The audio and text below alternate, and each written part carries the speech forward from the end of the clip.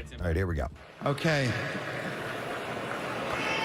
Well, this is an honor. Because we are witnessing history tonight.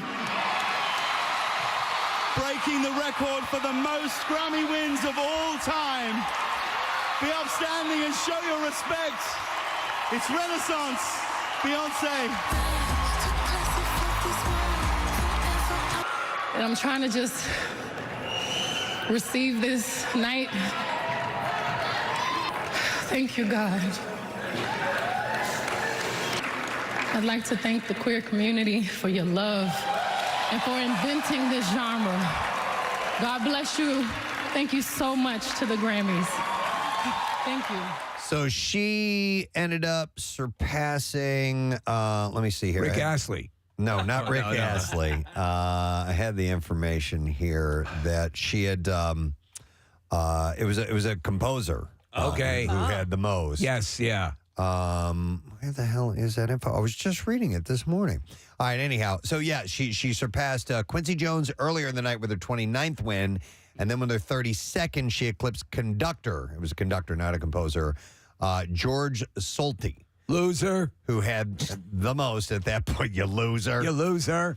So a massive, massive night for her. And I agree. I think in general she's very talented. I don't. She just doesn't seem in that pantheon to me. You know? Yeah, she's obviously a pop diva and has sold a gazillion records and is very, very popular. She ain't no Susan Boyle. But no, I mean, you know, listen, you can point to some of the other all-time great vocalists. Yeah.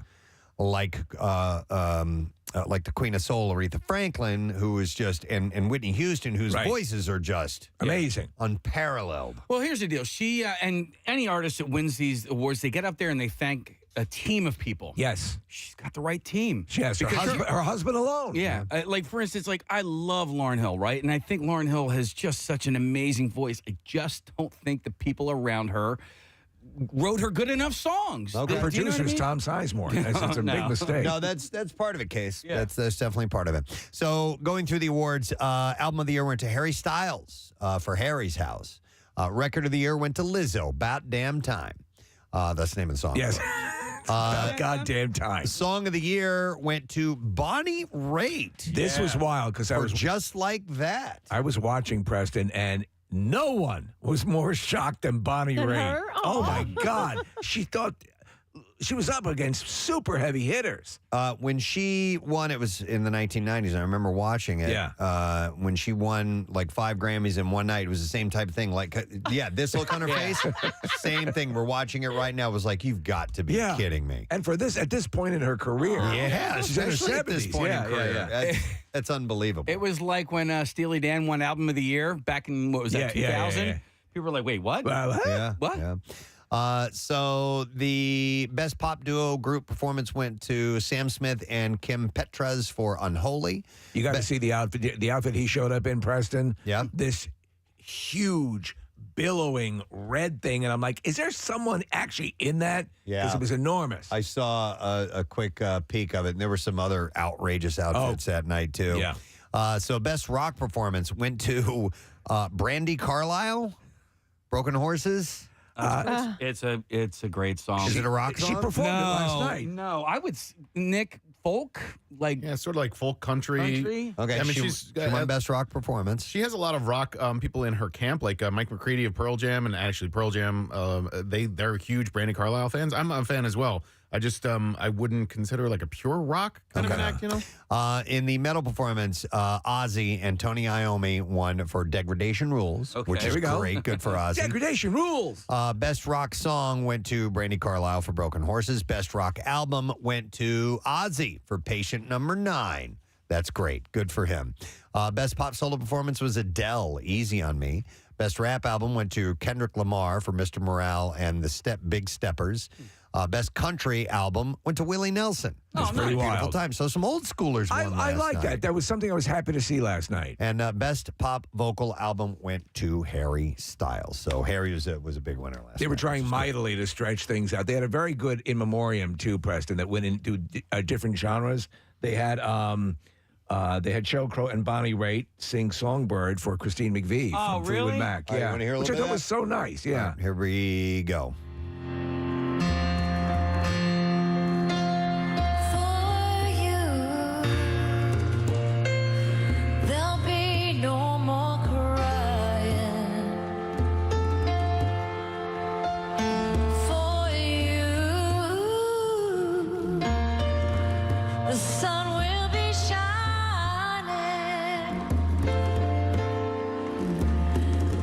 and I feel that when I'm with you, there's alright.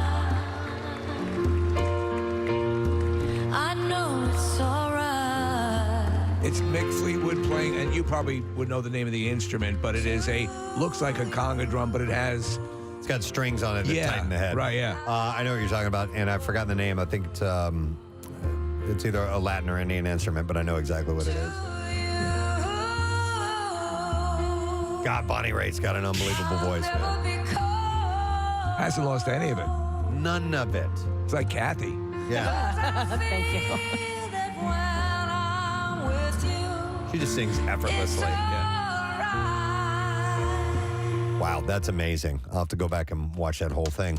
And then there was Casey Musgraves sings Coal Miner's Daughter. Yeah, Do a little Loretta bit of that Lynn. for Loretta Lynn. Well, I was born a coal miner's daughter in a cabin on a hill in Butcher Holler. We were poor, but we had love. That's the one thing that Daddy made sure of. He shoveled coal to make a poor man's dollar. Got a great voice. She too. does. Excellent job of that. They were trying mightily to make it as long as they possibly could with these. They had these fans talking about music, and it's like, we know why we like music. You don't need to inform us. And it was nice, maybe in another special show. Yeah. But all in all, performances were solid. It was pretty good. Yeah, they usually do some pretty good job. Yeah, yeah. Grammys does a positive run of those. And then we move on. Yes. I have some other things to get to. Please before we take your wrap. seats. Yes, thank you for coming. Everyone have a seat. This is sad to hear, but Steve-O is pleading with Bam Margera to get sober. Last week, he wrote and deleted a comment on Instagram. It was a post by Bam, and he wrote a comment begging him to choose recovery. He said, Bam, last night you had your 5-year-old son with you on stage at my show, and you were blessed with the chance to spend another day or two with him. And then as soon as you left my show, you stayed up all night getting loaded. He said, you say what you want to have. You say that you want to have a relationship with your son, but your actions guarantee the exact opposite will happen. I brought you on tour with me in hopes that I could get you to see what's possible for you if you choose recovery.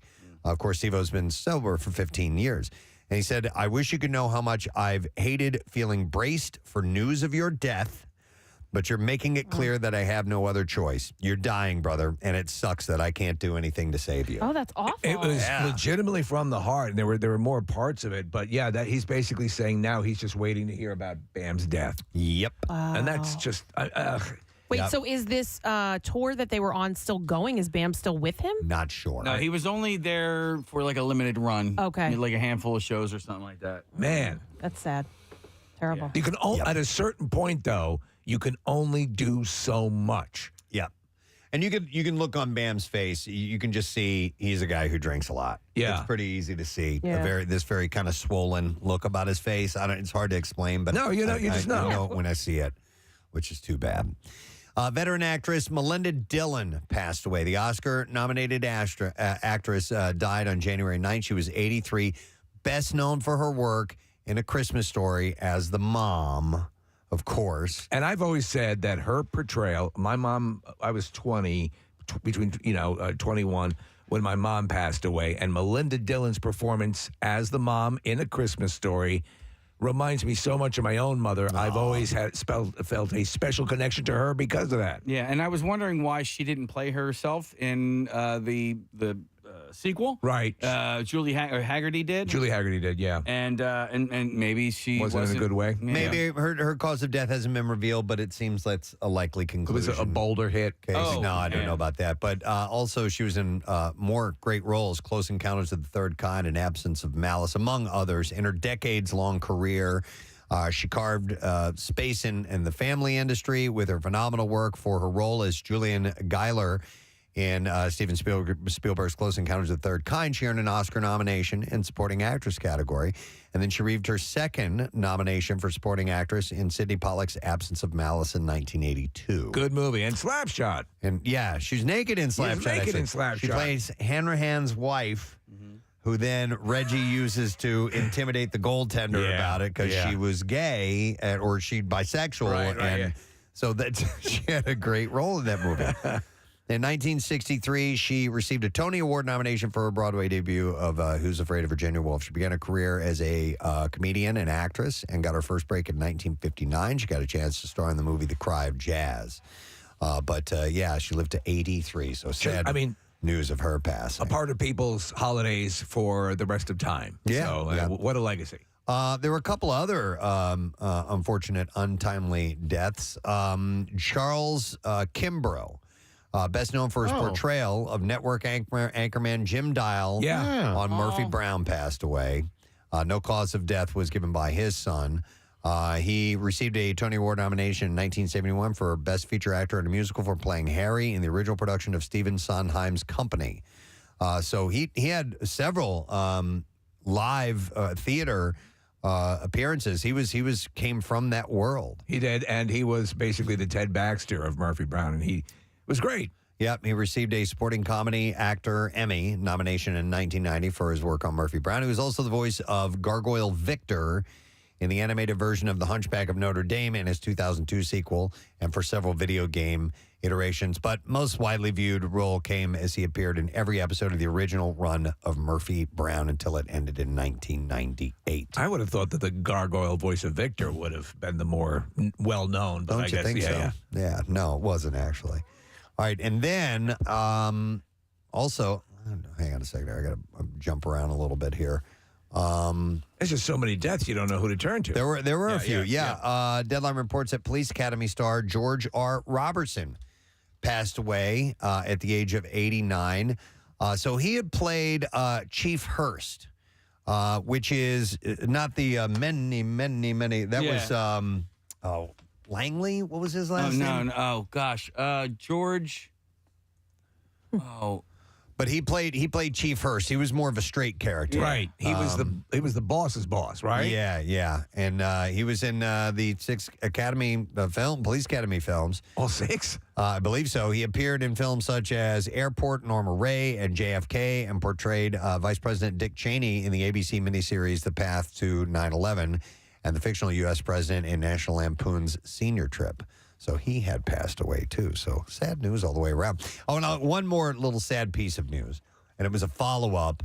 Irene Cara, who passed away last year, her official cause of death was revealed. The Pinellas County Medical Examiner's Office confirmed that her cause of death was hypertension and high cholesterol, specifically arteriosclerotic and hypertensive cardiovascular disease, and diabetes was also listed as a contributing factor in her death. Yeah, she died young. I wonder if she's taking care of herself. She was 63. It sounds like maybe not. Yeah. You know, so that's sad. to Bummer, hear. man. Sorry, guys. Do we have happy stuff now? Yes. How about this? Viola Davis became the third black woman in history to achieve EGOT status on Sunday. The Woman King star won a Grammy for her audiobook performance of her memoir, Finding Me. Now, when I get to memoirs or autobiographies on Audible, I prefer that the person who wrote it reads it. You know? Yep, I do too. I think it's got a more personal. I feel think to it, so, of course. But I'm with you on that, Steve. So yeah, Viola Davis now an EGOT winner. How about that? How many are we away from an EGOT? Just 4. That's just only 4. That's Yeah. it. Just 4 away. You can do 4. That's crazy. So this is pretty classic. According to TMZ, Arnold Schwarzenegger was involved in a traffic accident over the weekend that sent a bicyclist to the hospital. Law enforcement officials told the outlet that the bicyclist made a left turn in front of Schwarzenegger before he was able to hit his brakes. He was imagine, That was his statement to the police. Imagine you're passed out and there's somebody standing over you as you're coming to. 2023. Biden. 3 fingers. Law enforcement officials told the outlet the bicyclist made a left turn, like I said, and Arnold wasn't able to hit the brakes. He was reportedly not going very fast, but the woman complained of pain afterwards. No alcohol. Here we go. No alcohol or drug use is suspected. The outlet also reports that the actor took the woman's bike to a local bike shop for repair. So it sounds like it wasn't his fault that they. My nipples are very sensitive. So he was hurt. Kind of cut across in front of him. Yeah, he has bad luck when he drives around that area. He used to drive a Humvee all the time. Yes. And I don't know that if he was does problematic. No. Game of Thrones fans will be delighted to learn that Kit Harington and Rose Leslie are expecting another baby. Harrington shared the news on The Tonight Show Friday, telling Jimmy Fallon that the baby boy welcomed in 2021 is about to get the shock of his life since he's going to have a brother or sister. Is he? We had him in the studio. Yeah, did we he's not? just a little guy. He's shorter. He's short, short yep. dude. Yeah. Yep. I was surprised how short he was because his legend looms large. Yes, like his character in Game of Thrones was a badass. Yeah. And they didn't portray him as being kind of smaller. I will Harrington kill that dragon. also shares that he is terrified for their second child to arrive. With the first baby, you're like walking through clouds and dancing, he said, dancing through fields of daisies for 9 months. Well, the man is anyway. And he said the second time around, he added, the reality check comes much shorter. You get practical real quick. All right, this is a pretty damn funny story. Liam Neeson is not a fan of the UFC or Conor McGregor. And he's making it known in a new interview in Men's Health. He goes, he says, UFC, I can't stand it. He said, that to me is like a bar fight. And I know the practitioners are like, no, you're wrong. The months of training we do. He said, why don't you just grab a beer bottle and hit the other guy over the head? They're almost getting there. He said, that's the next stage of the UFC. I hate it. And this is, listen to this. He goes, that little leprechaun, Conor McGregor. Oh, my God. He gives Ireland a bad name. I know he's fit, and I admire him for that, but I can't take it. Wow. Wow. Liam Neeson was a boxer for many years. So he entered the ring. But wow, I didn't know he felt that way. Yeah, I think I don't like it at all. maybe he likes the boxing part of it, but the other stuff he's not I like into. the song Stylings of Adele. And then finally, one last thing. Bud Light dropped their Super Bowl commercial. It's called Hold. And it's getting some positive reaction on social media. The commercial stars Miles and Kylie Teller, or Keely, I guess is how you say your name. Keely is waiting on a phone in an hour-long hold line, and that's where Miles Teller comes to the rescue. The Top Gun Maverick star cracks open a beer, and his wife and the two of them throw an impromptu dance party to the on-hold music that plays through Keely's phone. People who have already watched the commercial took to Twitter to share their reactions. They're sticking with comedy this time around. Bud Light is a little less gimmicky approach as well. And these two appear to be Hollywood's newest it couple. I am unfamiliar with her, but she's gorgeous. She's gorgeous. Miles, as you would well imagine, has had quite the year in the spotlight as the star in Top Gun Maverick and the Paramount Plus series The Offer, which tells the story behind the making of The Godfather. Loved it. Between red carpets, late night talk show segments, and all their relationship behind the scenes clips that have made it to Keely's TikTok, the Teller duo seems to be just about everywhere. I want this dude on the show very much. And he was in town during, the run for the World Series. Yeah, I got his publicist or what? We're gonna try for spring training because he's a big Phils fan and he has been his whole life. So there's a possibility he'll be down in Clearwater when we're there. Make sure that he knows that I like to show The Offer. All right, I'll tell him. I think that'll hold a lot of sway over that decision. You bet. Mystery clips? Yeah, mystery clips. Here we go. All right. Or you know how you play. We don't have clips at all. It's a mystery. It's a mystery. We have no clips? No clips? Okay, Marissa's holding up her index finger from the other side of the glass in the other room. That usually means that things are on the way. Or she's just saying that our show is still number one. I don't Clips or not. No, clips or not. Do you want a clip from Knock at the Cabin? Knock at the Cabin. Right. You have it? Yeah, here we go. Go ahead. Is there some of the just improv that you have been known to, become to known as? Yeah. I Okay, think that's right. Yeah. So I got your mystery clips ready. Do you want the easy one or the hard one first? Let's do the easy one. Yeah. Okay. Get us all right, primed. I feel like you guys should get this. Raise your hand if you know the answer. Here All we right. go. I'm supposed to have an epiphany where I kind of look up at the camera and I have this crazy laugh. I mean, I would have shot heroin to make this scene work better. Okay, here's the deal.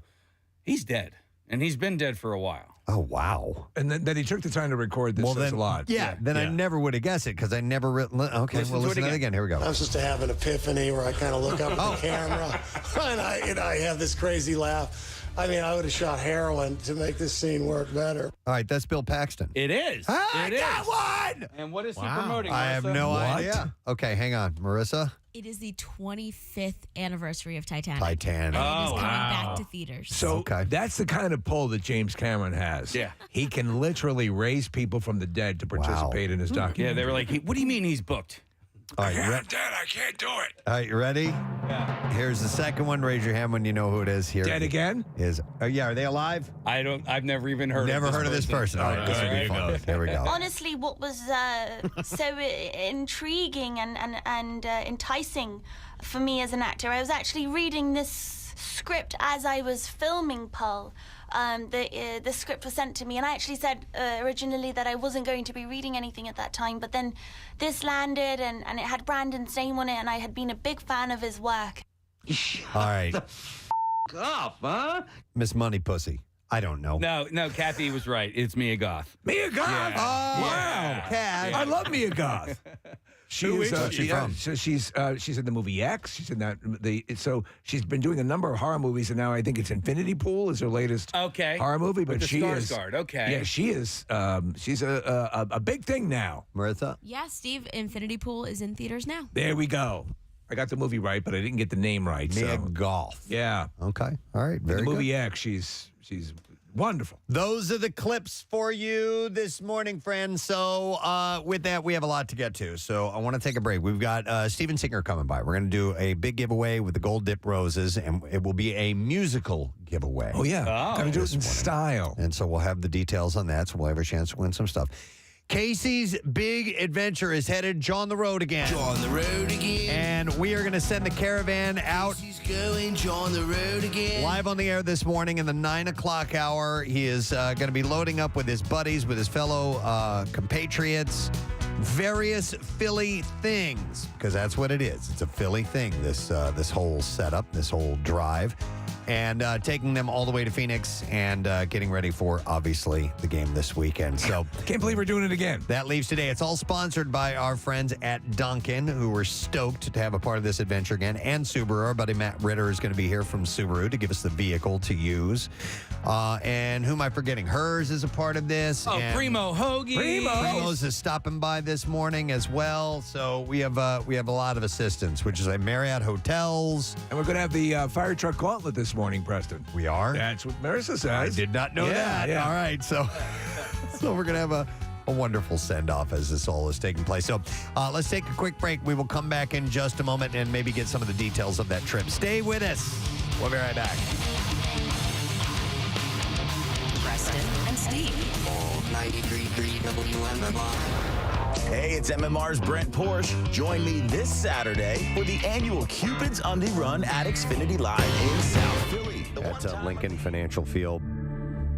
And you two, obviously, doing the Joshua Tree Tour. And a lot of us were there last night. I think Yes. everybody but Casey and Marissa. I think there was out for a concert. I think that's the most of us of the show that have been at one event in a long time. Probably. This was my favorite song, and then the screen behind them, like this. I knew they were going to do something cool with Hey, it. did you guys notice? So when they did Mysterious Ways, they were flashing pictures of famous women, Yeah. like Maya Angelou and even like Ellen DeGeneres. It wasn't people that have just come and gone, Right. current people. And Sister Mary. Yes. They put her picture Oh, up that's there. so cool. Yeah, she was one of the last ones. They apparently had solicited before they get to every town. Let us know who a notable woman from your city is.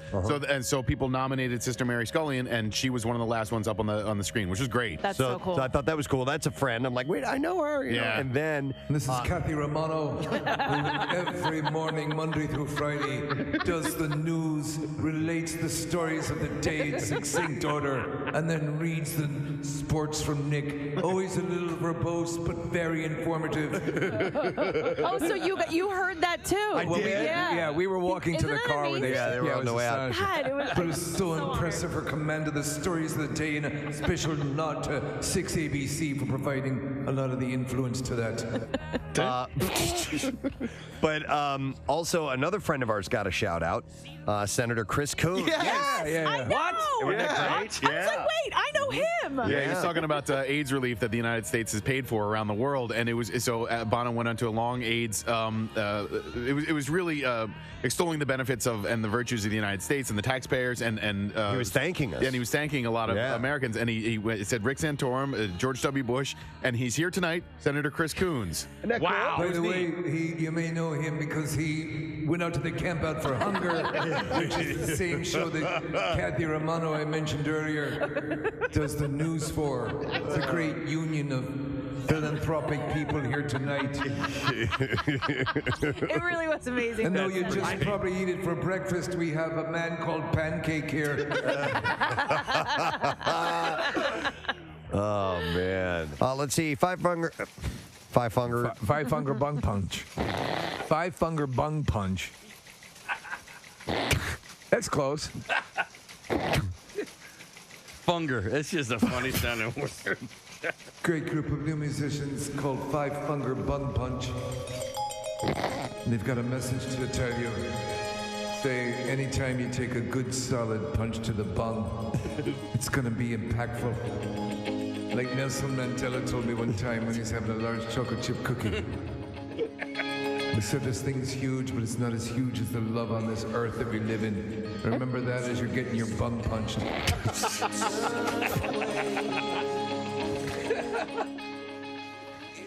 Maybe this winter we could do the Camp Out for Funger. Have you ever been cheated on? Cheated on. Yeah. See? Actually. Yeah, see? Yeah. It's not so much fun, is it, see? No, Where's your remember. idol now? I remember, but that was totally my fault because You weren't giving oral. No. Oh. Preston always does, yes. Not like the king, man. Oh my God. That's right. I go down there. What's that? Third person yourself. Yeah. Oh, yeah. Preston do that. I'm pretty good at it, so I think I got to step back. I want to brag. Join the club. I turned into a completely... He's the connoisseur guy. He's the linguist. The cunning linguist. Oh man, There it is. I don't want to talk about. Have I ever referred to myself in third person before? I don't know, but that was the perfect occasion to do so. Oh, Preston likes the bud. No, Preston, Preston does good in that department. Preston, go there. Come on. You want me to go on for a little while? No, Well, I'll tell you what. Keep talking about whatever it was. Move on. I'm interested. Maybe that's an on-air contest one time. We'll. Who's best? Yeah. Kathy can judge. best? Oh, come on. This is Oh, awful. come on. This is awful. It's not crap. We're not going to do it. He's just covering his face right now. We'll just use a cantaloupe. Like, I swear to God, it's a fireable offense in any other job. I know. You're right. And yet for us, it's tax write-offable. Why do you immediately assume an oral sex contest is going to be bad? It's going to be something Kathy being the salacious. judge. Yes, she's going to be sit up on an elevated chair like at Wimbledon. I just want to involve you, Kath. I don't think we have an HR department anymore. No, if they did, they shot themselves 5 minutes You guys ago. are good. Foot foul. But so you were cheated on. Do you remember how you felt? Yeah, so hurt, but You understood. hurt, and then in retrospect was, why are you getting mad? You completely neglected this girl anyway. Yeah. You were kind of tired of her. She was kind of driving you crazy anyhow. And it was, at first, it was like, I don't know. I just kind of automatically got into the how dare you type of thing. Well, of course. But it was my fault. And you know what? Yeah, but you know what? It's like it's a reaction that anybody would have, no matter what the situation is. Because you're supposed to react that way. Do you know what those?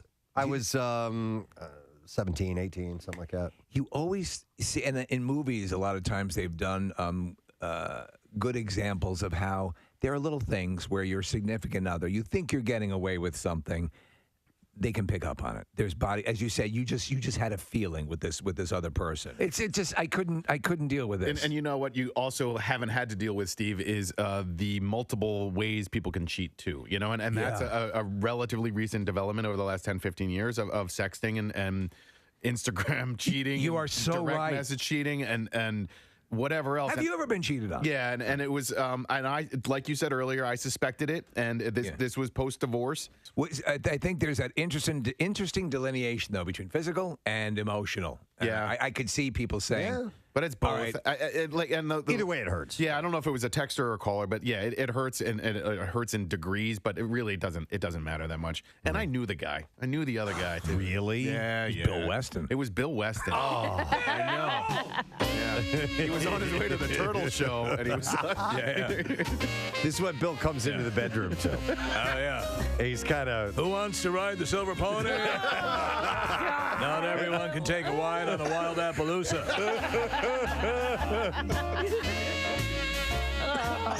Oh, God. I'm going to list the things I'm going to do to you, but not in order. Number 4, tickle your butt. Number 2, French kiss. Number 1, meet missile to Tuna Town. Oh. Third leg of the stool, third leg of me. Look at that thing.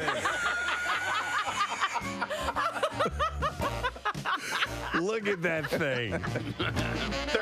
got some low-hanging fruit right here, too. Right there. Look at those. Yeah. 2 low-hanging fruits. Look at those low-hanging plums. Oh, can we do a whole half hour of this? That is the promo immediately. Go now and cut it up. I'm so getting in trouble for that. Yes, you are. Kathy, who did nothing, Dare you. will be singled out. We need to get this underway. We get it got to get it. So here's what we're going to do. We're going to go to the other side of the studio. We have a table set up where our guests normally are. You guys head on over there. And we're all going to be together surrounding this and opening it as if being in the room wasn't close enough as it is. So I'm going to make my way over. Casey, you're going to helm this? Yeah, All right, I'll be on the other side. All right, so I'm going to cut into this. Okay. Oh, my God. Did you learn how to? No. Just being in proximity to I it, know, this it's- close, it's ramped up 50%. Yeah. It is awful. Okay. Oh, wait. Where's your puke things? I don't think this one's not going to make you throw up. No, they're behind us. Well, wait a minute. Marissa got the directions on how to All cut right, it. all right, come on in, Marissa, quickly. Preston needs to do it. What's that? It's covered with spines. I'm going to cut this off first. Yeah, cut that off. Yeah, the neck. Okay. Cut. I don't, Marissa. Right here, like where there's little bulbs. Okay. Oh, I see what you're saying. Okay. All right, let me. Careful. Oh, he's not wearing gloves or anything. Is it really difficult to cut through? Yes. I might it's hard to, I need something. Here we go. There you go. Yeah. See, that's where gloves. I need a cloth or something. Holy crap. What a nightmare. Who's the first jackass who... Oh, dear God. Oh, God. Did you catch a whiff? Oh, my God. Oh, my God. Yeah. Oh, my God. Oh. I'm lightheaded. Oh, my I've almost got it all the way open. All right, it's open Are now. you kidding me? Here, I'm so far away. Jesus. Can I get a little... God. Stop God. it. I don't want to do the fish. Oh, my God. That's nasty. Oh, that's weird. You like it, Casey? No, no. it actually, it feels like it's sucking the oxygen out of the room. It is. Kathy, you took a good sniff of it. I can't believe that. Holy I wanted- God damn. Why would you? Because I wanted to see if there was like a little bit of a fruit smell or like a nice smell to it. Casey wants actually me there's to not. hand the fruit to him. He's going to take a good sniff. Get in there tight, Case. Smell it. What do you think? There's Not too bad? It doesn't smell good. But Holy, and it's getting reminds me of- worse. it reminds me of something else that Liquid ass. that I do like. How can you tell if this would be ripe or not ripe? My in order to question eat is, it? who is the first individual in the jungle that said it's worth smelling this crap on the chance it's tasty. There you go. I don't like it. Is anybody going to try and eat Yes, it? give it to me now. I can't. I'm not good for much longer, so please. Here, Steve. All right. Oh, this is so sharp. All right, if it tastes like heaven, I'll try it. All right. Wait, do you know which part what am you're I supposed eating? to Am I eat? eating its ass? That custard-looking stuff. The pod. Holy God Almighty! Kathy, what do you have for us? Schuylkill eastbound slows 202 into Gulf Mills, Montgomery to the Vine. Jams from the Blue Route to Belmont, westbound from City to Belmont. 95 northbound heavy Woodhaven Road to Street Road, southbound side. I was backing up from Cotman through to Bridge. Gravel Pike, Route 29 at Salford Station Road. We've got an accident. Also in Royersford Main Street at 2nd Avenue. Another accident there. Woodhaven Road, westbound at Bristol Pike. An earlier vehicle fire off to the shoulder. The Vine westbound heavy from the Ben Franklin Parkway to the Schuylkill. 295 northbound at Delran. We've got an accident off to the shoulder. 55 northbound heavy from Deptford to the 42 freeway. 42 north slowing from 41 to 295. This traffic report brought to you by AAA Car Care. Hurry into your neighborhood AAA Car Care Center and save up to $80 off select sets of 4 Cooper tires now through February 14th only. See store for details. And that's your traffic on 93.3 WMMR. All right, thanks, Kath. In a couple of hours, the caravan, the crew, the gang will fly from our parking lot and head out across the country, making their way to Phoenix and to spread love across this great country of ours, Philadelphia love, in various Philadelphias across the country. Well, and following through on what a Philly thing is. Right? Exactly. It's a Philly thing. This trip is a Philly thing for sure. So I understand, and I was alerted of this nary moments before we came into the studio to start our program today, that there's been a bit of a change in the route that's going to be taken by these fine gentlemen. So do you want to tell us about that case? Yeah, and listen, I apologize because I knew that this was going to kind of be a unpopular decision, especially to wake up to. But I did make this decision under careful consideration last night. Okay. You're going to Honolulu.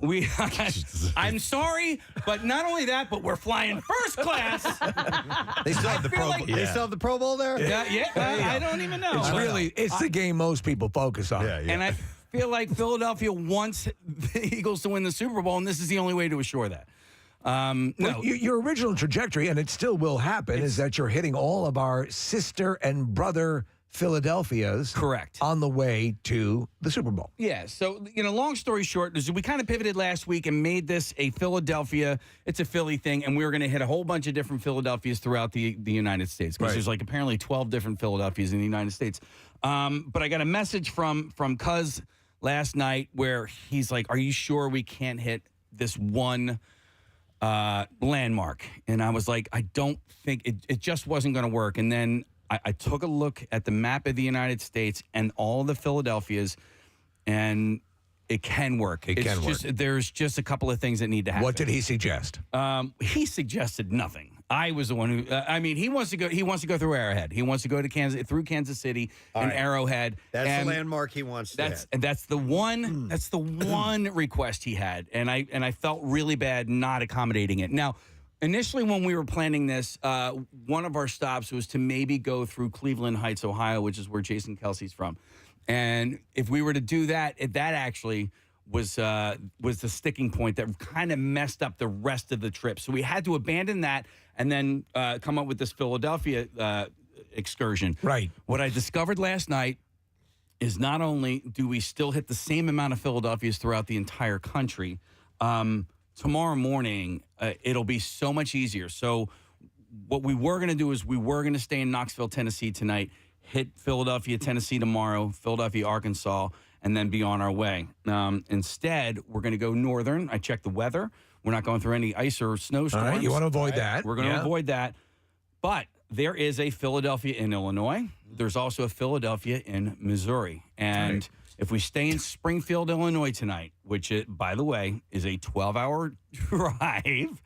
And every bit worth it. The Philadelphia, Illinois is only about a half hour outside of Springfield, Illinois. So we can hit that Philadelphia early tomorrow, and then an hour and a half after that, he'll hit Philadelphia, Missouri, and then a couple hours after that, be in Kansas City. All right. So I grew up in Missouri. Yeah. I had no idea there was a Philadelphia, Missouri. Yeah. I am very curious as to where in the state that is. It's northeast part of Missouri. I don't northeast. Wow, it's up near Hannibal, probably. And it's small. It's near too. Taint. Like some of these, like Philadelphia's, they're just neighborhoods. Well, here's the deal. So you're simply going to, because there's another rub to this that was added that I'm not sure I think is a good idea. I think it's a terrible idea. And so explain what Anthony wants to do once you end up where you're going to end up in Kansas City. Here's the deal. For the last week, all we wanted was positive vibes all throughout the country. Now, we had entertained the notion of doing something that would be, an FU sort of thing, but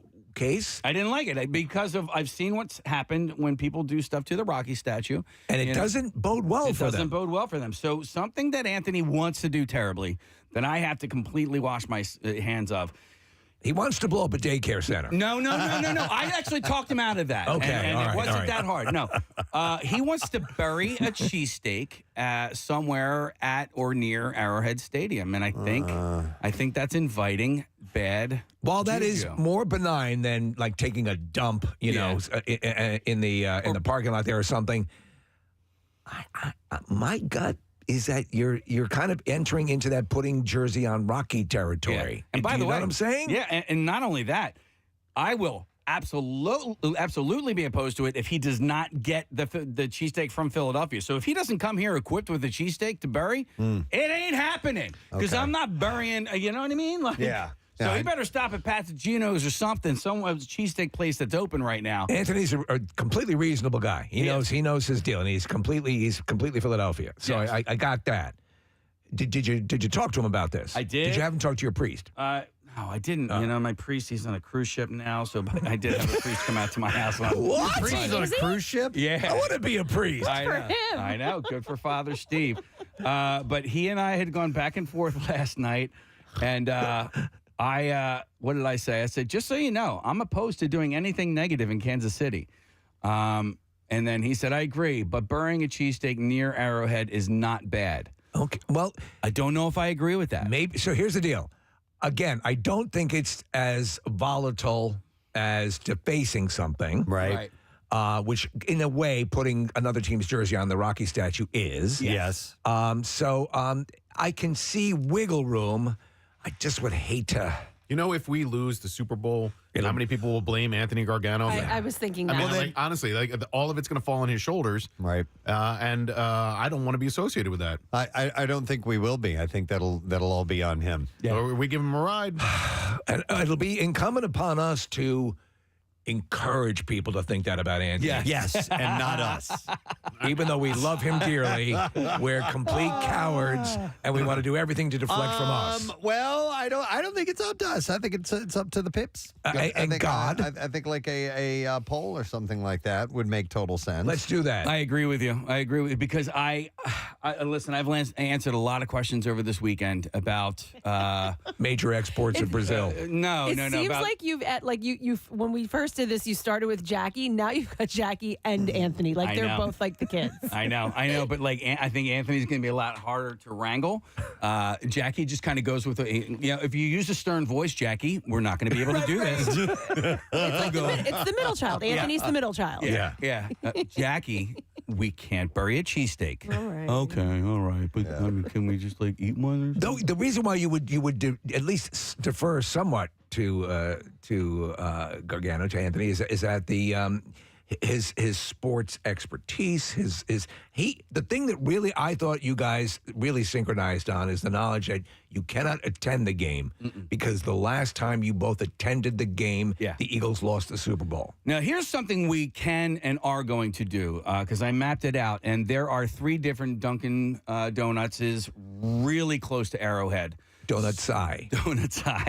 If when we end up in Kansas City, we're going to park ourselves at one of those Dunkins, and we're going to buy coffee and donuts for we'll maybe sit there for an hour and just Love from Philly. Here you go. Enjoy your free coffee and donuts. You're going to pick up a tab for some of the people? Absolutely. See, I think you kill them with kindness. Yep.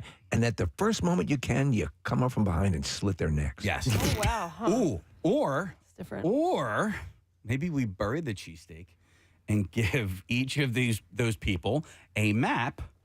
And hey, if you want an authentic Philadelphia cheesesteak, it's buried in the ground. Who wouldn't go after food that's buried somewhere? Listen, that's been sitting in a car for a couple days. Then the onus is on them to unbury it, and we're not actually burying. It's a treasure. It is a treasure that we're leaving for. Treasure. Okay, I'm just trying to spin this so this that is a 4-day-old sandwich buried under dirt. Yes, it's a treasure. It's a treasure. So far, the texts coming in are overwhelmingly against it. Nick, am I correct about that? There is not one positive one. Okay. Right? Yep. Okay. Yep. Okay. I'm going to go to Barbara. Hey, Barbara, good morning. Hello, how are you guys? Great. What's up, Barbara? Yeah, I'm overwhelmingly voting no on this. Okay. You got to be positive and do something nice. I was actually just thinking while I'm on hold here, if you want to do something with cheesesteaks, go find out like where their, kind of poor area is and buy a whole bunch of homeless people cheesesteaks.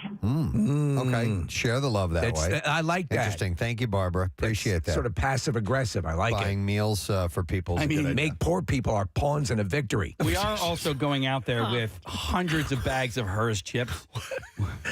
It's essentially what we'd be doing. Here you go, poor people. Here's some food. A couple of people are recommending eating a cheesesteak at Arrowhead. Okay. That's like a blessing. That is the cheesesteak equivalent of reciting the rosary. Okay. What do you think about that? I'm down with that. Do you think Anthony would go for that? I told you, I am anti disestablishmentarianism. This is what I should have leg lamped it. You know what I mean? Where you know what I mean? I got you. I accidentally got rid of the cheesesteak, and you didn't. I didn't mean to do that.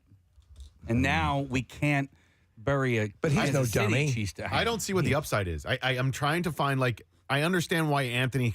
I can kind of understand why he would want to do it, but to me, there is zero upside to this proposition. He maybe sees it as a kind of good mojo. Maybe that may be the way he's looking at it. We will have to let him state his case, but we should warn him ahead of time. Again, it's just a gut instinct. Here you go. Here's somebody says bury the cheesesteak and piss on it. Oh, okay, all right. I see their point. No, that's worse. No. Yes. That's worse.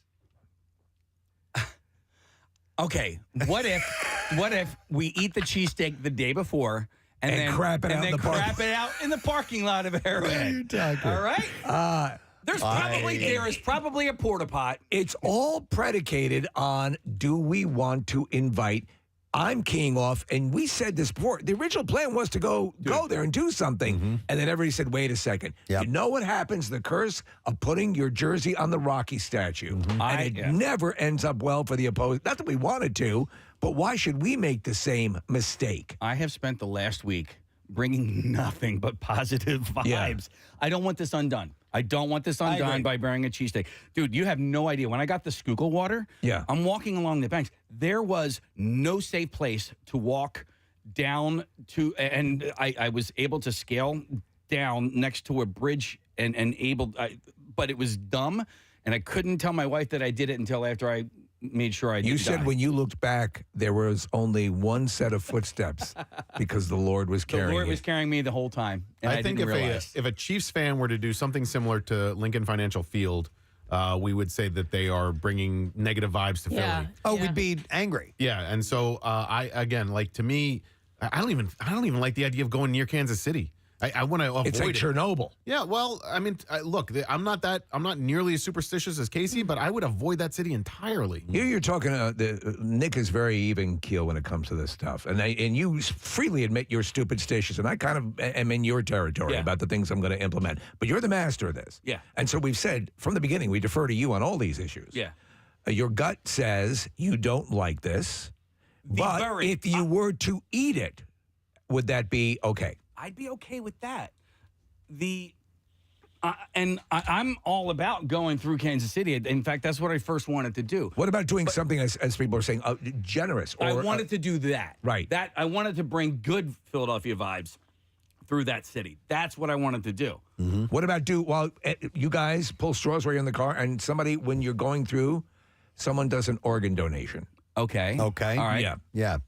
A vital organ or one you get a kidney? Yeah. Okay, We fair got enough. two. Yeah. All right. And that is something that says, hey, look at us. All right. I'm going to go to Joe. Hey, Joe, good morning.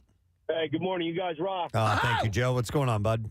Hey, Casey, you guys, man, the cheesesteak burying, I think it's not only total disrespect to Arizona, but it's total disrespect to the cheesesteak itself.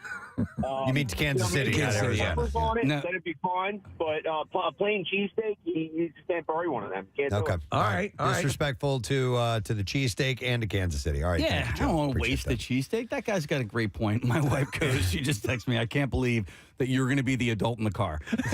that. Yeah, it's come to this. Yes. Yeah. But I again, you are singularly suited to be making these decisions. You look at all the stuff you went to. Your lawn now has the Eagles logo on because it had it last time. You had you're a priest, bless it, because that's what happened last time. You're leaving before the game because the last time you attended a Super Bowl game with the Eagles and that they lost. Yeah. Last time when they won, you weren't there. Right. All of these things. Yeah. I think we got a poll going, but I think we need to, we organize this thing. Yeah. Yeah. You know, the trip, all of this. Yeah. And we should say no dice. Yeah, Do we need to give you a firearm? No. Well, Just in case? I don't know. What, Just in case Anthony goes crazy? Nah, we're talking about state lines and Okay. stuff like that. It's probably not a good idea. Probably a good idea. But We'll give you some knockout. Maurice, you're now a board member of Phil Abundance. Can you find out what their... She's not over there. Oh, Who are you talking I'm right behind you. Oh, there she is. yeah. You're a board member of Phil Abundance. Can we find out what their Phil Abundance is out there, and maybe we can donate some cheesesteaks to a food bank? Hold on, Marissa. They are actually doing a contest with that food bank. I'm looking it up right now. Okay. All right. Fair enough. I like the idea of coming in nice and just, what did Dalton tell us? Be nice. Be nice. Be nice. Be nice. Yeah. Till it's time to not be nice. And yeah. And right now we have no reason to not be nice. Not be nice. I don't know. There's something like it's just not the last minute change is just not sitting well with me. And I felt really confident with everything on Friday. And for whatever reason, all of this changing of the minds over the last 12 hours is making me upset. Nick, may I remind you that Jack won tickets to go on the Titanic. Yeah. And that was a last minute decision. That turned out well. He literally had to run to get on board a ship I'm never gonna forget that was you. going to sink. Yeah. Marissa, what were you going to say? So, Casey, it is Harvesters. So right now, Phil Abundance, just like they did during the World Series, is doing a Huddle to End Hunger, where they're doing a little competition collecting money between Phil Abundance and Harvesters is the community food network out in Kansas City. Well, they're doing good work. Okay. Be nice. Be nice. Until it's time to not be nice. All right. Well, listen. This is getting underway in the 9 o'clock hour. I do have a couple of Super Bowl type stories to share with you that I think might be interesting. We'll keep this poll going. Ladies and gentlemen, Super Bowl stories with Preston Elliott. On our Twitter account, we have the poll. That new? It's going to shock you. I just did that. That just happened. I love it. Super Bowl stories with Preston Elliott. Actually, Kathy sent me this story. This is Provided by Kathy Romano, who has promised us she will decorate the studio with Eagles balloons. One of our coaches, a woman named Autumn Lockwood, is an assistant coach and is set to become the first black woman to coach in a Super Bowl this year. She joined the staff in August of last year, and she is the team's certified strength and conditioning specialist and is a member of the National Strength and Conditioning Association. I didn't know that strength and conditioning specialists were considered a part of the coaching staff. I know. When I read it, I thought the same thing. Yeah. That's interesting. But I guess they need to be there for whatever reason. They need to be coached. Yeah, well, I understand they need to be coached, but, will like she be... game time Yeah, coaching. what's happening during the game? Right. Go do push-ups. Yeah, right now. You need 20 push-ups. squat thrust now. 30 burpees. Get back in. She earned a bachelor. It seems like something that you prep before. She earned a Bachelor of Science degree in criminal justice from the University of Arizona in 2015, then received a master's degree in sports management from East Tennessee State University, and she'll become the fourth woman to coach in a Super Bowl. For the first black woman to. Case, why's your? I'm sorry, your mic's not up. Was I kicked off the show? We had it enough. wasn't my idea to go to Kansas City. Go ahead. All right. But so sometimes you'll see when guys are on the sidelines, they go over to like the bike and just, I wonder if that's like ordered by somebody like that. Like, hey, listen, you need to stay loose. Go over there and get on the. Probably. That's probably. I mean, I'm sure that's exactly what she does. Yep. So it seems like you in my book, you'd probably have to have all that together by the time you're hitting the field. Yep. I'm going to go on a diet. Yeah. And there's a lot of firsts. I mean, you have the first two black quarterbacks going head-to-head in a Super Bowl, which is pretty cool. And this is another one. So she became, let's see here, as far as women coaching in the Super Bowl, Katie Sowers became the first when the 49ers reached Super Bowl 54. Then Lori Locust and Maral Javadifar of the Buccaneers joined the list last year or a year later. And together they became the first women to coach a Super Bowl winning team when the Buccaneers topped the Chiefs. I don't really scrutinize the sidelines that much when the game is on, but do they offer the players mani-pedis? I do not know. They are offer bringing quite a their bit. manicurists with them. They'll be on the field. Yeah. They offer quite a bit. They have heated seats. I think I have a hangnail or something. All kinds of things there. File that down. By the way, speaking of the players, Steve found this article, which was kind of interesting, on how much the winning team will receive for, a victory at the Super Bowl. Right. And I was kind of surprised at the amount. You guys have any idea what you think that they might get as a bonus for winning? The team or the players? This is the team. Well, the players. The players will get these, and I assume, I think this is from the league. I'm not sure. Yes, it is. Wait, each player will win a monetary right, bonus. but isn't that like in their personal contracts? And this is outside of that. Right. Okay. So they get something from the league. And they all and get they get the a same. gift certificate to the mani-pedi place. Right. Oh, that's cool. Yeah. But they all get the same, so it's not like the quarterback Yes. gets more Right. than the long snapper. Right? It's somewhere in the neighborhood of like $250,000, is it not? It's less than that. It's $157,000. All right. Which by NFL standards is not that much, but in their personal contracts, Right. Yeah, right. they get bonuses left and right for achieving whatever their position requires. I'm worried about them making their bills. Yeah. No. I was surprised too, Preston. I thought that the actual winning, cash prize would be a little bit higher. But you're right. It's surrounded by all sorts of other incentives and bonuses. Yep. The losing team gets $82,000 each. Suckers. That's still a really nice car Still for, nice. for each one of them, right? Yeah. I mean, that's why, yes, challenge Mike Tyson to a boxing match. But if he, he'll knock your head off, but you'll walk away with $1 million. But if you're one of the higher end players, you're making hundreds of millions. Yeah, of dollars, yeah. And it's just a drop in the bucket. Now, is this in addition to what they would normally make for playing in a game? Because they do have like game checks. Correct. That they make. And read checks. So, and that is paid by the organization. So are the Eagles paying these players what they would normally pay them for a game, and then they That's get a the good bonus question. on top? Where does it originate from? Probably. So it's not just the Super Bowl, according to this article, where the players get paid the bonus. Okay. With each victory in the postseason, they receive an additional check. Okay. So that's what that is, Case. Winning players in the divisional rounds this year took home an extra $46,000. Not bad. Winning the conference championship brought home about $70,000. I think that if money is tight, if you can, go play in the Super Bowl, get that check, that might help. Yeah. That'll knock off a couple of years. I of know there's a work. few steps to get there.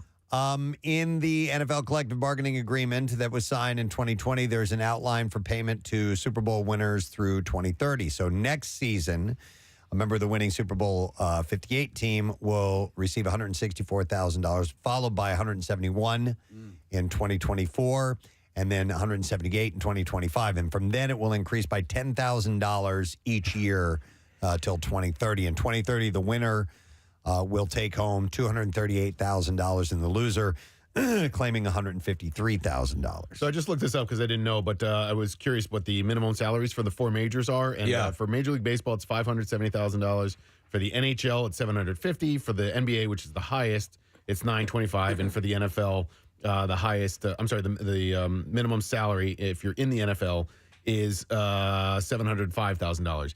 Guess what it is? So that was all like north of $700,000. Guess what it is for MLS, for Major League Soccer? Oh, man, 150? 65.5. 65. Yeah. 65 grand. Wow. I mean, so if you're That's playing, minimum. Yeah, and if you're playing in the in MLS, you can probably support yourself, but I don't know if you can support a family on that. Remember we were talking to the Wings players, and a lot of them. That's just they also have to have a gig. job. You know, most definitely.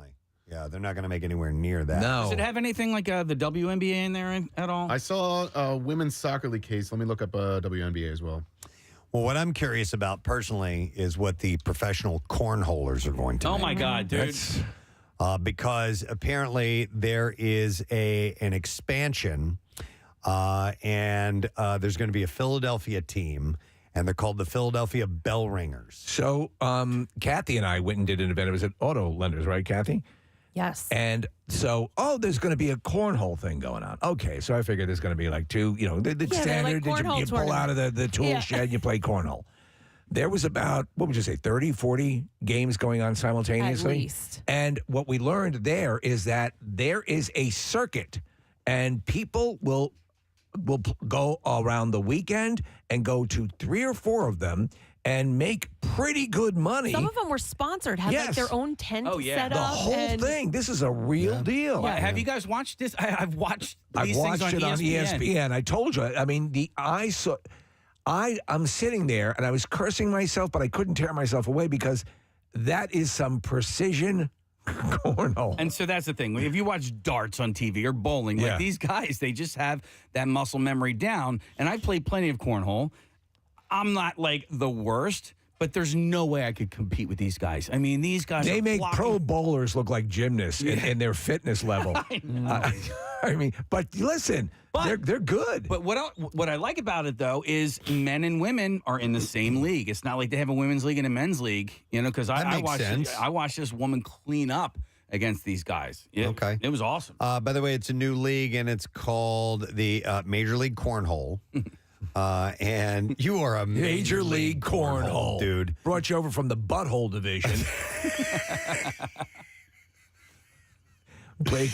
Butthole's different than cornhole, my friend. The Bell Ringers will be the first. And I'll tell you team what, it stinks. in the newly formed league, which was made official on Friday. They had a big party, and they're the first team to sign to the league. It will be at the Live Hotel and Casino Convention Center. They will host the Bell Ringers as they challenge the league's 7 other teams. I think I'd want to go watch one of these. The names and ownership are pending when the MLC's inaugural season kicks off on May 6th. The group says professional cornhole will have a catastrophic impact on the community. What the hell does that mean? Yeah, what does that mean? Well, they're I don't expecting know. death tolls in the hundreds of thousands. I assume that's catastrophic. Because what happens is it becomes so exciting that people's hearts literally explode in their chests. So there's already the American Cornhole League, but don't get the two organizations confused. The ACL, with its 100,000 plus membership and television deal with ESPN, made its name through tournament-style play and a division open to any player to register, though the league has rolled out its own teams.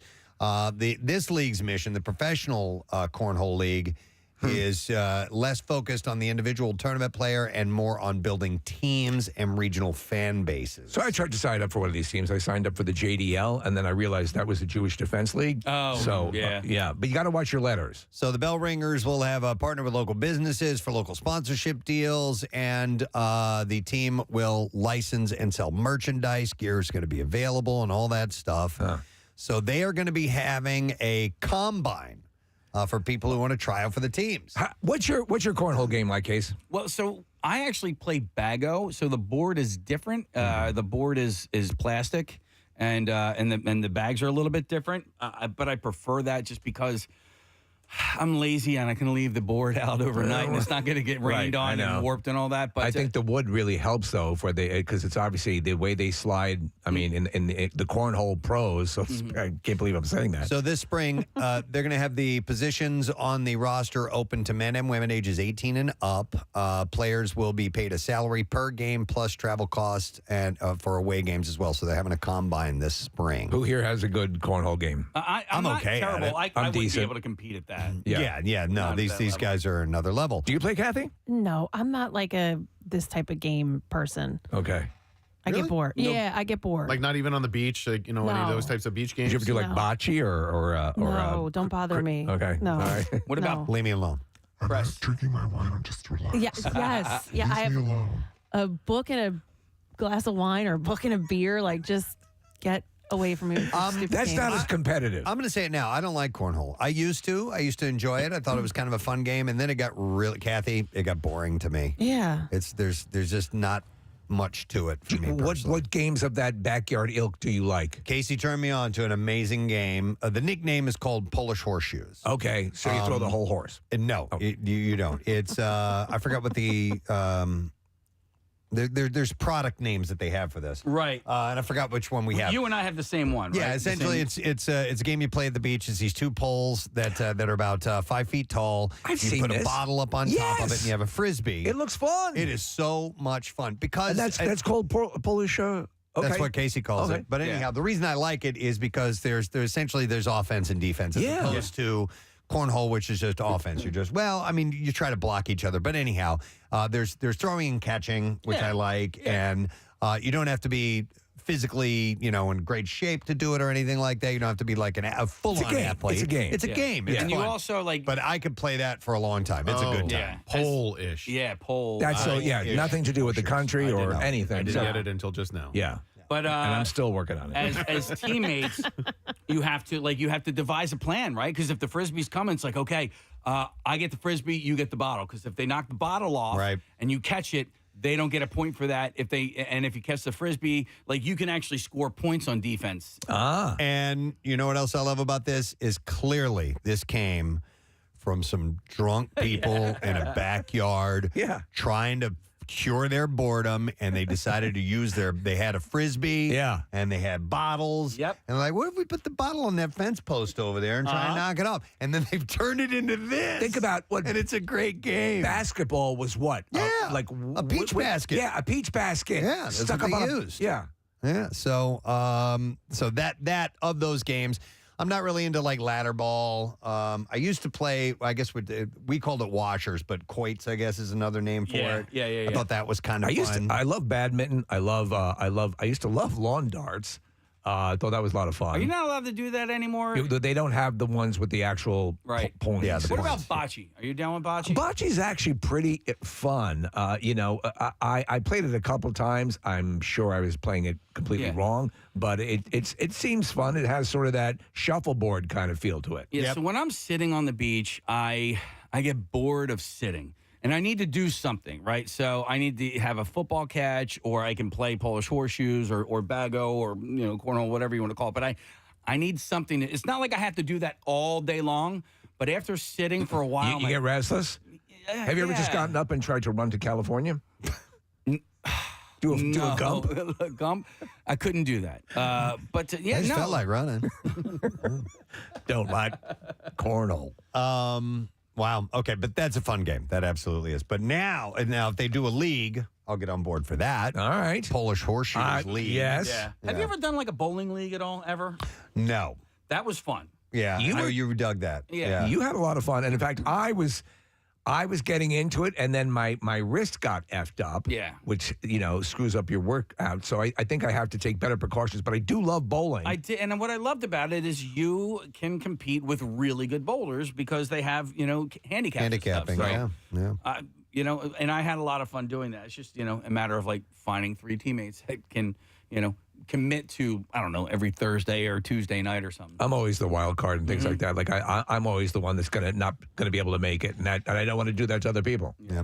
Well, anyhow, we're gonna have a professional cornhole team. Yes. I do like that name, the Bell Ringers. I think love that's it. a pretty cool name. Yeah. All right. Anyhow, all right. We do need to take a break because, gang, we got a lot going on today. Yes. We're going to do our best to try and stay on time. We're sending off. It's Casey's Caravan, the big game adventure, leaving this morning from our parking lot in the 9 o'clock hour. So we kind of got to get ready for that. The Subaru Ascent is loaded. In fact, well, it's not been loaded with the food and all the other luggage that comes along with it and all the Philly things that we're going to take with us.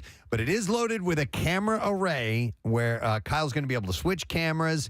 We got disco lights.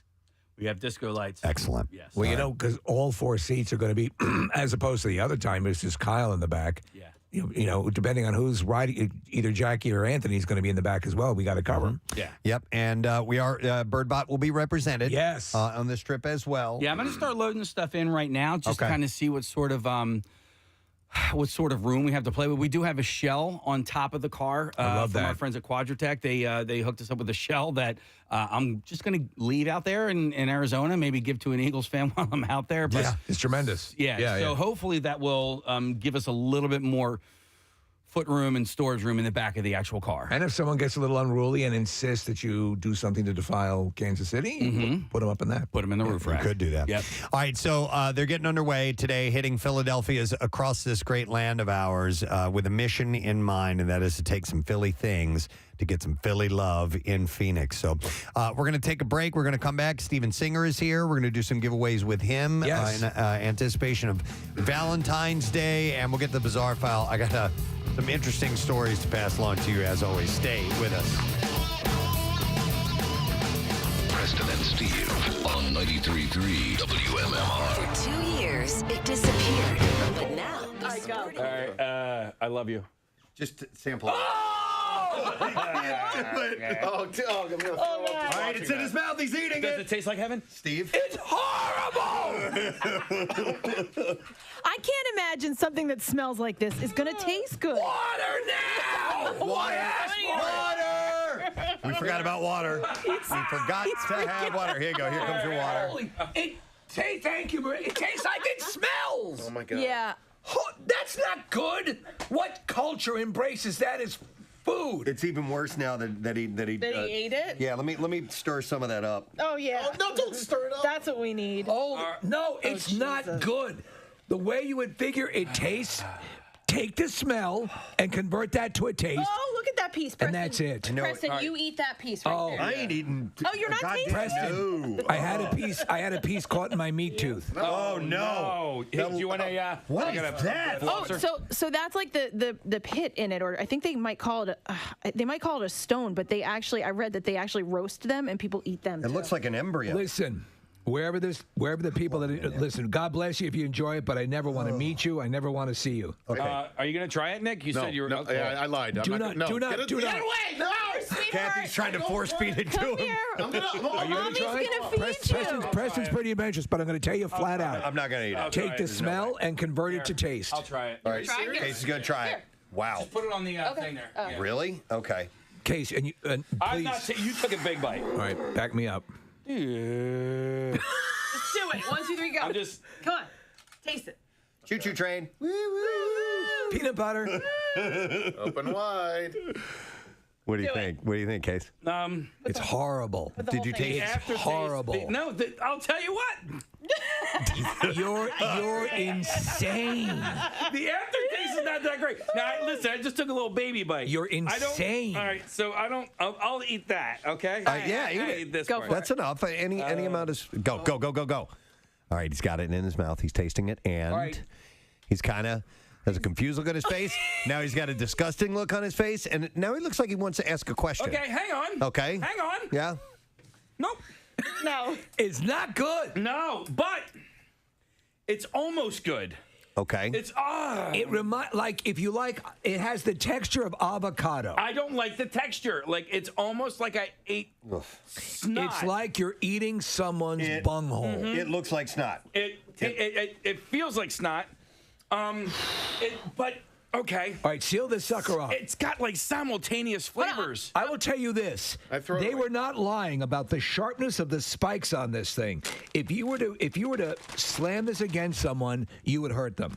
Hold on, I'm sorry. I'm gonna just take a little taste, but there's also like some sort of rice cake or something that has this cooked into it. If you want to try. Oh, that. really? Are you kidding me? Oh, okay. No! All right, I'll try that. All right. All right, Nick will try No, you're not allowed to have the rice cake unless you try fine. it. All right, I didn't have my meal. I'll I have just made up rules. Both Casey and I can have the rice cake. All right, I'm going to try it. I'm going to try it. Nick's going to try it. The durian fruit. Go for it, Nick. Okay. Oh, instant regret. Instant regret. All right, so it's disgusting. Yeah. All right, so But, now all right, Steve. you can now try the rice cake. Does it taste better than it smells? A little bit. I think so. A little bit. A tiny bit. Okay. That's not, but it's not saying a lot. I'm gonna try it. I'm gonna try a little piece. All right, okay. All right. Oh God. Is there a little seafood in there? No, I don't want to do it. There's a little bunghole in there. Okay. That is well, awful. Yeah, it is. All right. We have to get to this Surströmming. You could actually taste the melon in that. Like there was like Honestly, I understand, Casey. Gross. I understand eating things that are not in our normal palate wheel. I got that. No. But this it says it makes you less of a human if you eat this. It's disgusting. A New Hampshire woman is recovering after a rabid bobcat attacked her. It was dusk when Elise Dabrowski made her nightly trip to lock up the chicken coop and decided that she would. I'm gonna go out and lock up the chicken coop.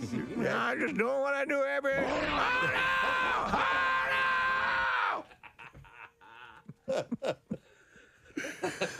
Oh no! Got my flashlight. Gonna go out and lock out the chicken coop. What can possibly go? Oh no! Oh, Bobcat!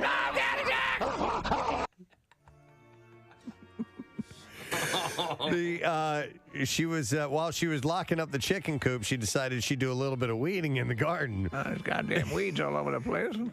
I want the chicken coop to look good. If not for the chickens, at least for me. And should I wear my sausage necklace? Oh, no! Bobcat!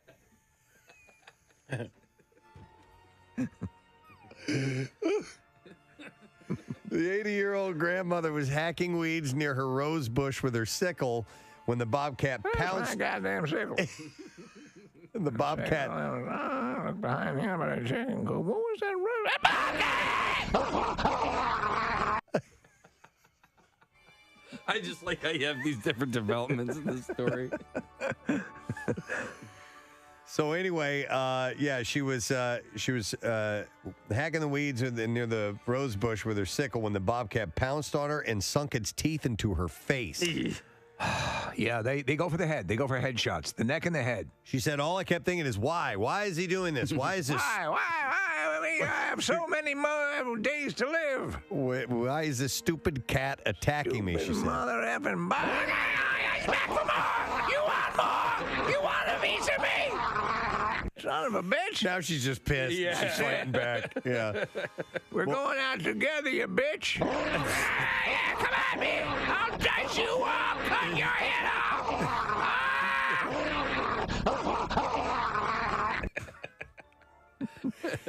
She turned her sickle on the beast as some of her 5 dogs scrambled over to help out. And that's another question. Where are my goddamn dogs? And she said he just kept mutts. He just kept scratching and biting, and the dogs came and chased him off. By then, the bobcat had ripped into her in 5 places, causing wounds that would take 60 stitches to close. Her adult son heard the commotion from his yard. Thanks, Lord Ass. Where were you? I'm out here and fighting Mother Nature, and you're in there watching your game shows. He was in his yard nearby, and he heard commotion. She said he got the gun and came down. Now, why don't you go back to the house and put some friggin' bullets in it, you moron? Came down and killed the bobcat with a shotgun blast. I know. Actually, you killed one of our dogs, dumbass. Now, Tuesday, it tested positive for rabies. Oh, man. On the new system. Plus, when you call Horizon, your new full system will be installed. I've gone this long avoiding it, and I'm rather sexual. Wow. I don't want to get bobcat age. That's the worst. You've had sexual relations. Tons of men. It's been an open door policy of this old cooter. Oh. It's like a revolving door. Anyhow. It's like Times Square.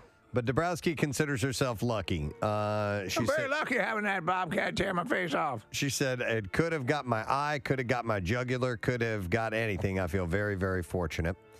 Her son and her dogs are now... Just good to be back at home with the... Oh, no, he's back, son of a bitch!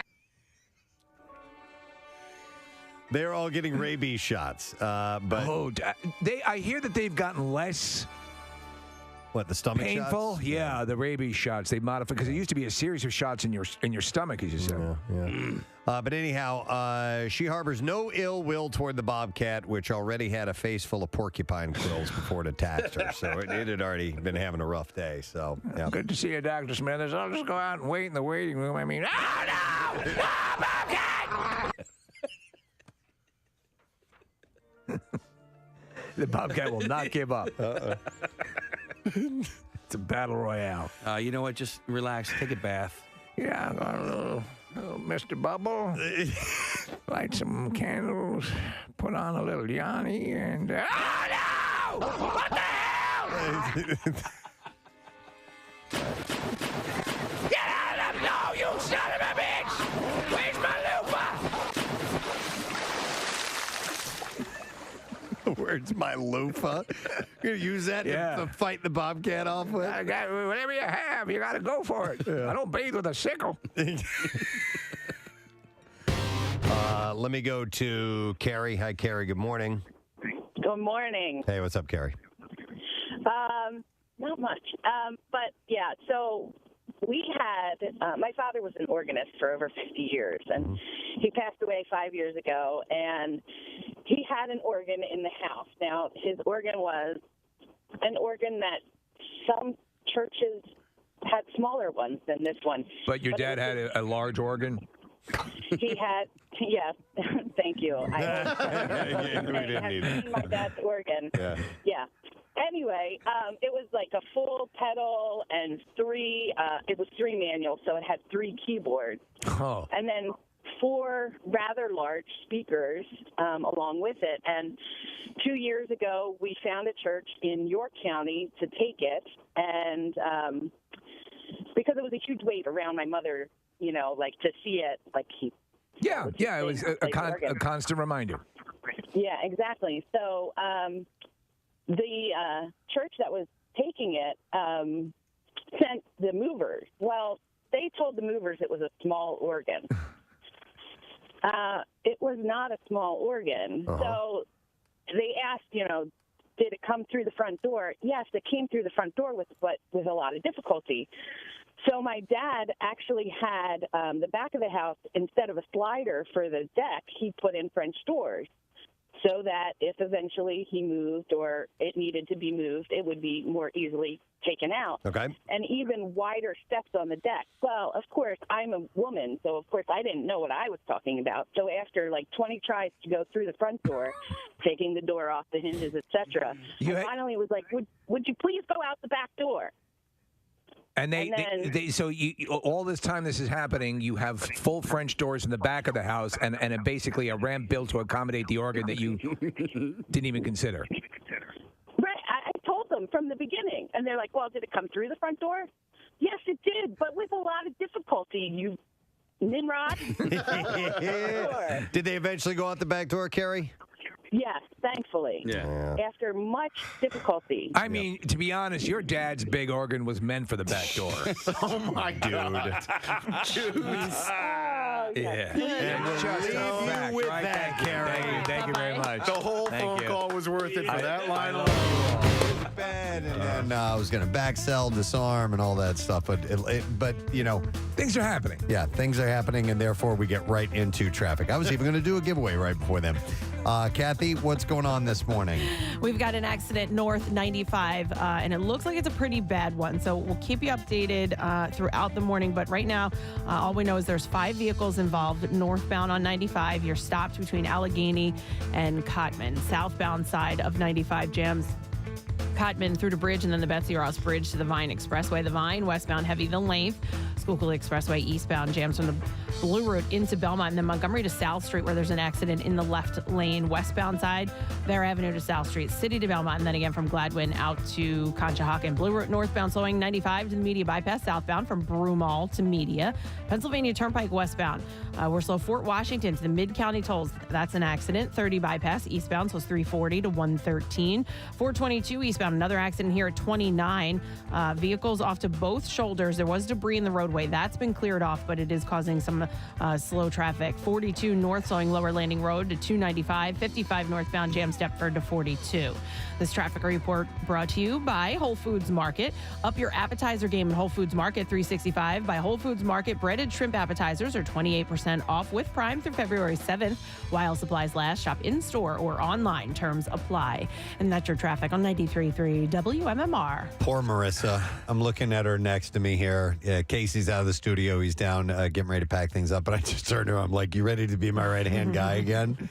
Because when Casey was gone for the big adventure, she filled in Casey's shoes. Great job. And they're big shoes to fill. And Casey and I have an unspoken language, like literally, like without words that I can gesture and he'll know what I mean. Yeah, because we work right next to each other, and so Marissa we have to work out that dialogue. I just want to set the expectations real low now because, I've been watching you and Casey from afar for about 17 years now. Mm-hmm. Then this whole new system came along. Oh, my God. And now that I have to learn that. Yep. This is actually the first time I'm really doing system So the for new you guys. system wasn't in place last time. No. But you did a great job last time. Casey was very complimentary, so he's right on the other side. But yeah, we'll do what we do, and it's all exciting, and by the end of it, we'll pay for all your medical expenses. Yeah. I have an over and under on crying about 4 times. So, but I'll keep it in the other room. You guys won't see it. Okay. Did you cry last time? No. Okay. She cried out of joy. All right. By the way, speaking of joy, I would like to make you quite joyful and happy because our friends at Primo Hoagies have come by this morning. Oh. They are sending off loads of food for the gang. So Casey, Anthony, Jackie, and Kyle are all going to eat well on their road trip. But they also brought some stuff for you. I have a $50 gift card. Nice. Give away to caller number 12 at 215-263-WMMR. And you make your big game party Primo with Primo Hoagie trays. Don't forget, and order those now, by the way. You remember, for the longest time, Anthony had his own sandwich, the cuz of Primo. That's right. All right, so we'll take caller number 12, 215-263-WMMR. We'll set you up with that, and we'll also do this. WMMR presents Preston and Steve's Bizarre File. Brought to you by your friends at Pro Team Collision. You shouldn't be good at getting into an accident, but if you do, your friends at Pro Team Collision are there to help with all of your auto body repair needs. You can visit proteamcollision.com. All right, listen to this lead story. A man who was saved by a Coast Guard rescue swimmer at the mouth of the Columbia River as a massive wave rolled the yacht he was piloting Friday was wanted for a bizarre incident in which police said he left dead fish at the Astoria, Oregon home featured in the classic 1980 film The Goonies. What the hell's going on with this house? Listen to this. Officers have been looking for the man since Wednesday when an acquaintance alerted them to a video that he posted on social media of himself leaving the dead fish at the house and then dancing around the property. Did this guy have one tiny ear that wiggled? Yeah, he did. No, listen to this. All right, so they identified the man as Jericho Labonte of Victoria, British Columbia. Labonte is also wanted in British Columbia on criminal harassment, mischief, and failure to comply cases from last fall. Now, early Friday afternoon, the Coast Guard shared stunning video of a rescue made a few hours earlier in which a newly minted rescue swimmer lowered by cable from a helicopter swam to a 35-foot yacht that was struggling in heavy surf.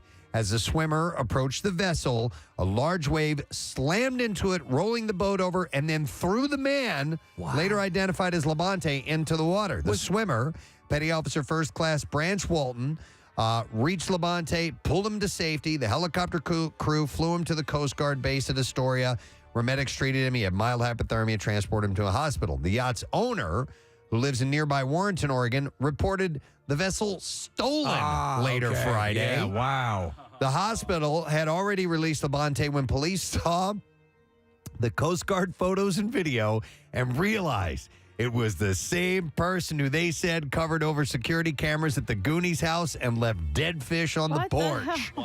Police were still looking for Labonte Friday evening.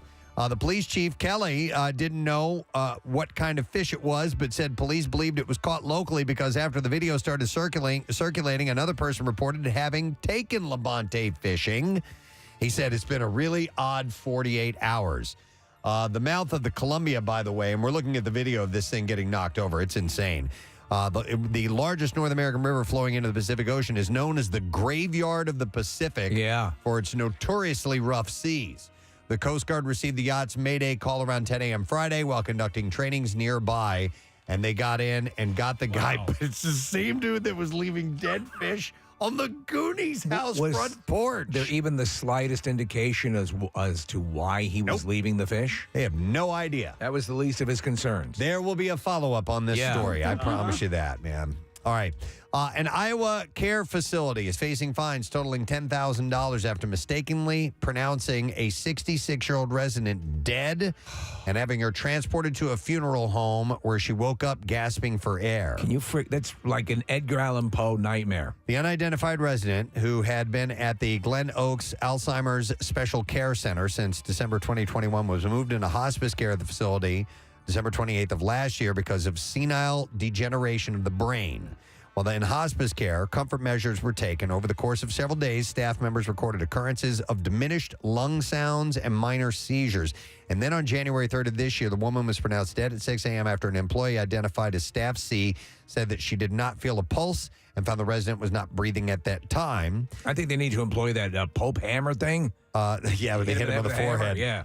The staff member notified a licensed practical nurse. The woman's family was alerted, and a local funeral home was called. The funeral director arrived, and with the assistance of another nurse, the resident was placed in a body bag, which was zipped shut. The funeral director left the facility shortly afterward. Employees at the funeral home unzipped the bag, and they observed the resident's chest moving as if gasping for air. I want a cookie. The funeral home then called 911 and the care facility. When EMS responded, they were able to record a pulse and breathing. There was no eye movement and no verbal response. That same day, the resident was returned to the care facility, and she passed away early in the morning of January 5th with her family by her side. So she was on the way out. She was on the way out. But still, you gave the family the chance to be with her. The facility faces 2 state violations from the DIA, which could result in a $10,000 fine. Only have time for one more? All right. I like this one. A hitman for the notorious Calabrian Ndrangheta Mafia has been arrested working in a pizzeria in France after nearly 17 years on the road. And Edgardo Greco was taken into custody on Thursday, where he had risen to fame as an authentic Italian pizza maker using the fake name Paolo Demetrio. So he's got this whole other successful life. Yes. Making pizza. Could have avoided all the bad stuff. And the arrest, supported by Interpol, was hailed in Italy as another anti-mafia success after the capture in January of Sicilian Cosa Nostra boss, mob boss Matteo Messina Denaro. Let me see if I got this correct. You say you didn't like the pizza. He had been Come with me into the back room. That guy had been on the run for 30 years. Greco denied his identity, was taken forcibly into custody, unlike Denaro, who admitted his name when he was approached at a cancer clinic. Greco was convicted in absentia in the late 1990s for the murder of Stefano Giuseppe Bartomello from a rival gang that he is said to have beaten to death with a crowbar and then dissolved their bodies in acid. That's the old me. He was also accused of the attempted murder of another mobster and several prison guards, earning him the dubious nickname the Prison Killer. Like you've never gotten rid of a body with acid. And listen to this, Steve. His arrest came after he was featured under his alias name for his pizza-making acumen in a local French newspaper. Dude, how he didn't even... He was probably so swept up and so proud, that he forgot, wait, I'm on the run. And you know what this reminds me of is history of violence. Oh, yes. Remember, it was a news story. And he didn't want, I don't want to end up as a hero. Yep, exactly. And so he was working in a diner. Yep, and they got this guy. So pretty wild If story. you are a wanted mob figure, do not go to work in a fast food. Yeah. If you're a hitman, don't get in the food services industry. All right, and there you go. That's what I have in the bizarre file for you. Hey, you're in luck today. We got stuff to give away. Oh, yeah. Our buddy Steven Singer is sitting in the Acme Lounge as we speak, and we're going to get him in here, and he's got gold roses and diamond necklaces. He's been here since 3. And we have a way to serenade you into winning this morning, and we'll do that in just a little bit. Stay with us. We'll come back in a little while, and then we're launching Casey's Big Adventure, the big game adventure with our buddy Anthony down the hall and more. Stay with us. We'll be right back.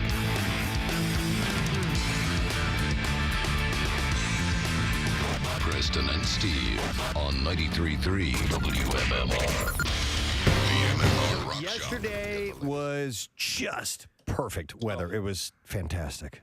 It was the zero humidity, nice little breeze, comfortable temperatures. It was great. So we got that. If we could have more of those, it'd be wonderful. But we are in July. Yes. And the next couple of days are going to be heating up. So by the time we get to Thursday, mid-90s and humid, it's going to be sweaty, sassy, moist, sultry, sticky, smelly. And there was a hashtag surfacing on social media. Actually, it was out of the UK because they had been having some record temperatures. But the hashtag is boob sweat. Yes, it's a big dilemma for the more me, the more Casey-ish. Yeah, I was not aware that boobs tend to get sweaty. I know we suffer from under. From under cheese? Yeah, from under sweat, I guess. Yeah. Is it the underneath part that? Let's consult our large-breasted traffic reporter. And now, from the Breast Bureau of the WMMR Morning Show, it's Kathy Romano. And now we go to our on-the-scene correspondent, the buxom Kathy Romano, to talk about booby sweat. I gave you that introduction not as good as the traffic one.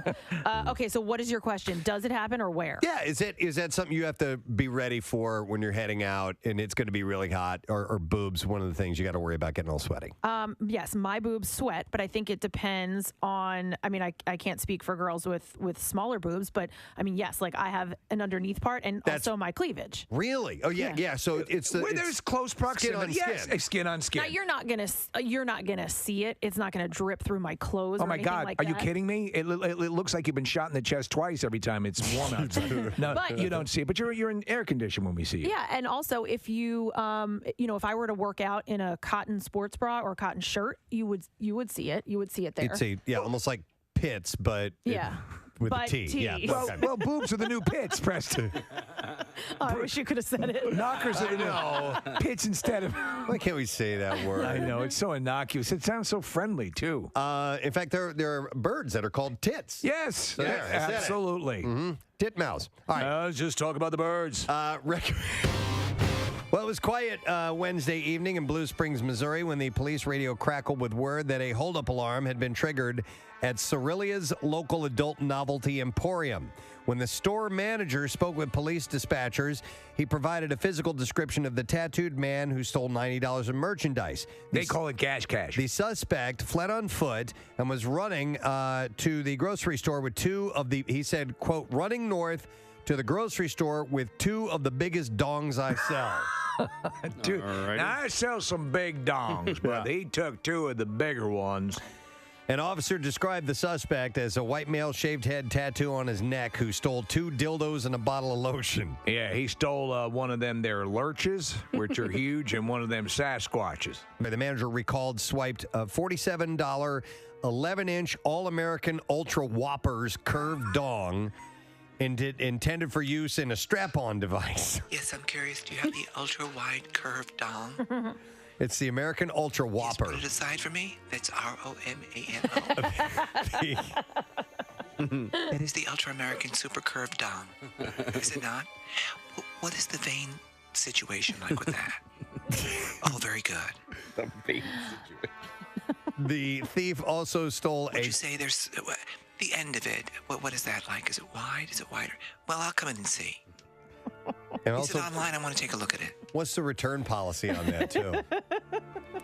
The thief also You can stole. always resell it on the yard sale site.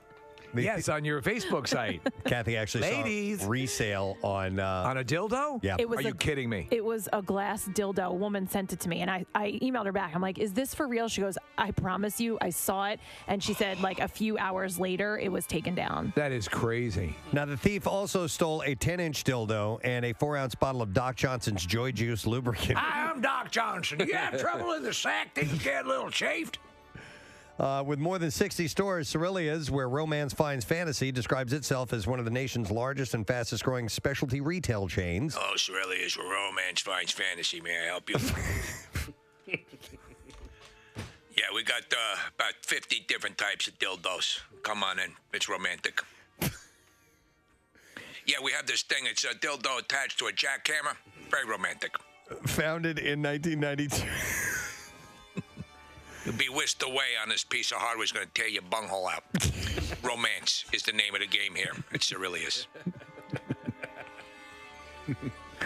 We got a pneumatic drill with 12 rotating dildos on it. Very romantic.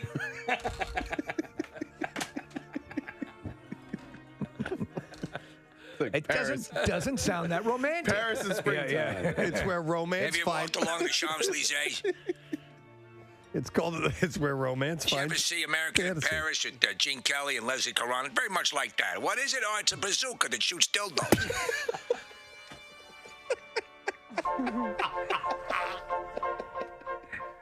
Like walking with your lovely one along the sand. This guy said he's a proper pronunciation. He's trying. I got to give him that. All right, so anyhow, founded in 1992, the firm offers an impressive collection of lingerie, vibrators, and adult toys, and romance essentials. Romance essentials. The description prompted one cop to... Yeah, it's like what Wolverine wears, except the blades are dildos. It's very romantic. Very, very romantic.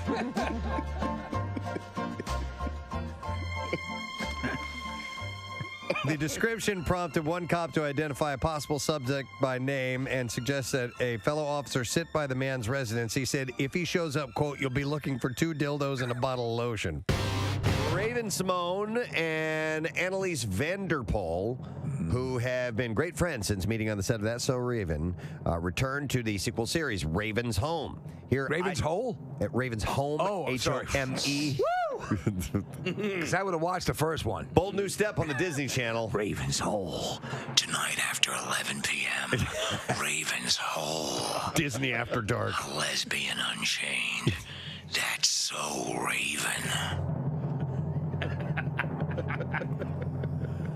Here, Isaac Ryan Brown. Raven's Hole. That you know what we should find, Steve? We should find some audio from old classic porn trailers. Oh, yeah. Because they were just like that. Absolutely. Raven's Hole premieres tonight at 10 on Disney Channel. Raven's Hole. New video and images show what it was like inside a Philadelphia-bound jetliner that encountered severe turbulence on Saturday. In video taken by Los Angeles area ophthalmologist Evan Fang, the captain can be heard saying, "Ladies and gentlemen, this is your captain. We really apologize for the unexpected bump. We were expecting some light turbulence." We're gonna die! We are gonna die! I didn't need to become a pilot! I'm good at math! Wow. I had career options anyway. I'm gonna die with you losers! Wow. No, he said it was just unexpected. totally unexpected. A few minutes ago, I made some statements that were absolutely inappropriate, and Apologize. I sincerely apologize. We asked our captain to make an assessment, make sure everybody is okay. Again, we sincerely apologize. We don't anticipate any more of that. We want to make sure, as always, that you keep your seatbelt fastened. Always, man. Listen, I flew a lot on our vacation. We took several flights, and unfortunately, I've drilled it into my kid's head. I'm like, you keep that seatbelt on, no matter. You never know. I mean, it could be, it could just be a sudden, quick drop of a few feet, and boom, you hit your head on the ceiling. It doesn't take much. Well, that's what this was. Yeah. I've seen the stewardess on one flight. I clearly remember she actually held on to the 2 seats and her feet lifted off the ground. Yeah. I'm like, it's always when they're not putting that up for the hell of it. Nope. Fang shot the footage taken inside. Thank you, Fang. American Flight 759, just after the plane shook and dropped in extreme turbulence. Handed the camera to Uncle Fester. I actually had a friend in college named Fang. Flight attendants had just started serving drinks and people, beverages, and anything that was loose in the cabin went flying. 3 passengers and 7 crew members were injured. 2 flight attendants were the first to be treated by doctors on board. One suffered a dislocated shoulder, and the other had fallen and hit her head and shoulder. Wow. Dr. Fang says that he worked with 2 other doctors to make sure that there were no major injuries. Dr. Fang. Yes. Cousin It was okay, though. Yeah, nothing. Nothing happening. Wow. They made sure that there were no... I would like some of my potion, please. The grog going back with the steam coming out of it. I know. By the time we get to Friday. Well, they're saying showers too on Thursday, but I mean it's crazy warm. Yeah. And Casey and company headed out on the road a little while for Casey's big game adventure. And weather looks like it's going to cooperate for the drive as well, hitting various Philadelphias across the nation. There's been a little bit of change in the route.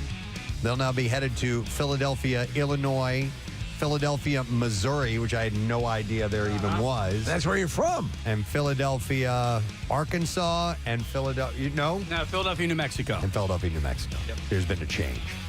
But anyhow, we'll get to all that in a little bit. Let's take a look at traffic. We have some other things going on. Kathy, what's happening this morning? The Schuylkill Expressway westbound is stopped from the Vine Expressway to the Boulevard. There's an accident. 2 lanes are blocked. Also westbound jams from Vera to South on the eastbound side, 202 into Belmont, and then heavy from the Boulevard to South Street where there's an accident off to the left lane.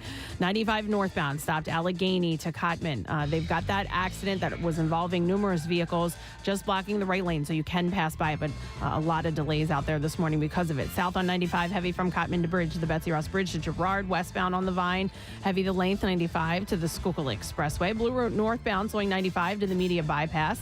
And then on 422 eastbound at Collegeville, Route 29, there's an accident off to the right shoulder. 42 freeway northbound slowing 55 to 295, 55 northbound heavy Deptford to 42.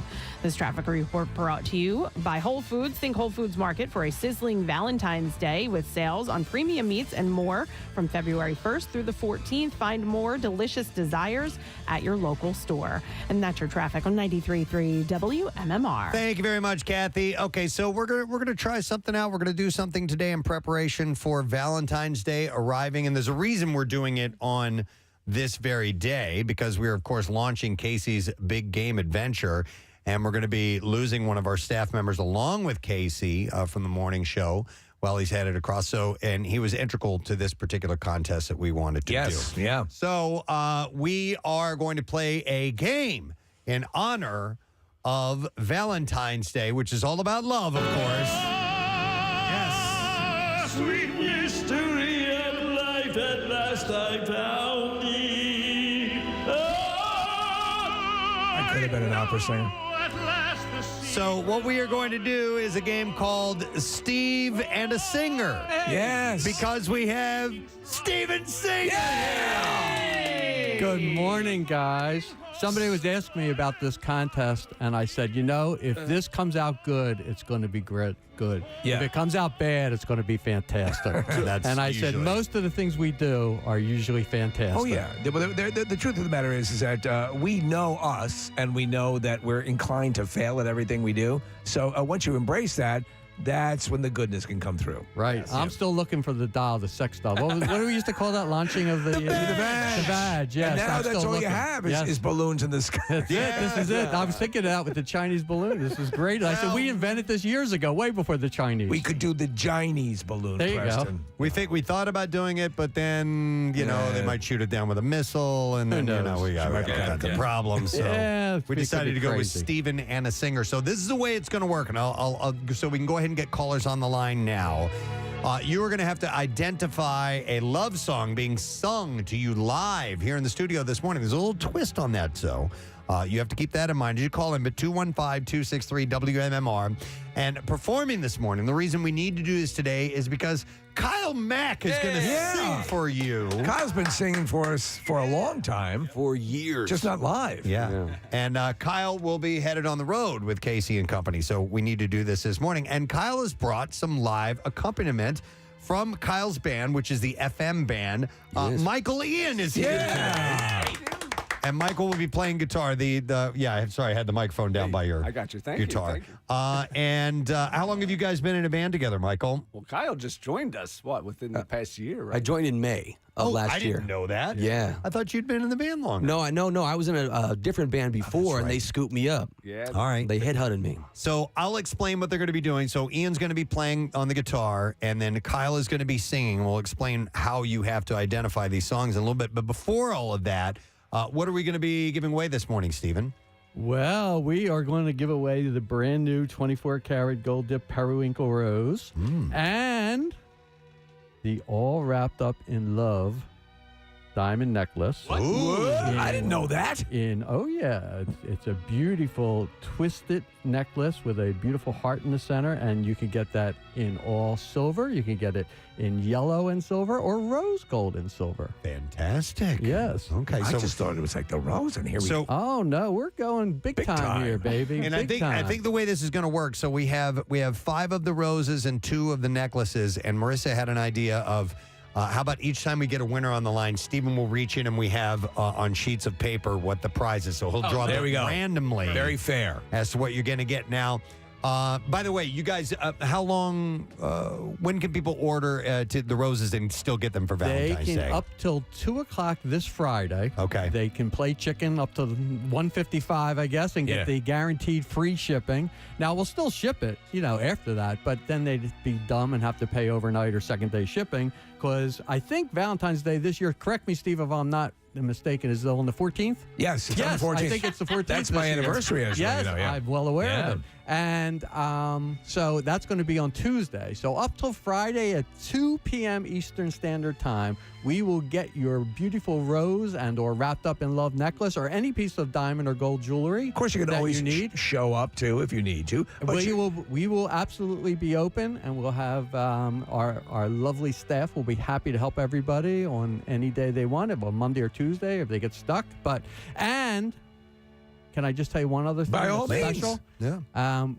Casey is taking I Hate Steven Singer Philly Green Roses. Yes! Which are what I would call Eagles green, right? Yes. And he's taking little I Hate Steven Singer Eagles green footballs to leave all over the world in his world travels here. Yes. Well, at least those Philadelphia, are available only in store. You can't get those online. You have to come in store. They're for Philly people only, for real Philadelphians.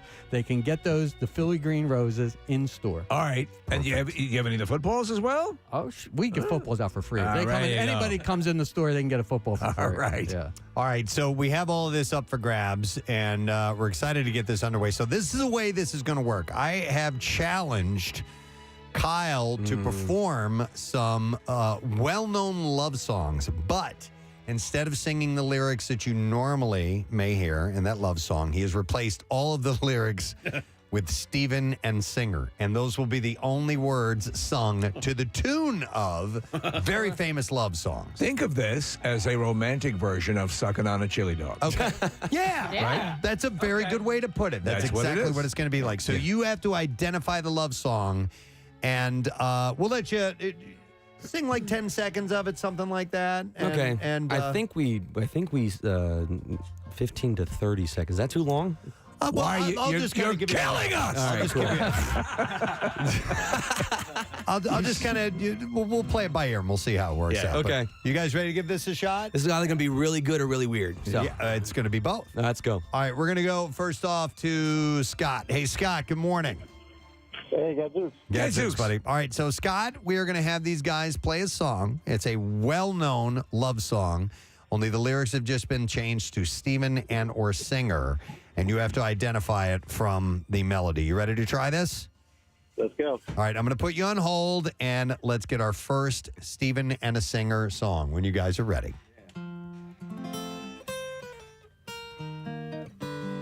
Steven Singer.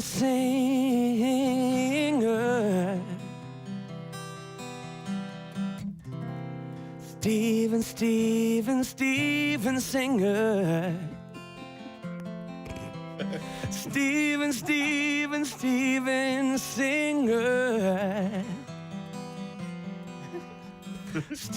Singer. Steven Singer. There it is. All right. Yeah. That was fabulous. It's beautiful. That was he hung up. Oh, no. He hung you up. He's out.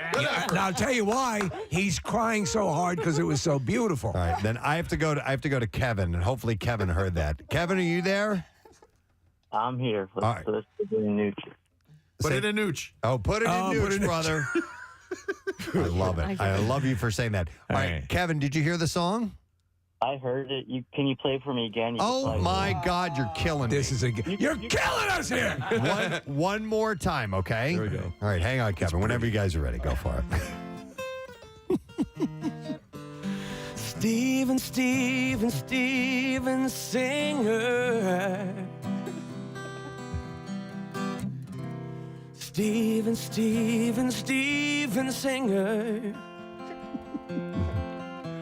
Steven Singer.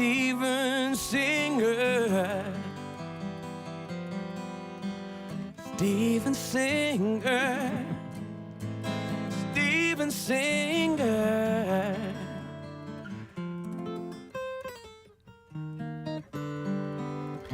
That is fantastic. It's beautiful. Doesn't he have a great voice? I am going to legally have my name changed after this. This All is right. terrific. Kevin, what song is that? It's right on the tip of my tongue. I'm going to go with the Steven Singer song. Oh, my God. It's close, but not quite. Sorry, buddy. Incorrect. All right. Hopefully, everyone else was listening to that because Brendan gets a shout at this. Brendan? Is it Beth by Kiss? It is not. It is not Beth by Kiss. But thank you, Brendan. How do you not know this? I don't. It's throwing him off. Let's go to Brian. We'll try him out. Brian? I love Big Birds. You love Big Birds. Okay, me too. He's one of the Muppets. Good for you. Yeah. All right, Brian, did you hear the song? Can you play it again? No. No. Oh. Everyone who's on hold, make sure you're listening to whatever song is being played because you could be next. No, they played it. They did it twice through, man. Did you hear it? Is it Against All Odds, Phil Collins? No, it's not. Was that hard? No. Really easy. It was a gimme. A lot of people getting in on the text board. I'll go to one more, and then we're going to scrap it, okay? I'll go to David. David, are you there? Yes. Bam, bam, bam. Smash, smash, bam. Yes, of course. Well done. All right, David, did you hear the song? Yeah, it's something by the Beatles. Right it is. Come on! Yes. All right, David. Steven Singer is going to reach into the bag of goodness and find out what prize you won. So, Steven, when you know, tell us, what is it? Oh, congratulations. You have won a diamond wrapped up in love necklace. Get out of here. Right out of the gate. All right, David, hang on. The exclusive wrapped up in love diamond necklace, perfect gift for Valentine's Day, available for only $148 with fast and free shipping at IHateStevenSinger.com. Love it. I love love. All right, let's go to another lovely contestant. It's Mike. Hey, Mike, how you doing, buddy? Hey, Kathy. Yes. Smell this. Smell this. All right. Cool. We say that all the time. That's brand new. All right. Mike, we're going to put you on hold. You ready to try this? Yes. All right, it's Steve and a singer. Everybody else on hold, listen. Yeah, everyone listen if you happen to be on hold on the phone lines. Here we go. Next song. Steven Singer. Steven Singer. Steven Singer. Steven Singer. Steven Singer. Steven Singer. Steven Singer. Oh, gorgeous. Gorgeous. Yep, that's. I think that's an easy one as well. All right, we have. We're going back to Mike. All right, Mike. I'm drawing a blank. Oh. All right, sorry, bud. Gotta let you go. It's a soulful, beautiful love song. Maybe Emily knows. Hi, Emily. Are you there? I am. Good morning. Good morning. If a man loves a woman. When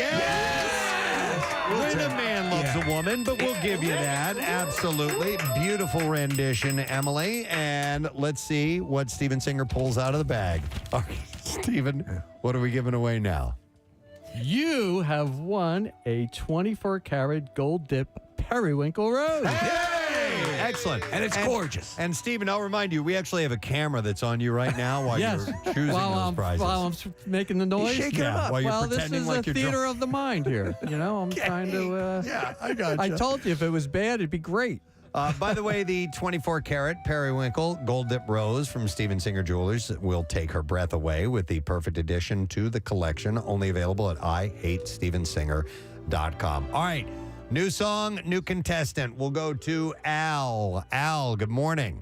Good morning, everyone. How are you? Wonderful, bud. All right, so we're doing Steven and a singer. You ready to take your shot? Sure thing. All right, we got a new song, and we have Kyle Mack and Michael Ian from the FM band performing the next one. And whenever you guys are ready.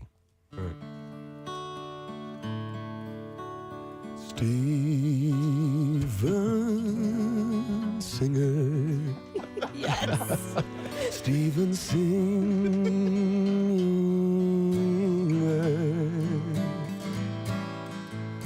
Steven Singer. Steven Singer.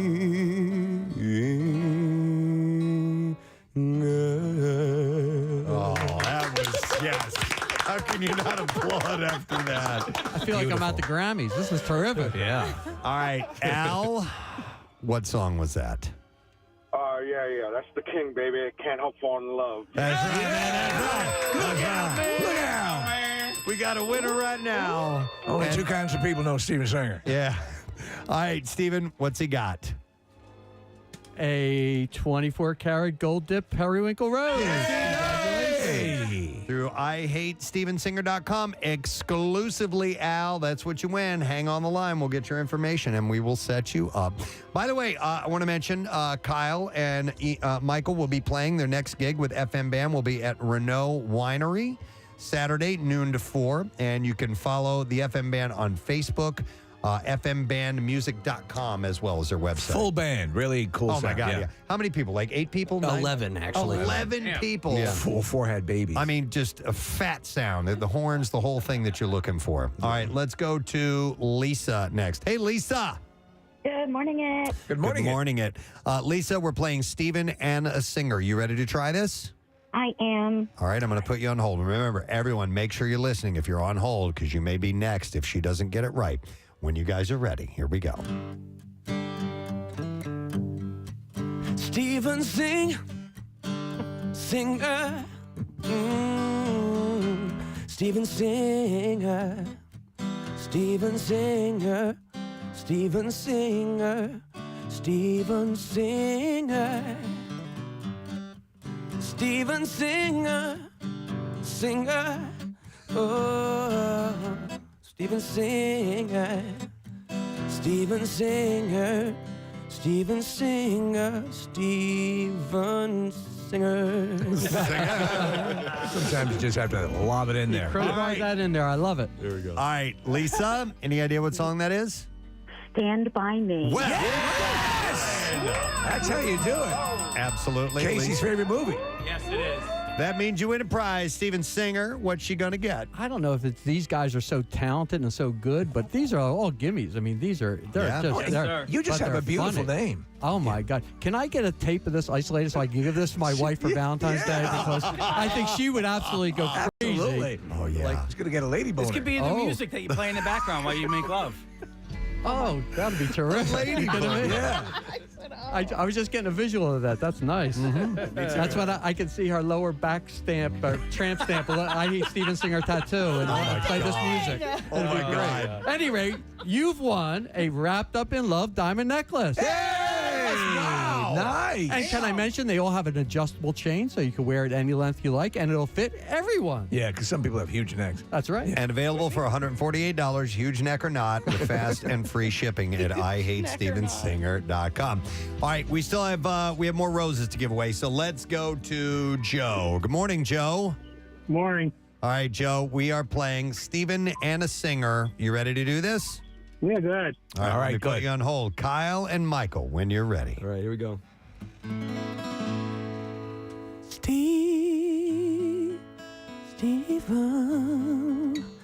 Steven Singer, Singer.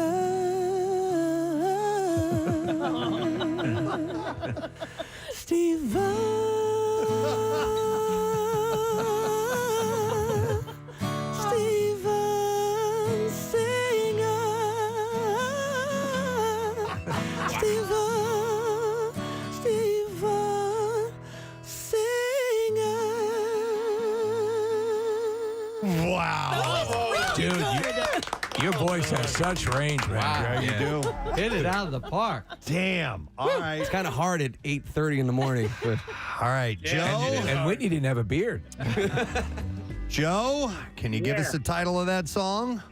I will always love you. Well done. Yes. All right, Joe. You win, and no surprise. Stephen, what are we going to give him this time? You have won a Periwinkle 24-karat gold dip rose. Congratulations. All righty. And those are available now at IHateStevenSinger.com in time for Valentine's Day if you get them by Friday, right, Stephen? Friday, 2 o'clock, we'll ship it to you for free with your own personalized love message. Hey, Steven, you know how we have to do like a new one of these every year? Can we just do this one from here on out? Yeah, let's just replay this. Like, This no, is that's fantastic. it. I love it. This is the greatest. All right. Next up is Bob. Hey, Bob. Good morning, Ed. Good morning, buddy. All right. How have you been doing so far? Have you been getting these? I have got a couple. All right. Good. I like to hear that. All right. A fresh one is for you. I'm going to put you on hold. And here we go with the next Stephen and a singer, Kyle and Michael from the FM band. Here we go.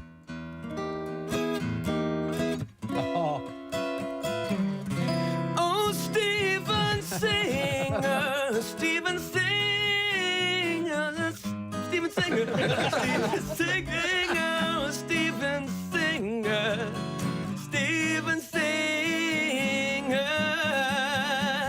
Steven Singer, Steven Singer, Steven Singer, Steven Singer, Steven Singer, Singer, Steven Singer.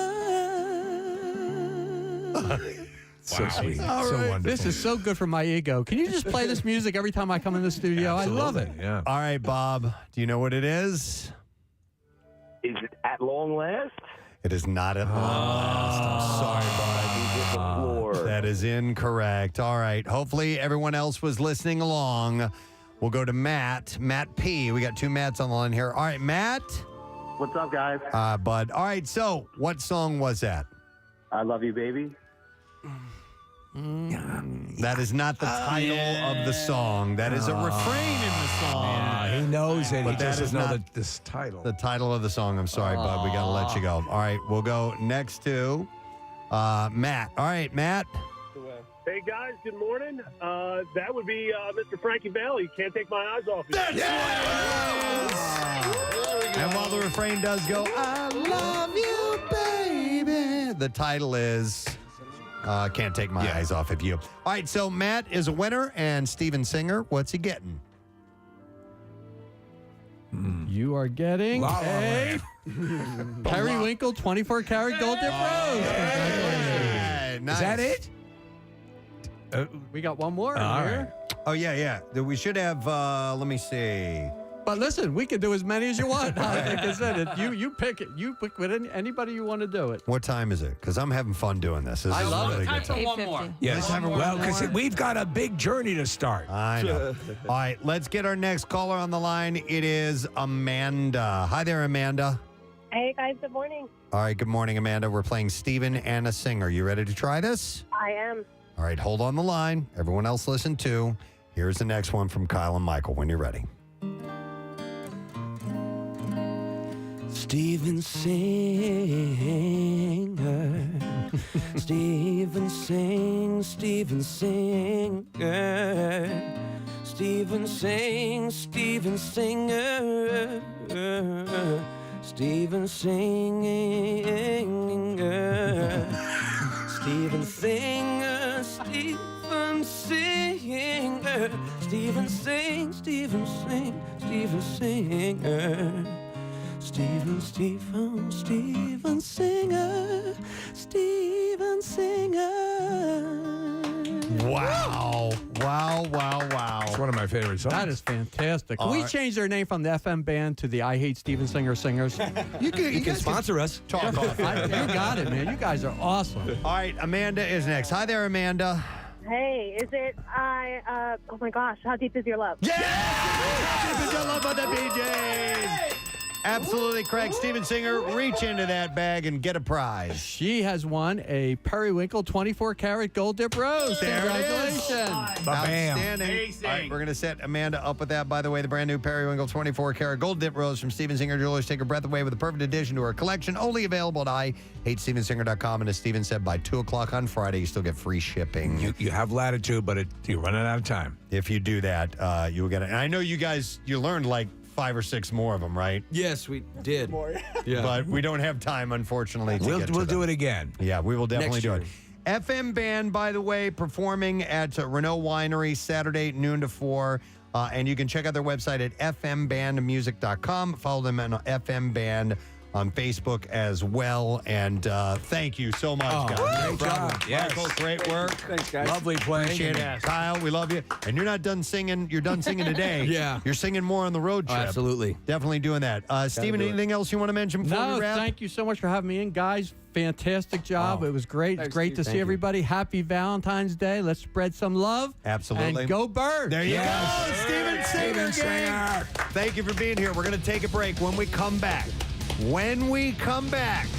we're launching Casey's Big Game Adventure. Anthony Gargano, Kyle, and Jackie Bam Bam all piling into the Subaru Ascent that we will have. Amazing. And get them underway. So we're going to take a break and we'll be right back with all that. Stay with us. Preston and Steve on 93.3 WMMR. Just the way I like it. We're going to get through this. No. First day back, man. We got to have some fun. I got it. FAA officials say the flight crew reported severe turbulence while flying over the North Atlantic Ocean. The flight had taken off from Athens, Greece. According to the polling website, Ranker, there's some good polls on there. Yeah. Yes. I'll check it out from time to time. Better than state slogans, right? We found out? Yes. But they have come up with the sexiest accent in the world. Is it different for men and women? You know what?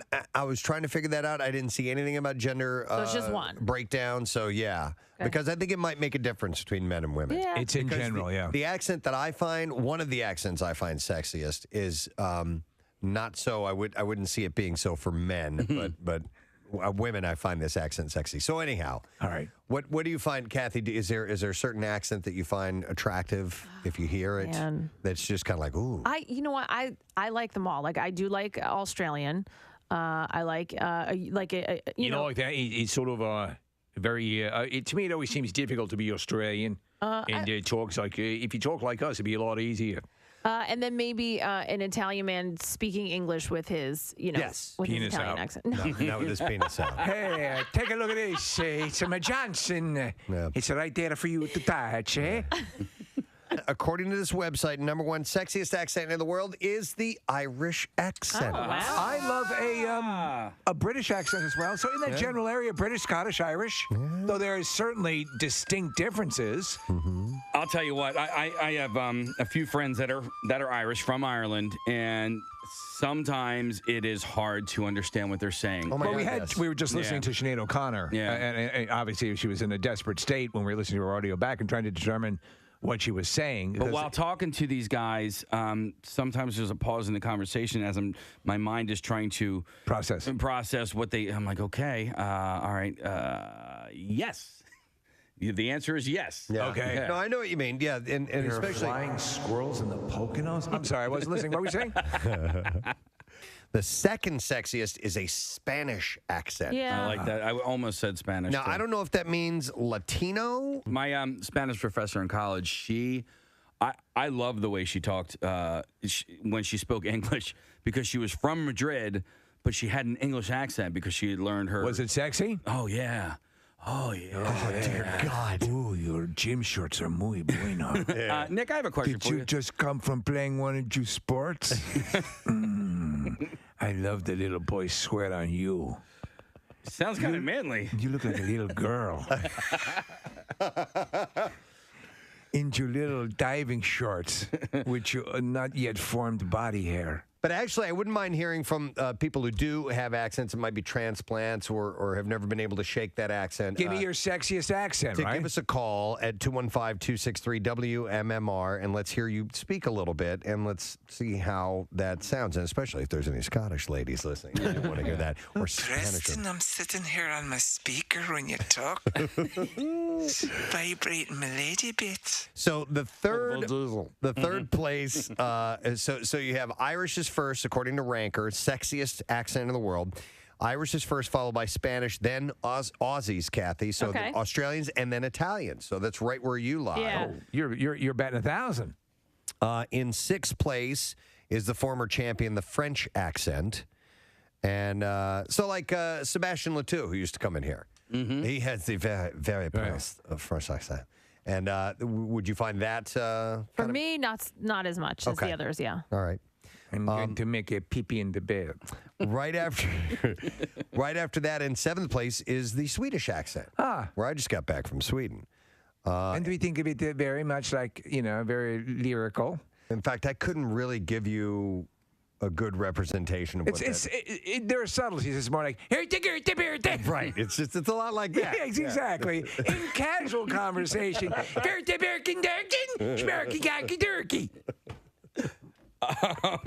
so those are the subtleties that you don't pick up. Nuances. The nuances. Yeah. You can hardly tell. So followed by Swedish is Japanese.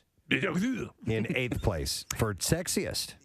Yes. Now, I wonder if it goes for both men and women, and that's the case we're wondering about the delineation here, because I think there is a sing-songy, lilting quality to a female Japanese. I would say no for men. I do. I'm doing a stereotypical. Yeah, but the thing of it, but Japanese. When we were in Sweden, we were getting ready to fly back, so we were in the international terminal, and there's people from all over the world that are flying in and out. And a group of Japanese came by and very loud. Yes. Very loud speaking. They were just having casual conversation. The language itself is just very brash. Yeah. And it sounds almost like they're being rude to each other. Like they're arguing about something, and they're just having regular conversation. Yeah, so it's like, hey, a Cinnabon. And that's what they're saying. Hungry? And a lot of and they're they're pausing their our version of and stuff like that is like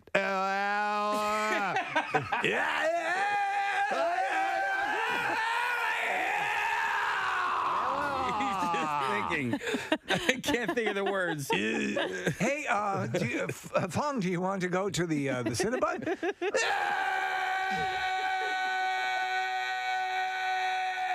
No. Well, where do you want to go?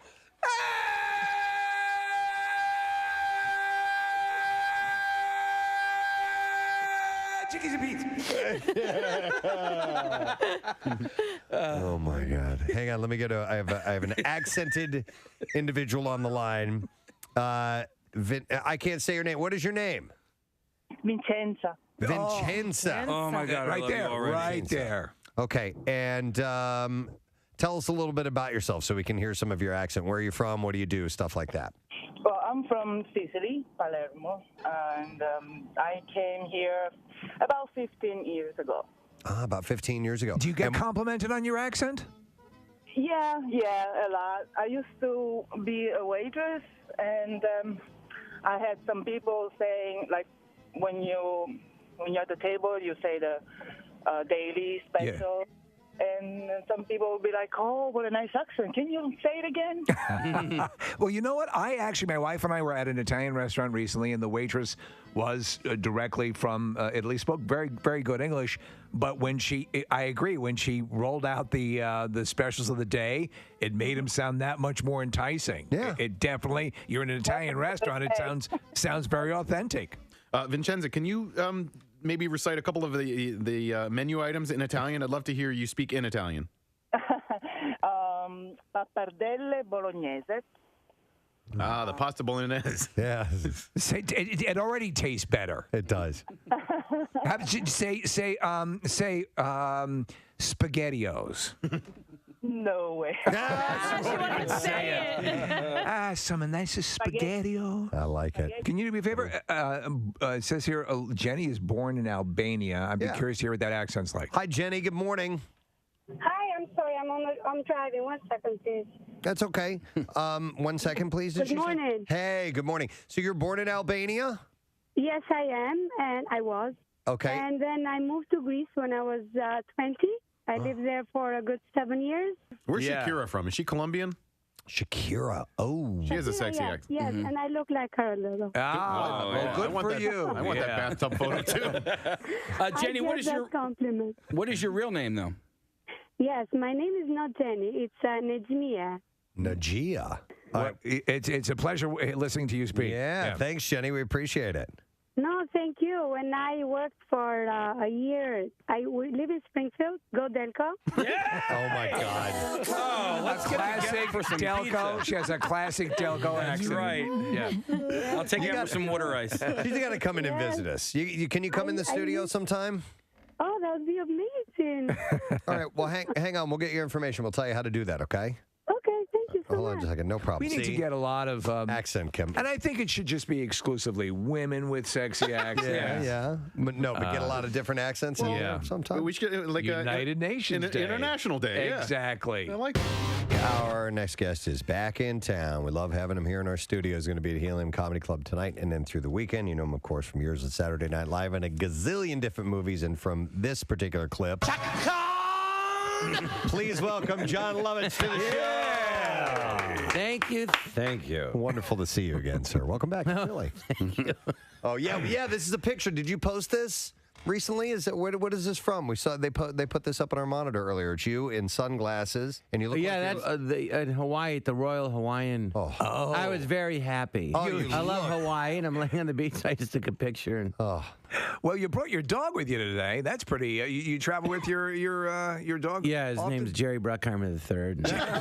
Jerry Bruckheimer. Yeah, you saw him. If I was on Celebrity Apprentice, he was on that, and then he was on the show Animals. I did an intro to it's a cartoon on HBO, and they go, "Come back. We want to film your intro, and we want Jerry to be in it." I bring him everywhere. It's his great company. Traveling with him? Do you have to make any special accommodations or? Well, when I fly, I had to get him a pilot's license. Get him an actual pilot's license. Yeah, so they go. I go. He's the backup pilot. Oh, wow. All right, and then he sits up with the pilots. So he gets to go. He gets cockpit access. Yes. Wow. But he's that's small amazing. enough; he can go right under the seat. Right? Do you have to pay for that, Well, or is he a carry-on? Oh, okay. I'm not allowed to talk. Okay, I see. Let's just say accommodations have Let's been just made. say I have a deal with the government. I can Is tell he a you, but then I'd TSA? have to kill you. I'm not allowed to say it. Has it been, John, 27 years since? Oh, there he is. Oh, my God, that's hilarious. Him and Arnold Schwarzenegger making a face. Oh, that's a great That's picture. hilarious. Yeah, his underbite. So you see Arnold there doing it. Yeah. Are you friends with Arnold? Yes. Cool. You know what? You know what? That's such a good story. Well, I met him on SNL years ago. And I've just met him over the years. He always teases me. He teases his friends if he likes you. Like I was on Celebrity Apprentice. He goes, "John, have you ever seen a gym from the inside?" So athletics and the world of sports. You worked with Conor McGregor on a project. It was it was like four sketches, right, to sell this horse race called Pegasus. It was in Florida. And it was like the richest purse ever in the history of horse racing, like $12 million. So they hired. The idea was the Conor goes, "I'm great and I can do anything. I'm going to be a jockey," and I was played his trainer for him to become a jockey. Yeah, and he's a really nice guy. He's really funny. Yeah. And charming, yeah. And I said, and I really meant this. I said, you know what? You could be an actor. I love this. He'd never done anything, and every question he had was like spot on. His instincts were just spot on. Will you shut up? Sorry. Oh, that League of Their Own. I love that clip. You know what happened? we're shooting that movie. It's not ADD, but you playing it. We're shooting that movie, and the cow kept moving. We're in a farm in Indiana, so I would stop. Like if you're doing a movie outside, and all of a sudden there's a plane, they always go plane, stop. You know? Right. So the cow was like really loud, so I would stop. And so Penny, after the third time, Penny yells at me, "Why are you stopping?" I go, "Because the cow." She goes, "Well, tell it to shut up. I can do that." She goes, "Yeah." I go, "All right, fine." I was like, she's yelling at me. The cow kept interrupting the scene. So it did it again. And then I was and I just like let it have it. And then You shut up! I have to tell you one funny thing, and I know we're going to wrap up in a second. I was watching. I was watching your interview with Larry King. And we got to meet Larry King, and yeah, he's a nice man. He's very funny, nice, but a wizened, kind of like a gargoyle. He was hunched over. In that interview, well, he's in his 80s. I know, but you're sitting there across the table, and it looks like he's waiting for you to cut his steak. It's what it looks like. Well, he had a heart problem, so he's got really, really thin. You know, he looks really thin. Yeah, he's very. He was thin to begin with, but he's sharp as a tack. Yeah, you know. Yeah. It's kind of hard to see because 30 years ago you see him and he's like, "Hi, how are you?" You know, and he's like. Healthy, you know, you get older and you age. Yeah. I was just Dustin Hoffman. He just had I was just there. He had a surprise 80th birthday party. Yeah. And you see him, you go, "You're 80." He seems like he's I just turned. Well, not sexty. Sexty. Yeah, but people, "You're sexty," and I go, "Thank you." But I mean, you wouldn't look. It's like shocking, and he's, you know, How good he looks, Hoffman, or well, yeah, he's got all his hair and he's got all his energy, and you don't. It's just it's the luck of the draw. When you think of 80, and you go like, you think of a guy like hobbling. And he's like, "Hi, how are you gonna say? What's new?" You know. Look at friggin' Clint Eastwood. Bob. You keep throwing. I don't get it. This is radio, and you keep throwing up pictures. Or do people watching this online? Well, they and you didn't tell me? Yeah, no, this is a top flight operation. It's just a good point of reference, but that's Larry kind of hunched over there, and you're actually looking Larry's looking at me going, "I want to eat what he's eating." Looks like he wants looking at me going, "I'll eat him." He looks hungry. He's like, "I'm gonna eat." Only the rarest of occasions. We're getting ready for a big road trip, and therefore we needed a moment or two to put some things into place. Casey's big game adventure, departing from the parking lot here at One Bala Plaza in mere moments. We're going to chat in the studio first before any of that happens. But I'd like to give away a $50 gift card to Primo Hoagies. Yeah. Who brought by some goodies for the fellas as they're headed out on the road. And we'll take caller number 12 again at 215-263-WMMR. You can party with Primo this year because it's not just a game, it's the game. So don't settle for an average catering tray. Make it Primo. Order yours today at PrimoHoagies.com. Caller 12 will set you up. Let's take a look at traffic. Kathy, what's happening? West on the Schuylkill jams from Fair Avenue to South Street, and then you are stopped. From the Vine Expressway to the Boulevard, 2 left lanes are blocked with an accident. Eastbound side slowing from 202 into Belmont, and then from the Boulevard to South Street, another accident there off to the shoulder. An accident on 95 northbound has it stopped between Allegheny and Cottman. The right lane is blocked. Southbound heavy from Cottman through to Bridge Street. On the Vine, westbound, you're jammed the length 95 to the Schuylkill Expressway. Pennsylvania Turnpike westbound, another accident here. You're slow Fort Washington to the Mid-County tolls where the accident is. And then in New Jersey, 55 northbound heavy from Deptford to the 42 freeway. This traffic report brought to you by Whole Foods Market. Let the chips and guac party begin at Whole Foods Market. Get 5 large Haas avocados for just $4.50 with Prime through February 7th while supplies last. Shop in-store or online. Terms apply.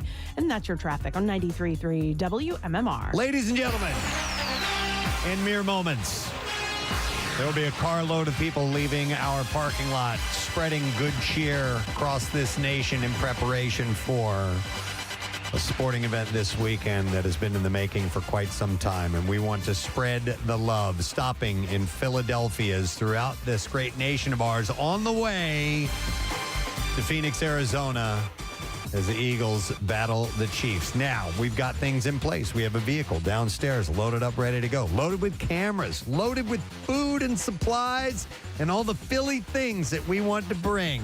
You are represented in this vehicle. That is correct. You are represented in this vehicle. We have everything ready to go.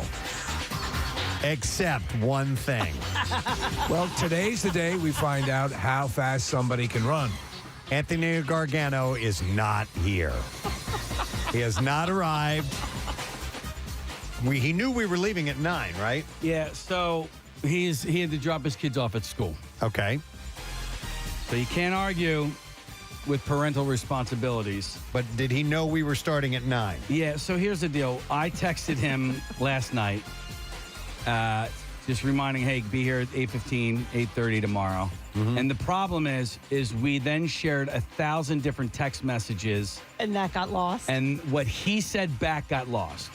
Because he said, sorry, brother, been out of pocket, blah, blah, blah. Probably going to be closer to 9:30. I have to take my kids to school.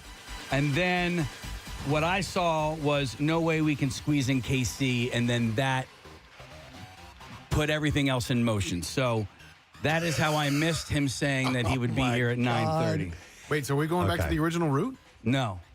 He's no way we can squeeze No, in what he's KC? saying is that, Nick, that text bumped out the information about Anthony dropping his kids off at school. Because then they started talking about that. But he's curious about what squeezing out KC means. Right. Because you are going through KC. Squeeze. Did I say squeeze out? Yeah, you did. Squeeze in is what All I right, meant. there you go. Hence how it's the confusion. reading. Yeah. All right, well, he's on the phone line. Oh, good. If we do want to talk to him. All right, Cuz, you there?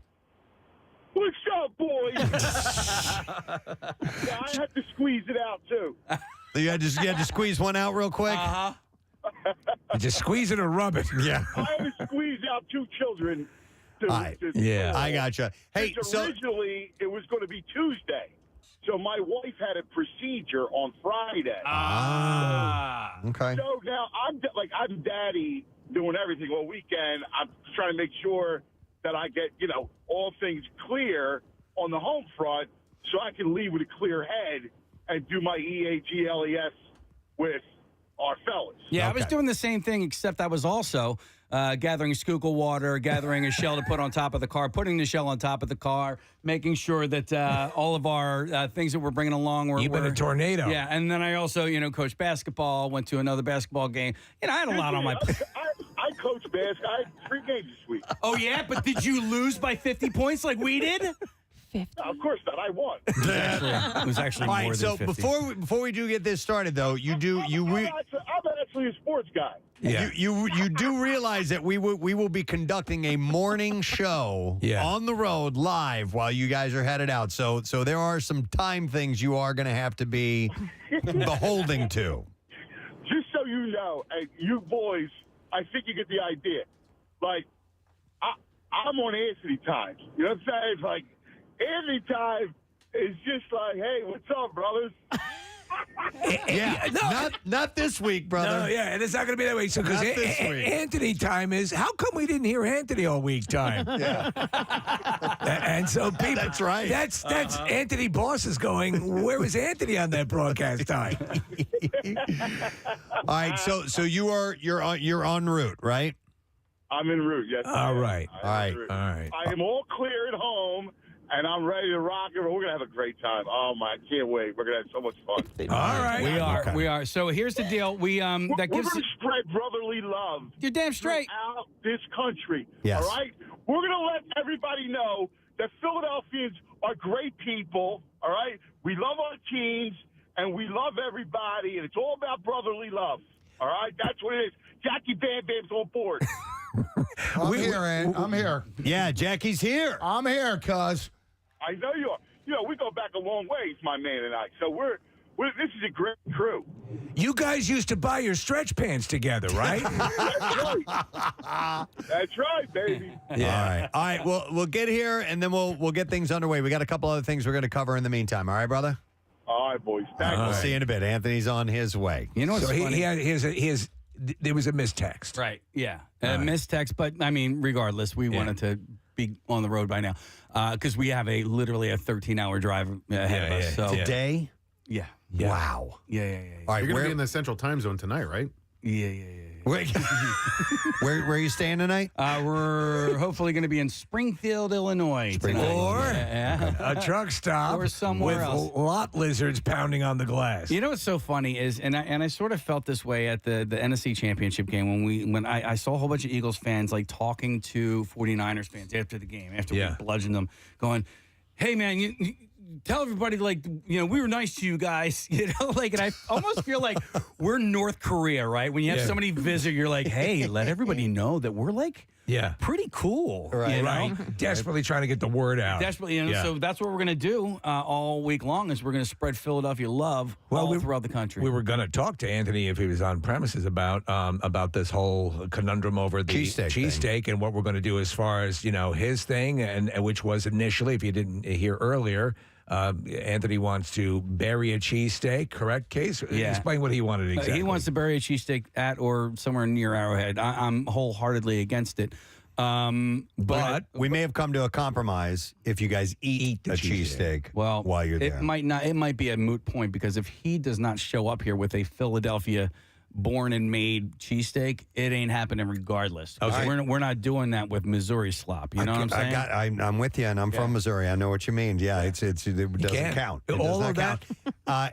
And you, by the way, Case, you're the boss here, man. You're the Picard. Yeah, you're the Captain boss. Kirk. Yeah. All right. Yep, of the ship. All right. Without question. Anthony's not like a Somali pirate who's just come on board. I'm the captain now. No. You arranged for the conveyance and all the things that go along with it. So therefore you have the most say. I feel like I'm Star-Lord on my ship, and he's Thor. Coming in and trying to throw his weight around a little bit. He's a great co-pilot. He's going to bring that sports element, but he's got we got to make sure. Speaking of the ship, it will be a Subaru Ascent, which is the same vehicle that you guys, not the exact same vehicle, but the same model that you guys drove. Oh man, it was perfect. Jackie Bam Bam, he couldn't go on and on enough about how much he loved riding in the Ascent when we drove to California. Really? I loved it. Excellent. Yeah. Well, the man that made that happen is here with us, our buddy Matt Ritter.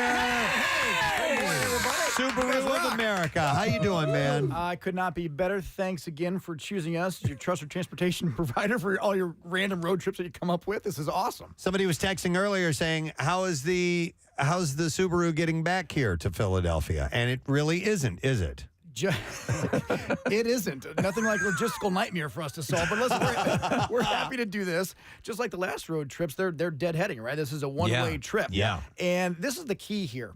So this vehicle is eventually going to be sold to a customer. And I don't want a customer to call us up and say, hey, I just got into this Ascent. It's pre-owned. It's fabulous. It's low miles, a little over 3,000 miles. But someone's loved one's ashes are in the center console. Oh, my God. We can't have that. We can't forget anything. We want to make sure, Jackie, I'm looking at you. We want to make sure this is cleaned out and disinfected when you arrive in Arizona. No, believe it or not, when we leave the hotel the last day, Casey gets up super early, cleans everything out. I was like, oh, thank you, buddy. He does a great job. You can count on Casey, boy. Well, I tell you, in all seriousness, the last time worked out perfectly, and that vehicle was sold immediately, and this one will be too. And this has got some story behind it, some history. So hopefully, it would be great if it was able to get sold out in Arizona to somebody who maybe had to relocate out there from Philadelphia. Transplant, that'd be great. Yeah. Little hometown story behind it. It'd be really cool. That's awesome. I mean, honestly, you've pulled our asses out of the fire with this because we'd have no other option. Well, it is funny because last time, we had a little bit more notice. And literally last week, toward like an 11th hour fire thing, Nick's texting me like, hey, can we get a car for a road trip? I'm like, sure. You just got to find ways to say yes, right? Yeah. And if not us, it'd be somebody else. So it's got to be Subaru because we're the only manufacturer located right here in Philadelphia area. So let's go. Hey, Matt, as you sit 3 feet away from me right now, I couldn't help but notice, did you trim your knuckles? Because they look hairless to me from here. I didn't trim them, but I put a little gel on them to tamp them down a little bit, which I think. Matt told me before he came in, he actually he sets controlled fires on his knuckles. Control. Yeah, they're not hairless, Preston. It's your view. And my daughter's it must be my view. With a water bottle spraying them out. Right. All right, I see a little bit. They used to be darker than that. I'm just spraying them down just to keep them. There you go. Little Jerry curl. Hey, but Matt brings up an interesting point that I haven't asked Jackie about. Jackie, do you realize that the mortal remains of like 4 or 5 people are going with you guys as part of this? Did you know that? The band got bigger this time out. Yeah. We're getting the band back together and bringing a bunch of ashes along to have them scattered about the area. Oh, correct. Okay. All right. By the way, Mummer's feathers as well. There's a little piece of as much of Philly that we could collect. You're very Philly as well, but the Mummers, ashes of beloved family members who, I think we have a mascot or something like that.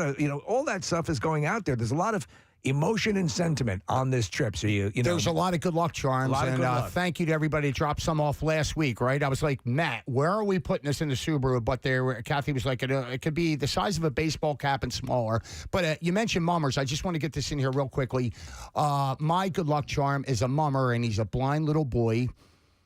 He's part of the Riverfront Mummers, and Billy Yoakum's son, little Danny. And when the Eagles won the championship a couple years ago, they were wenches. So they wore the Eagles dresses. If you know mummer, you're a wench, you wear a dress. Right. And I called Billy, and he said, my son loves you, Jackie, and he wants to send his mummer suit. Can you come over? I went over his house at midnight on Friday. I picked his green mummer suit out. It's his suit that he paraded with. He's a little blind boy, Danny. He's from the Riverfront Mummers. His dad's in the Shooting Stars. His other son's in the Avenue. So Mummers will be represented. And I am going to wear this suit when we get there. I might even wear it when we take off now. But it's in my bag. And I was scared to, like, how's it going to get back on the airplane? And Billy Yoakum and the Mum Nation said, just roll it up, Jackie. It'll be fine. And he heard my watch and all his bracelets. It was a beautiful thing, and I posted it on my thing. So that's awesome on all my socials. So little Danny's going to carry us with the Mummers and represent us, and I'm honored to do that. Oh, that's cool. Great. That's a lot of what this is. So obviously we're having fun, but a lot of it is just people can't make it out there. And, the fact that it's going to go off this way, we have the extra container on the roof case, right? Who's that compliments of again? Quadratech. Yeah. And I just hope that it's secured. We're going to find out. I'll check that for you on the way out. If you want, put AirTag maybe in that. So I gave him some Apple AirTags. Put one in that, because Preston, you said sometimes they get clipped. Yeah, it's true. And put one in the bag that contains all of the knickknacks that we're bringing out there. All right. So is this a great road trip vehicle that we have here, Matt? I tell you what, it couldn't be better. Got the 7-passenger Subaru Ascent ready to go. It's got the updated head unit, which is fantastic. The car with obviously the eyesight, the accident collision avoidance system. Mm-hmm. You could not be in a more safe vehicle. It's Consumer Reports recommended. I mean, you chose the right car without question. You're gonna have a blast. It's gonna be great. The fact that by the way, these guys are big. I mean, and the last time is Kyle and Jackie. And they had no problem. So that's it. It's comfortable. Matt, when you and I were talking last week, you asked about were they going to be going past any national parks, and the initial conversation was no. Turns out they are. They're going to be going past White Sands National Park, but Subaru has a great partnership with the National Park Service. Yeah, we are the largest corporate, not automotive, but a corporate donor for the National Parks Foundation. Of course, all of these donations that we get through our Share the Love event in December go a long way in helping out our national parks and the other charities we choose, like ASPCA, Make-A-Wish, Meals on Wheels. But also, we're also helping the national parks go zero landfill, like our manufacturing plants in Japan and also here in Indiana. And that's a big undertaking as well, as you can imagine. But we are well on our way, making huge progress in helping our national parks be zero landfill as well. It's great. Yeah, it's great. Yeah, terrific. And you're in the safe vehicle. We got all that going on. You got food. You're stocked. Yeah, speaking of that, not only Subaru, lending us the brand new Ascent, but we also have hers snacks for the road. We have Primo Hoagies setting us up with some snacks to get started on. Today we'll be taking care of as far as food goes. Dunkin' is our main sponsor, and in fact, at some point, the gang, if they do make it through Kansas City, if they are able to do there, without killing each other, and like Anthony said, spreading the brotherly love, they may stop at a Dunkin' and feed a few people in the Kansas City area. Nice little gesture. Just to keep the vibes good. Sort of a, we love you. We're going to murder your team, but we love you. But we love you. And we're going to murder your team. But your team is dead as far as we're concerned. But we love you. And Marriott Hotels for the accommodations along the way. And so they're going to do a good 12, 13-hour drive to get started, stopping in Springfield, Illinois. That's heavy. And then the next day, they're going to hit Philadelphia, Illinois, Philadelphia, Missouri. Yep. And then where are you going to stop that night? Do you know? We'll end up in Oklahoma City. And then on Wednesday morning, we're going to pay a little homage to our starting quarterback and one of our longest tenured Eagles in Lane Johnson at the University of Oklahoma.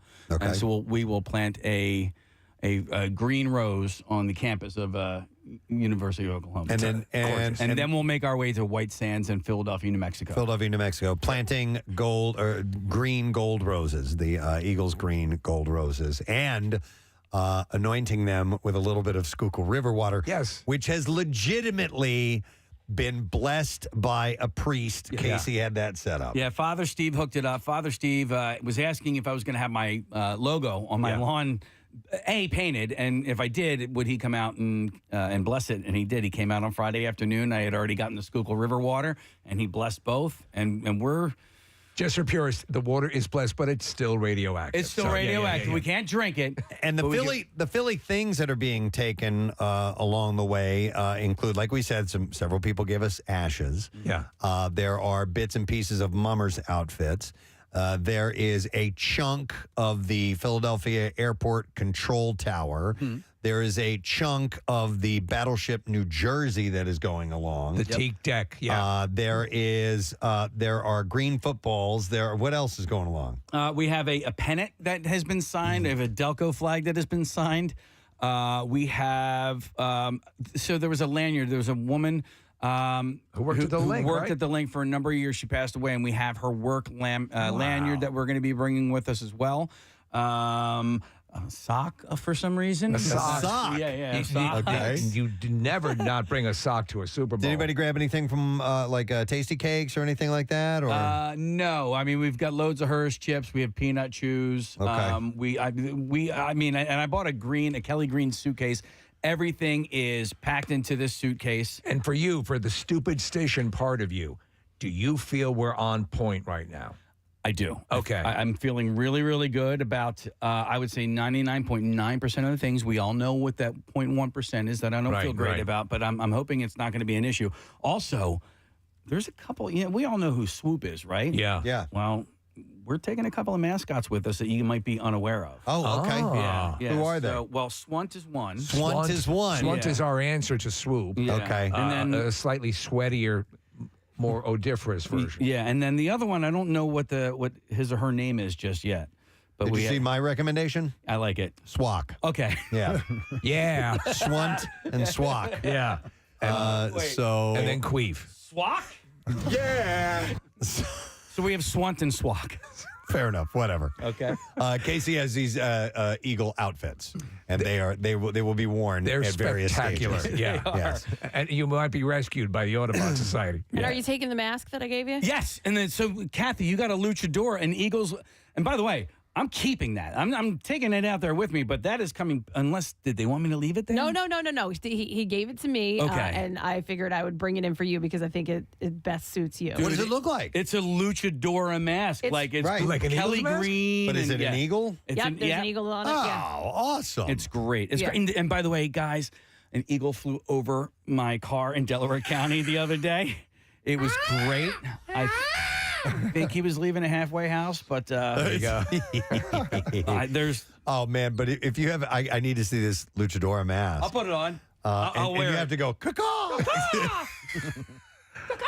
I love it. All right, so what do? We have Kyle Mack waiting downstairs. We're going to go live via Zoom. Well, I still to send you guys off. I mean, this is we should have been well underway by now. We should have, but I still have like Jackie Bam Bam's bags. We still have to like load things into the cars. So, Really? yeah. Even if I were to leave right now, Then here's what we should do. Yeah. We should take a break. All right. We should come back and with the bizarre file break, take care of the rest of this stuff. Matt has his hand raised. Okay, Matt. Real quick, Casey, have you mapped this out? How many miles do you think you'll be driving in total? He's like, can you make it under 3,000, please? Yeah. Well, it's 775 to Springfield. Okay. So we're gonna do that today. How about all the way? All the way? Have you looked at it? No. Let me. Well, as always, we want things to have a good cause, right? And if you didn't notice, that Philabundance is in competition with the Food Bank of Kansas City. It's true. And they have to wear jerseys and stuff like whoever loses, so it's about raising money. So what we're going to do, just like we did the last road trip, Casey, we will donate $1 for every mile. We're going to round that up. Of course, on behalf of Super America and on the road trip. Let's go, Birds. Phenomenal. Amazing. So we're mapping this out right now. That is a lot of miles. That's excellent. It's a lot of miles. It is a lot That's good. of miles. That's going to help Philabundance. Fantastic. Thank That you. is the best. You guys are the best. All right, so with all that, before you guys get John the road again, we should take a break, come back, and get everything in place. And by the way, who's downstairs, Marissa, for the send off? We did this last time. It's Union Fire Department from Balakinwood. They are waiting. Union Fire. How many houses are burning down because of Wade Brand? Yeah, and they're gonna be spraying water. From the hoses. As these gentlemen drive through and get on the road. Well, it's warmer than it was. It's a proper send-off. Yes. I love it. All right. Awesome. All right, let's take a break. We'll come back in a second, and we'll head down to the parking lot here, One Bala Plaza, and send these guys on their way. We will return shortly with that. Stay with us.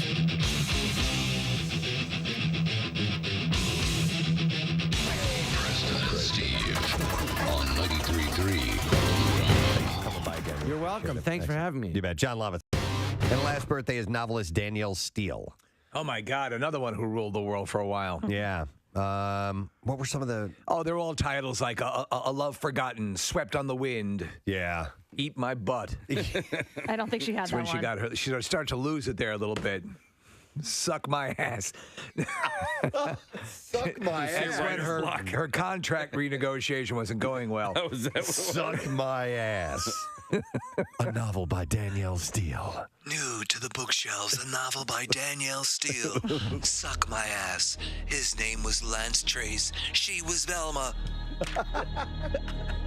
She sucked his ass. And eventually she sucked his ass. There, I saved you $2.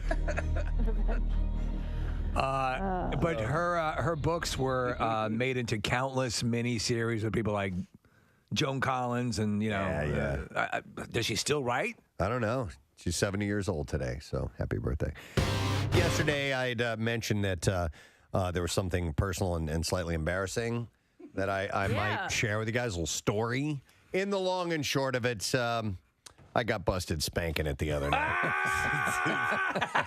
Oh, man. All right, where and when? Trust me, I'm going to give you the full story. Were you standing up on your bed? Or? I was bouncing on one leg in the shower. No.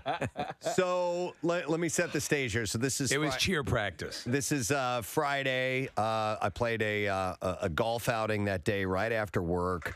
Hung out for the after events and hosted that. And then came home. And of course, at the end of the golf outing, having a few beers, relaxing, getting comfortable.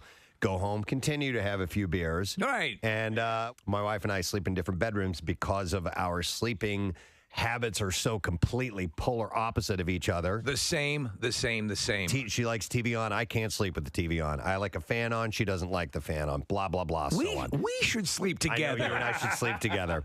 And maybe we do this together. I don't know. So I'm feeling, feeling kind of antsy. Oh, man. I know. Shut up, Kay. Well, she's not going to appreciate this, but I know. What you're looking to do is you need something to sort of help you nod off. Yes, and well, I was going to nod off anyway, but I felt like rubbing one out. Okay. So anyway, and part of my defense is that, look, you have two hands. To actually attempt the act with her would have been futile. No. I'd had enough drinks. I was tired. Physically, it wasn't going to happen unless you just let me lay there and be a zombie for a while and you do my business. And that's no fun for both of us. It's just fun for me. In many ways, you're being a more conscientious husband. Can you be my lawyer, please? Because you are. So, we wouldn't put her through that. But listen, so this gets really good. All right. Okay. So I popped my laptop up in bed. Your laptop literally on your lap or on the nightstand next to you? On the bed. Like, sitting on the bed next to me. Excellent. And what? Do you prop it up like on a pillow or anything like He just said it's on the bed, yeah. No, I know. It's on the bed. I didn't put it up on a pillow. Okay. But why? Do you use the pillow method just to raise it to eye level a little bit more? Yeah. I don't want to hurt my neck. Okay, so I sleep with a wedge pillow, so I'm good. So anyhow, and I put my headphones on. Wow, you're setting the mood. There's your fatal flaw. Yep. I know. Well, listen. There's the mistake. He doesn't want to miss the dialogue. No, my son's bedroom is right next to mine. Oh. I'm being You are being courteous. I'm being courteous. I'm going to jump in here for a second, and you're telling the story, and I apologize. Do you run the risk of, unbeknownst to yourself, making sounds that you're now not aware of because you're wearing headphones? Dude, I'm not a noisy jerk. No, you just can't hear anything else. Oh my God, I'm awesome. You are so good. I know exactly what I want. What you I'm the king! What you can hear is somebody opening the door. Exactly. Thank you. And what you also can't perceive is if the room is dark and the hallway is dark. How long they've been standing there? That somebody has opened the door and is watching you until you hear the door slam shut. Oh my no. And then I'm like, oh, man. Oh, who was that? Oh, my God. Gotta be Will. No, I knew it was her because of how loudly the door closed. Oh, man, you're a jerk. So. Why is he a jerk? Why is he a jerk? I don't know. Why was He's she in mad? his own Well, hang room. on. It gets even better. Okay. Okay. So I'm on her side. So I Team Rochelle. Apparently. Oh no. So like I said, a door opens. I have this bright monitor on. I didn't turn the brightness down on the monitor at all. So it's blinding me, essentially. I can't see anything. When you have a bright light source in a dark room. makes everything around darker. Apparently, the whole family. I guess I had sensed maybe something in the room was going on, and I locked eyes with my wife. Oh, wow. Unbeknownst to me, I guess I looked towards the door, and I didn't slow down for a second. So now you're eye contact. And so apparently I make eye contact for a second or two, and then I go right back to the monitor again. But you didn't as if, don't bother me now. You're throwing off my tempo. But you didn't really make eye contact with her. You didn't see. but she to her. I was looking into the void of darkness. Right, into darkness. I don't even remember looking away. But right. But okay. apparently I did. Oh man. And that was bad. That's upsetting. So from her perspective. However, if the roles were reversed, the male mind says, "Okay, go with this. I'd like to jump join in you." and help you out a little bit. The female mind, to stereotype, is hurt and rejected. And that's kind of what I got. Yeah. Yeah, that's kind of like you couldn't. It was like you couldn't come and get me. You looked right at me. And you looked right at me. We locked eyes. But at that point, in defending myself, I'm like, now wait a minute. I'm like, I swear to God, I didn't see you. And just lock eyes and then go back to what I was doing. There's no way. I would have stopped and gone. You got me. You know. Did you go to bed afterwards? Like you went to sleep? Well, I went in and I went into the bedroom and I'm like, I guess you caught me. By the way, I lost the garage remote. So you did that you knew she was mad then at that point? Oh yeah. Okay. Yeah. Oh, the door was slammed with enough. We went and we had a short conversation and I was like, well, this isn't going to be resolved tonight. So okay. I'm going to bed. Oh, yeah. no. And I kind of chuckled and she didn't like that very much. And then I guess she didn't like the fact that I was looking at an image. I was watching videos to help this along. What was the subject matter? Why is that important? Because I want to see if we're cycling together. Can I guess? Yes. All right. I'm going to say there was a chain of events that might have led. I'm going to go with MILF. I'm going MILF too. I'm going amateur MILF. No, I'll just tell you, it was what you would call cougar and kitten. Okay. Lesbos. It was girl on girl. Hot lesbos. Cougar and kid. So that hot lesbos. I've had that happen. My wife thought it was hilarious because I know I look like an idiot, specifically because she busted you. Oh yeah. Oh yeah. It was hilarious. Yeah. And so we're same thing, Preston. Separate bedrooms, the whole thing. Claire likes to sleep in Death Valley. I like to sleep as humans sleep, with the modicum of airflow. So, and so she's coming in to put fresh linens in my jar, and I was watching what I was using on the PS3 at the time. So in one hand the video controller, and in the other hand my controller. Right. So you can jump to your favorite parts if you need to. Exactly. Real quick, yeah. I know that I looked so stupid. I would never want to see what I look like when I'm doing that because I don't like the way I look right now not doing it. No man would look good doing that. Oh my God. But anyhow, it's funny because the only one that I shared this story with was Casey, and I led with, well, I got busted spanking. And he goes, dude, I get busted all the time. All the time. In fact, it usually goes the other way. I get mad at her, like, dude, you knew I was up here doing that. You like, you know. Now let's welcome our former Swedish intern. She's checking in from Gothenburg, Sweden. This is Antonina. Everybody. Antonina, how you doing? I'm good. What about you? Well, we're warming up to the can that you gave me. How do you pronounce this stuff, by the way? Surströmming. Say that again. Surströmming. There's no way you can do that. Surströmming. Yeah, awesome. All right, Surströmming. Now, Surströmming. now, Antonina brought me this stuff. She said that we have to open this in the studio. Have you yourself opened a can of this before, Antonina?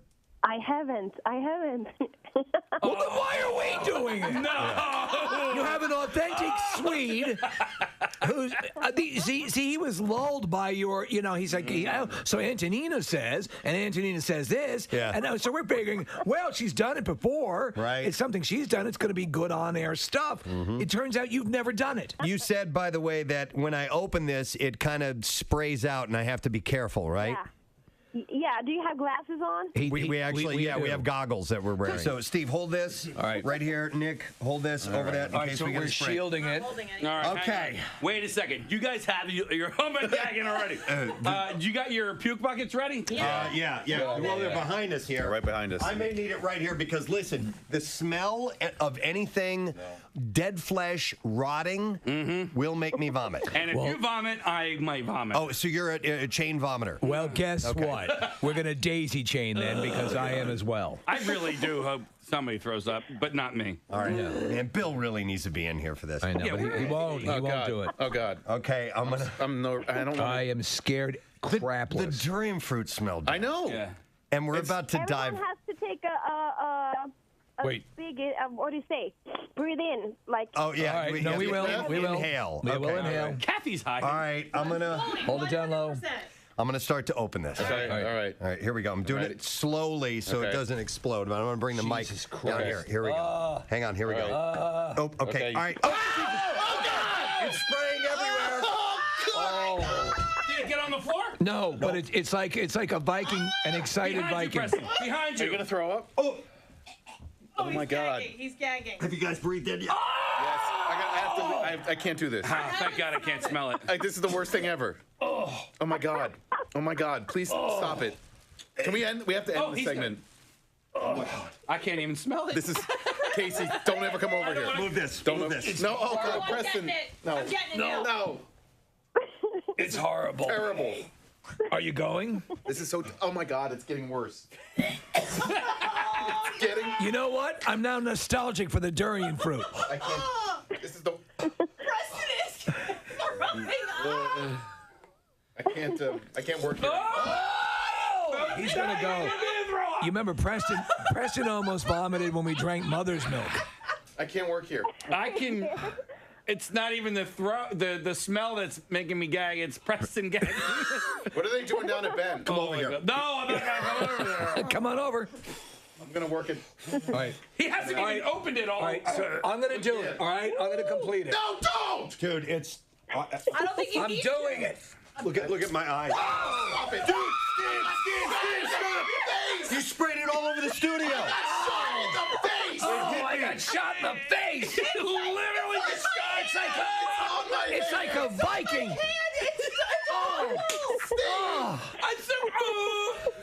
I'm so glad I'm over. Why did you do that? Because it's the Viking way, Nick. It's on Nick's beard. It's on? stuck in Nick's beard. God. Oh my God. Jesus Christ. It's on your head. Okay, I can't. We made a commitment. Are being made in our parking lot here, One Bala Plaza, to send the fellas on the way.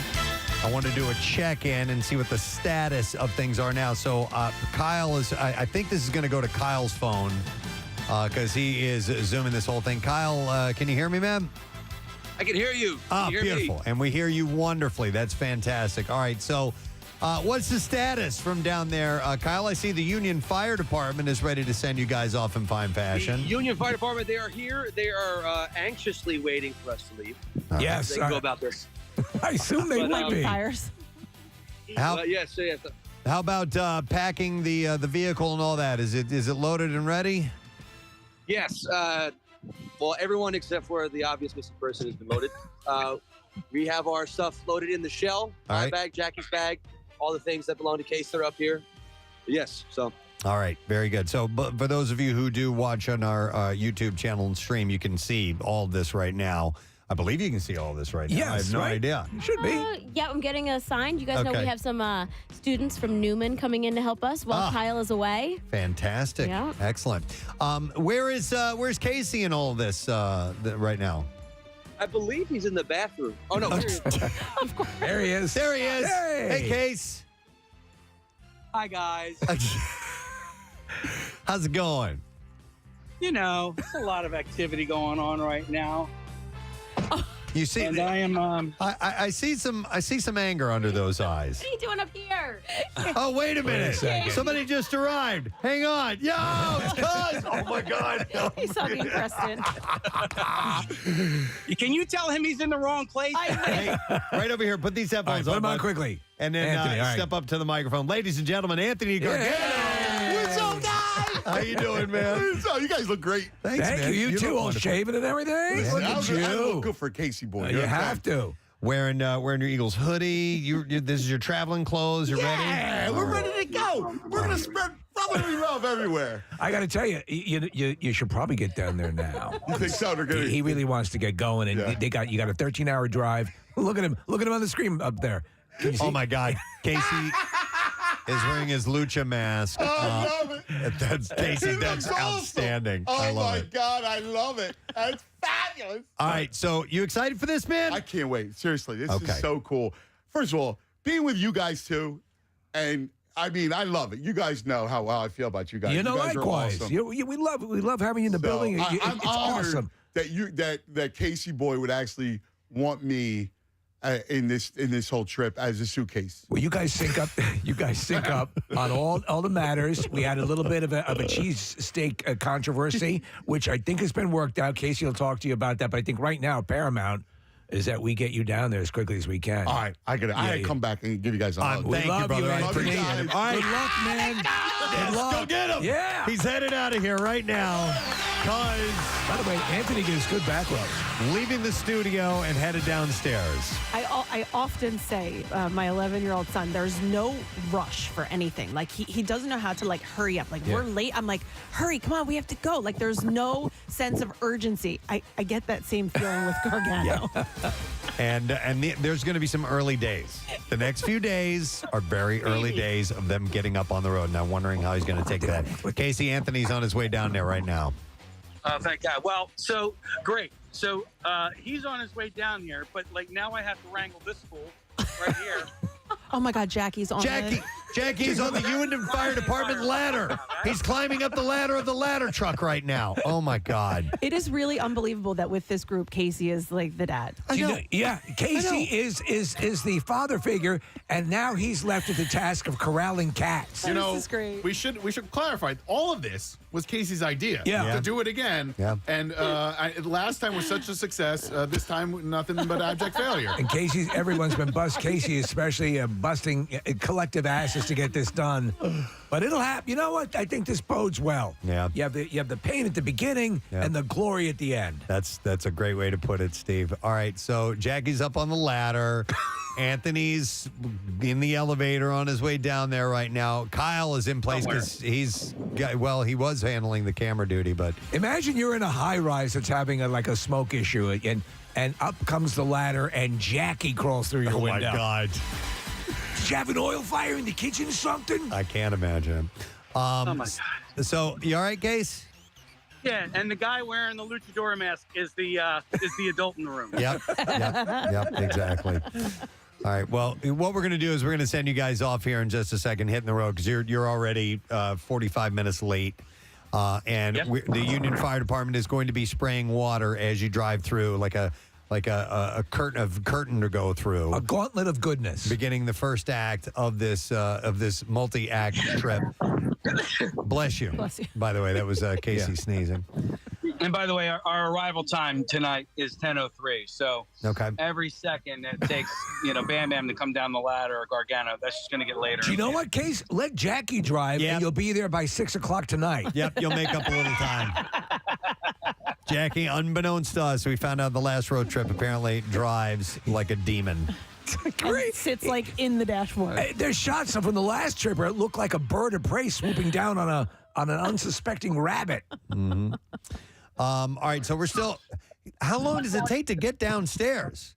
I mean, he's repelling. He should already be in it. Maybe he stopped off to go to the bathroom real quick. Well, and the entire company is out there now. So I'm sure there's salespeople and everybody stopping and wishing them luck.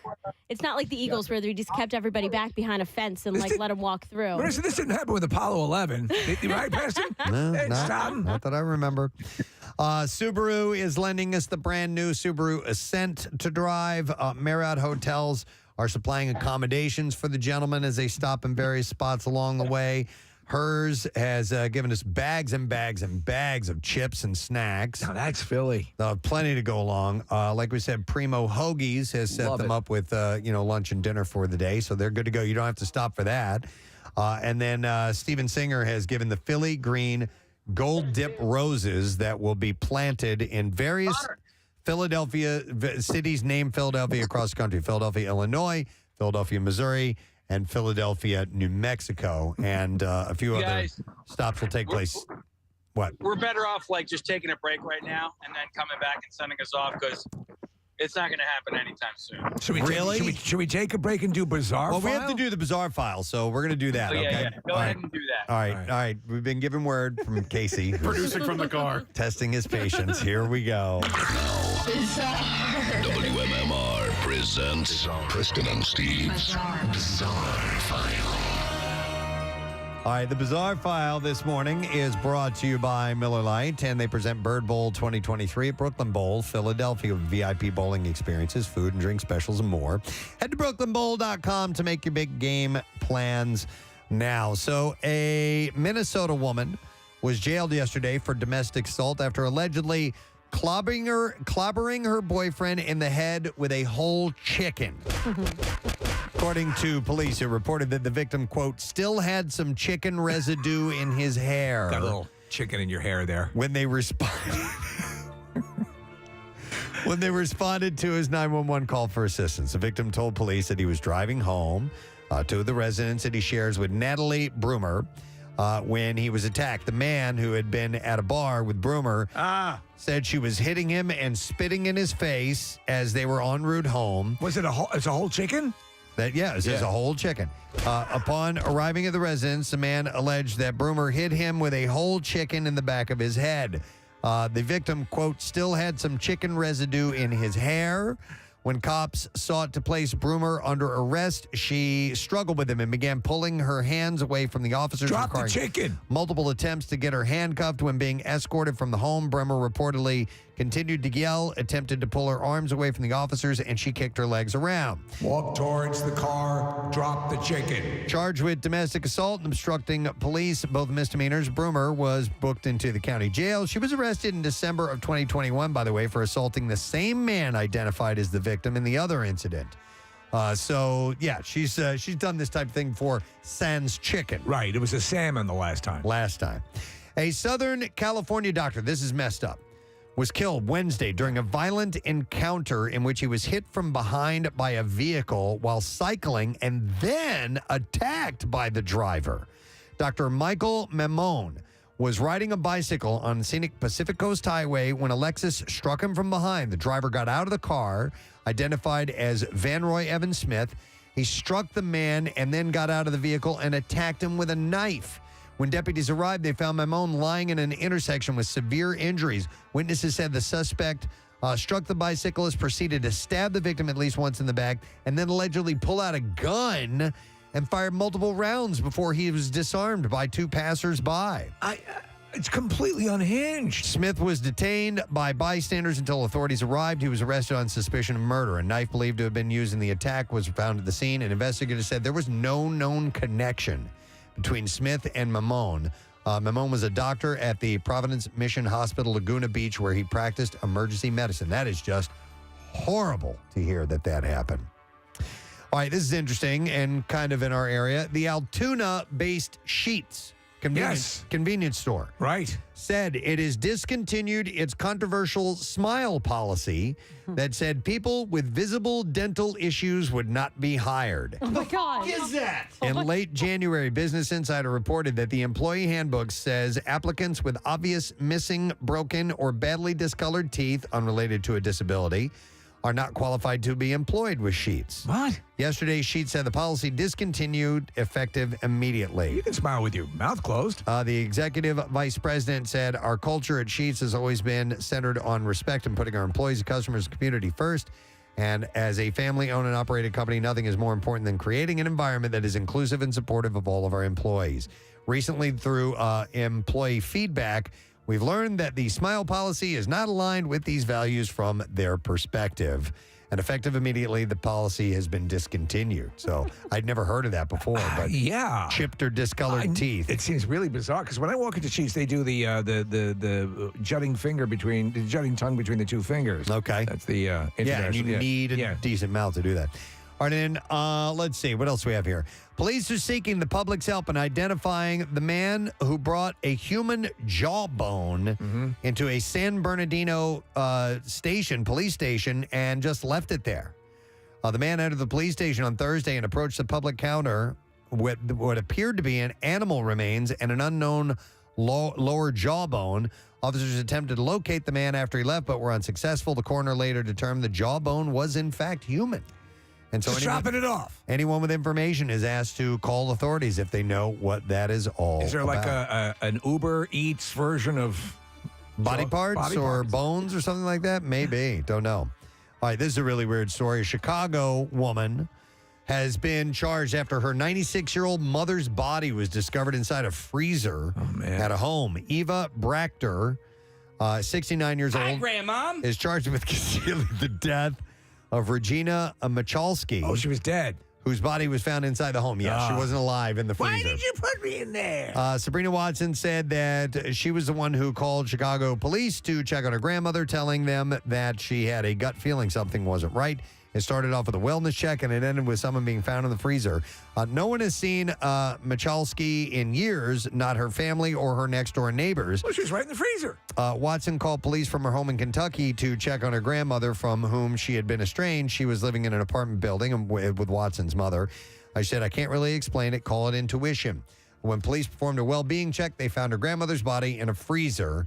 She said, I did not expect that she was no longer alive, or I did suspect she was no longer alive and with us, but I did not suspect her being found in the conditions that she was found and where she was found. Hi, Grandmom. Building residents believe their landlord may have placed the body of her elderly mother in the freezer. They said trash had been piling up for some time, and they had a feeling that something wasn't right. What did Grandpa say about this? Concerning that. Yeah. Don't look in the hamper. Did you look in the oven? Neighbors said they hadn't seen the elderly woman in years, and the building's owner was telling residents different stories about the whereabouts of her mother. Wow. The different appliances they thought she was in? Maybe. I don't know. All right, and there you go. That's what I have in the bizarre file. Okay, so that's that. Right. Should we check on the gang and see how that's going? All right.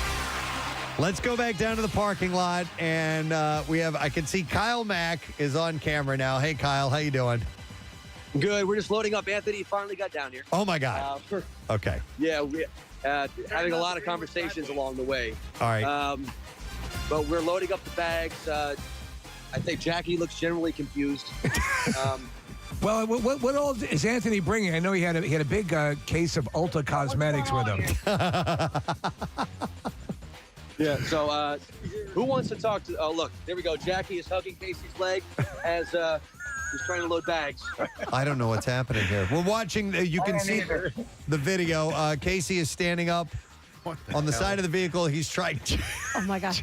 he's trying to get some stuff into the camper shell they have on top. And then Jackie, I guess, is holding on to him. This is like the worst gay porn movie I've ever seen. With Casey's junk right in his face. And Jackie, Kathy, how would you describe that expression on Jackie's face? He What did looked that look like? He was listening to Casey's private parts. Like listening closely. Yeah, like what they might be saying. Okay. Like an old-timey phone. Hey, Jackie, what's Casey's balls trying to say?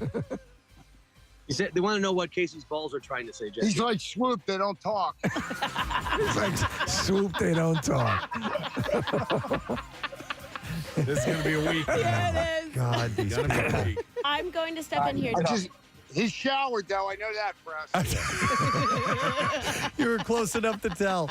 Marissa, you were going to say? I mean, this is going to be chaos for another few minutes. Do you guys want to let this wrap up? Let them pack up the car? I'm going to have to ask. I'm going to have to ask. And it looks like Cuz is strangling Chuck D'Amico. No, that was... yeah, you're right. It was Chuck. All right, and so it looks like Anthony's getting his seatbelt on. He's in the front seat to start with. Casey's driving. We're almost there. I think this is going to happen right now. Oh, wow. Kyle's climbing in. All right. All right, and he's got the signs of forward momentum. Yeah, Casey, how do you feel about getting things started? The car is in drive. The car is in drive. Okay.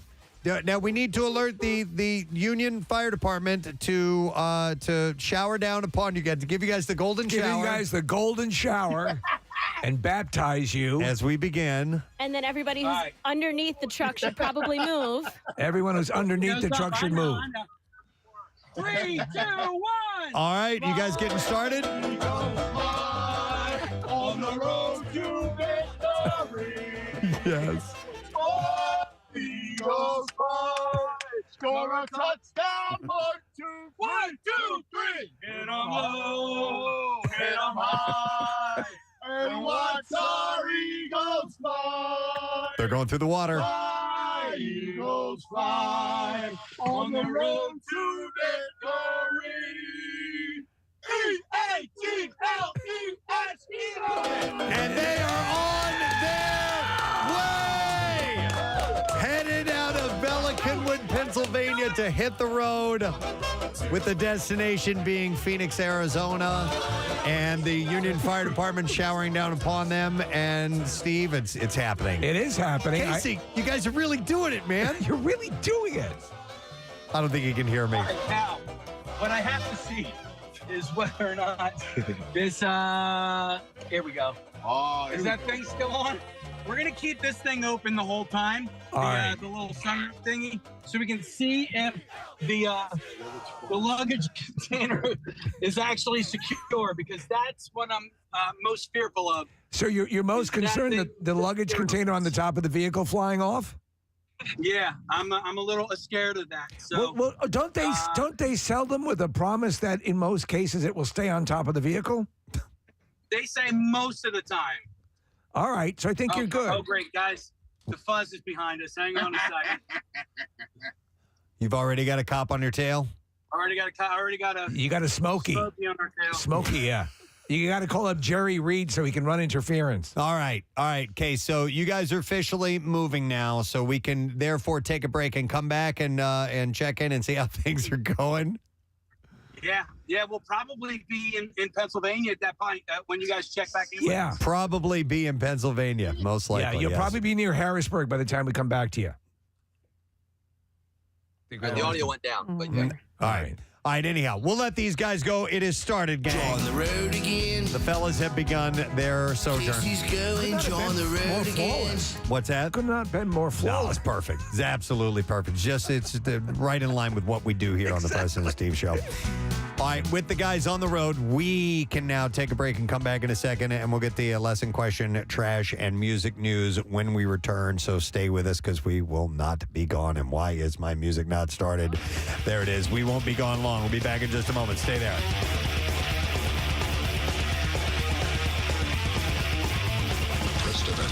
Preston and Steve. On 93.3 WMMR. The MMR short code 393. Do you want me to open it with the top?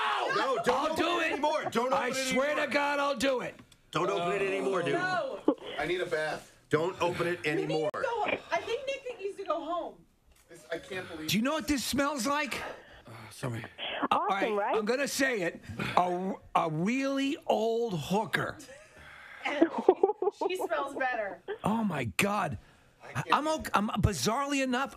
I'm love okay. old hookers. The durian might be a little worse for me than this. Impressive. Steve, when you open that again and I watch it spray, Oh my God. sprayed all over you. I got it in the face, man. Casey, it's stuck in Nick's Somebody beard. get him a tissue or something. No, you need to go. You need I to got go some baby wipes. sanitize your face. It's like a somewhere. bad porn movie. Look, there are people on the other side of the glass that are holding stuff up to their noses. Oh, you guys can smell it? All right. Connor, can you smell it? Wet them. Connor, can you wet it? Yeah, wet it, Connor. I need. Oh my God. Yeah, Chuck came down the hall. He's covering his nose. We have to leave this studio. No, I think we're okay. I don't think so. All right, you guys can got leave. stuff shoved in your nose, dude. Listen. You can smell it in my Man office. up. I came prepared, guys. Preston, everybody.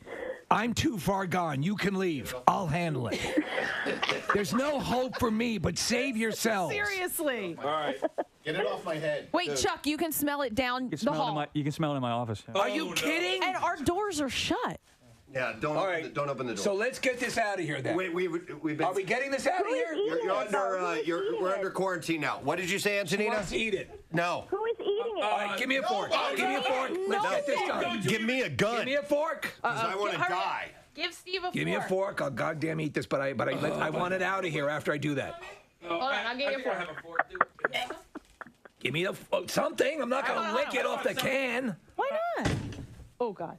Yeah. There you go. I got a fork for you, buddy. All right. This is. Do it like the Vikings. Take it with the finger. Just shove it in. Do it like a Viking? Oh, it smells so bad. I want you. All right. This is so much worse than I had anticipated. What? Oh my. And it's popular? Lord. Preston, you're sweating. Oh, it's stringy. Ah! I can't believe you're eating it. Preston, watch Steve eat it. Oh, God. I can't even walk. Oh, it's dripping off the I'm in floor. horror. Steve, I can't believe you're going to do this. All right. Well, you know. Don't, I might throw up just from you eating it. My nose is running. Oh, my God. I feel like. Oh, God. Oh my God, he ate it! He ate it! and now he's slamming water.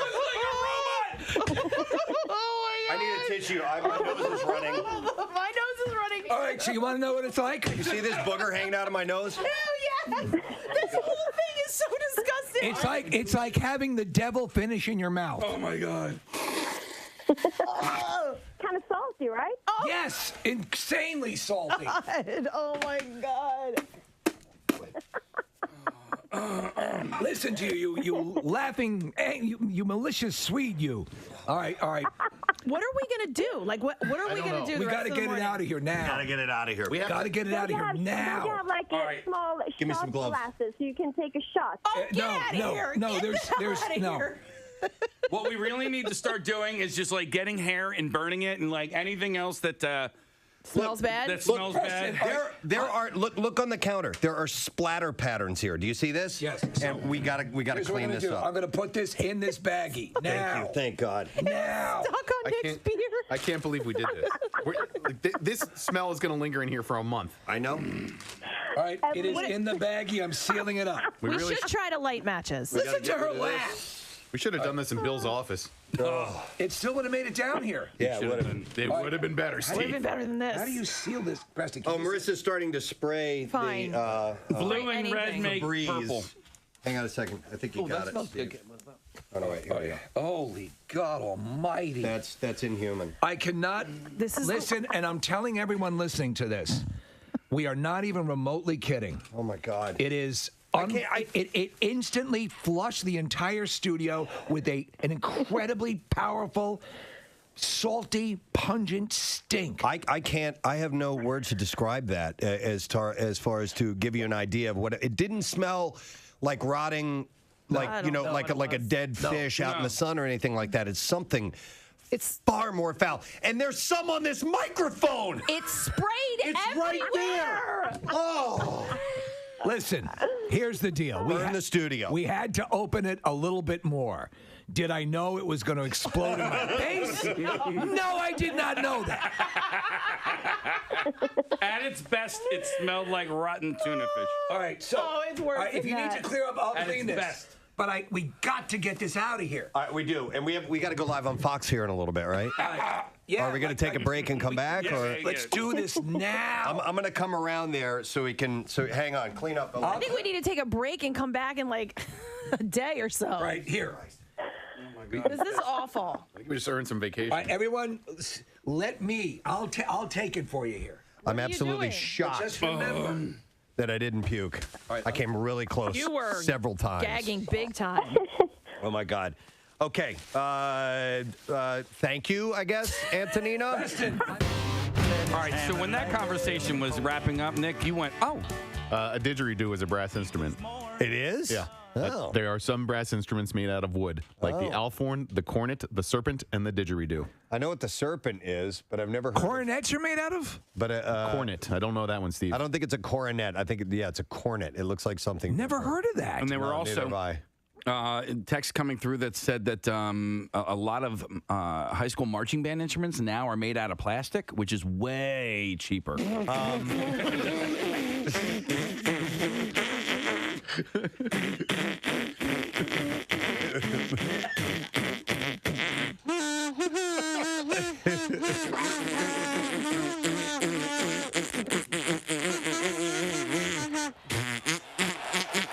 Tickles.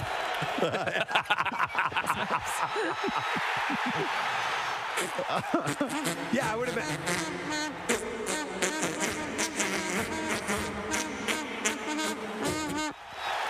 Is that Notre Dame?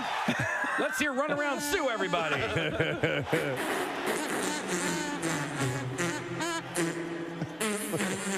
not really playing anything.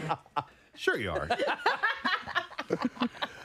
I would imagine like maybe clarinets and things like that are made out of a plastic. My recorder is made out of a There you See? go. Yeah. That's made out of ivory from No, it's not. illegally poached elephants. Right. And a one and a two and a.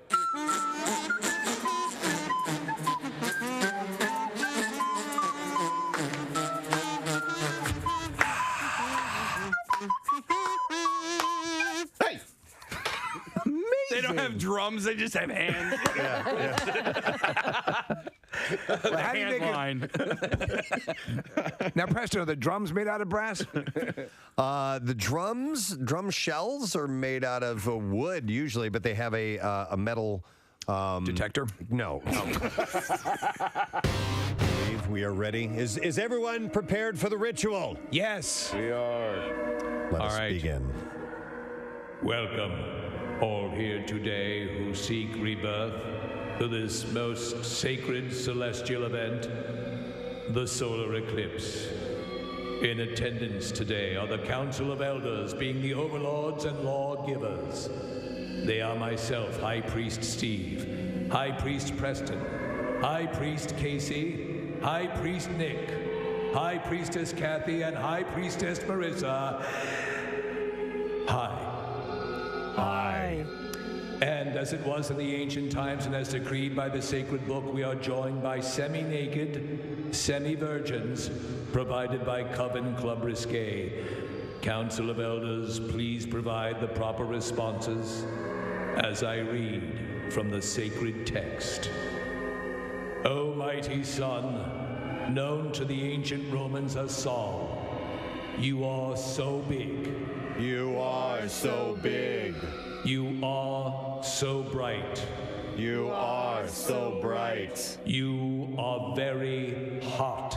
You are very hot. Crazy hot. Crazy hot. I would not touch you. I would not touch you. I'm not stupid. I'm not stupid.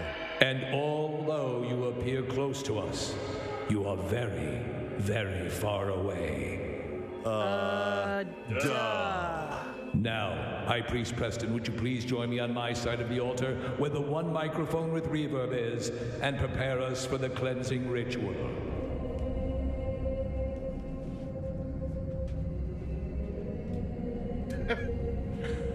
As it was in the time before time, the cleansing ritual was meant to appease the sun during its time of eclipse, to offer unto it something so stupid, so pathetic, that it would never be able to bring itself to destroy us. In a moment, the Council of Elders and the semi-naked, semi-virgins will surround the Well of Rebirth, which in many ways resembles the toilet we used for St. Patrick's Day. At this time, the chant of the Ancient One shall be performed, and a baby will be brought forth and bathed in the purifying waters. In many ways, this baby will resemble the doll that High Priest Steve accidentally purchased off of Amazon in the time of darkness. Let us begin to begin again. And so we have gathered at the Well of Rebirth, as it was done in the dark time of the ancient time, before time, in accordance with hammer time. We begin the chant of the Ancient Ones. She'll be coming around the mountain. When she comes. She'll be coming around the mountain. When she comes. She'll be coming around the mountain. She'll be coming around the mountain. She'll be coming around the mountain. When she comes. High Priestess Kathy, will you now come forward and place the baby in the Well of Rebirth? Bricka bracka firecracker zis boom ba. Solar eclipse, solar eclipse.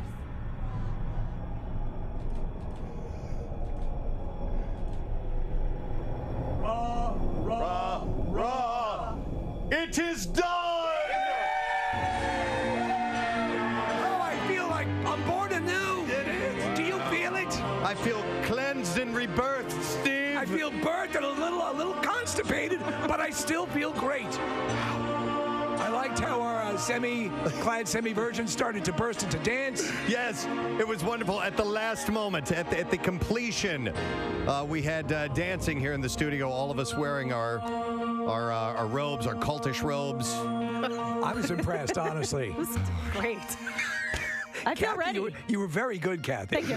Appreciate that. Oh my God! All right, so it is, hopefully you joined along at our along in the office dressed as a druid for our special druid cleansing ritual. Since it's with Jackie Bam Bam, Kyle, and of course Anthony Gargano, they are on their way. We will check on those guys a little bit later on. Not at this very moment, but we're watching the video. It looks fantastic. Kyle has rigged up that Subaru Ascent with a variety of cameras that he can switch through. And we'll find out how they're doing in a little while, but they're just getting underway. It looks like Anthony and Casey are taking Kyle and Jackie to get ice cream. I love that. Yeah, it does look like that. All right, so we'll do that in a moment. We're going to do something else, though, now. We're going to do our lesson question. We are going to give away a pair of tickets to see comedian Steve Trevino, who's going to be playing this Friday at the Keswick Theater. And the question I have for you this morning is, in addition to the bonus for winning the Super Bowl, NFL players also win what kind of certificate? All right, it's a certificate for a service. What is that? 215-263-WMMR, right? In addition to the bonus for winning the Super Bowl, NFL players also win what kind of a certificate? It's a certificate for a service that they're going to get. 215-263-WMMR is the number while you call. We'll do the trash. The trash business is a gold mine. 93.3 WMMR with Preston and Steve's Hollywood Trash. All right, we shall get some stories from Mr. Steve Morrison. What's going on this morning, Steve? Yes, well, 76-year-old Cher and her super young boyfriend, A.E. Edwards, attended a pre-Grammys party at Matsuhisa Restaurant on Friday night in Beverly Hills. Cher reportedly dined on exotic sushi, while Edwards ate dried Cheerios out of her purse. Oh, smack him. The late Lisa Marie Presley's half-brother, Navarone Garibaldi. I didn't know Lisa Marie had a half-brother, but she does.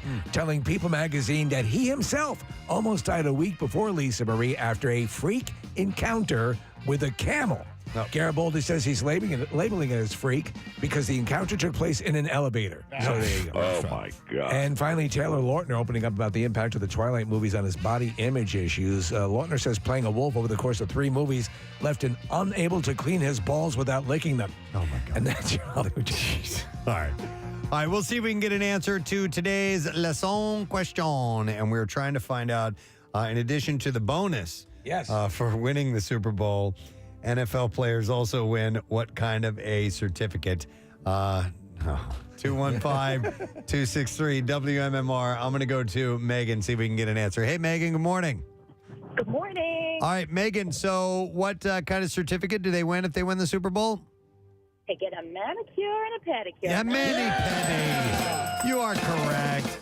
Hang on the line, Megan. We are going to give you a pair of tickets to see comedian Steve Trevino this Friday, February 10th at the Keswick Theater in Glenside, PA. Tickets are on sale now via AXS.com. Should I take this other call?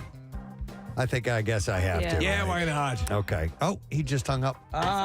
He just hung up. Never mind. All right. Well, you sure? Is he going to call back? We really need to know. Well, we're going to do music news. Now, Preston and Steve's Music News on 93.3 WMMR. I had 3 testicles. Music news this morning is brought to you by Manhattan Bagel. Place your order today for a sandwich tray from Manhattan Bagel. Sure to satisfy even the hungriest fans on game day. Big game sandwich trays from ManhattanBagel.com, and you can gather, they'll cater. Manhattan Bagel. At the Grammys last night, big for Beyonce. She actually missed one of her awards because she was stuck in traffic. Didn't matter because she won a whole bunch of them last night. That's when you get award blasé, when you miss. I missed the first couple awards, but I showed up for the other ones. And she made history as she picked up her 32nd Grammy trophy and became the event's most decorated artist ever in the history of music. To a standing ovation, she said, "I'm trying not to be too emotional." She picked up 6 out of 9 of her evening's nominations, including for Best R&B Album for Cuff It. She surpassed Quincy Jones earlier in the night with her 29th win, and with her 32nd, she eclipsed conductor George Solti. Is that guy, is he still alive? I don't know. Because I'm sure he's like, what the hell? I don't think so. He was like a really classical style conductor. I looked him up a little bit earlier when Preston referenced it. No, I guess he is. Yeah, he's still alive. No, he's not. No, he's dead. No, he killed himself when Beyonce surpassed his record. No, he died in 97. So. All right. I'll go through some of the winners, and I'll start with some stuff in our categories as far as the format of WMMR goes. Best metal performance went to Ozzy Osbourne. Good. For Degradation Rules. He also picked up Best Rock Album for Patient Number 9. So he got 2 Grammys, which is pretty cool. Best Rock Performance went to Brandi Carlile for Broken Horses, and that song also won Best Rock Song. So a couple of victories in our format. Don't you shoot Broken Horses? I don't know. I don't know. Maybe with Broken Legs, yeah. Yeah. Album of the Year went to Harry Styles for Harry's House. Record of the Year went to Lizzo for About Damn Time. Song of the Year went to Bonnie Raitt, which was a surprise. That was a shocker. Just like that. Best Pop Duo Group Performance went to Sam Smith and Kim Petras for Unholy. Then you had Best Rap Album went to Kendrick Lamar. Best Pop Solo Performance went to Adele for Easy on Me. Best Country Album, Willie Nelson won for A Beautiful Time. And Best Pop Vocal was won by Harry Styles. So it's good to see that Ozzy won, elder statesman, and Willie Nelson won as well. Yeah, and Bonnie Raitt. Yeah, Bonnie Raitt. Another older, especially in those categories. So huge. The people most likely to be using Blue Emu. Speaking of awards, Taylor Hawkins' son Shane was honored at the Drumeo Awards for his performance at the 2022 tribute concert dedicated to his father's memory. I was just telling you guys about some Drumeo Awards the other day. I think it was Phil Collins had won for like a lifetime achievement. Drumeo is this awesome organization that teaches drummers. It's great. I used to be a member. So if you're a drummer, you know about Drumeo. Oh, most definitely, yeah. Last week, Shane took home Drum Performance of the Year prize for playing My Hero with the Foo Fighters at Wembley Stadium in September. The Drumeo Awards wrote that the 16-year-old poured his heart and soul into a live performance and said it touched millions of people and showed how much love, energy, and spirit can come out on the drum kit. Do they do awards every year?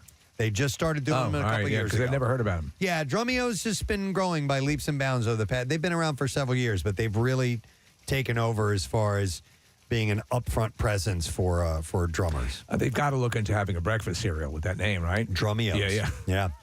Red Hot Chili Peppers fans reportedly unhappy with the band's recent performances. The band gave, quote, an underwhelming performance in Sydney, Australia on Thursday with not enough hits. Additionally, fans have taken to Facebook with complaints like terrible show last night. Hundreds of people walked out early. Extremely boring set list. Had the crowd half asleep. Are you ready to moderately rock?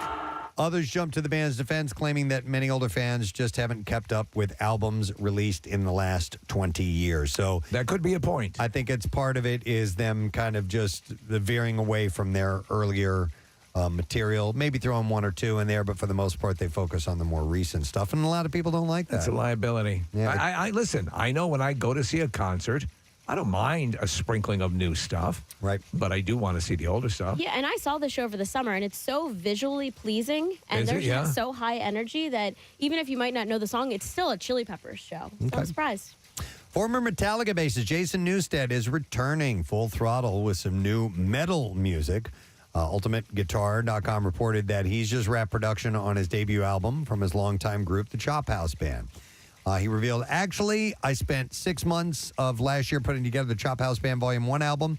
The band has been together and making music since 1992, so it was our first album of over 30 years, after 30 years, and I spent a lot of time on that.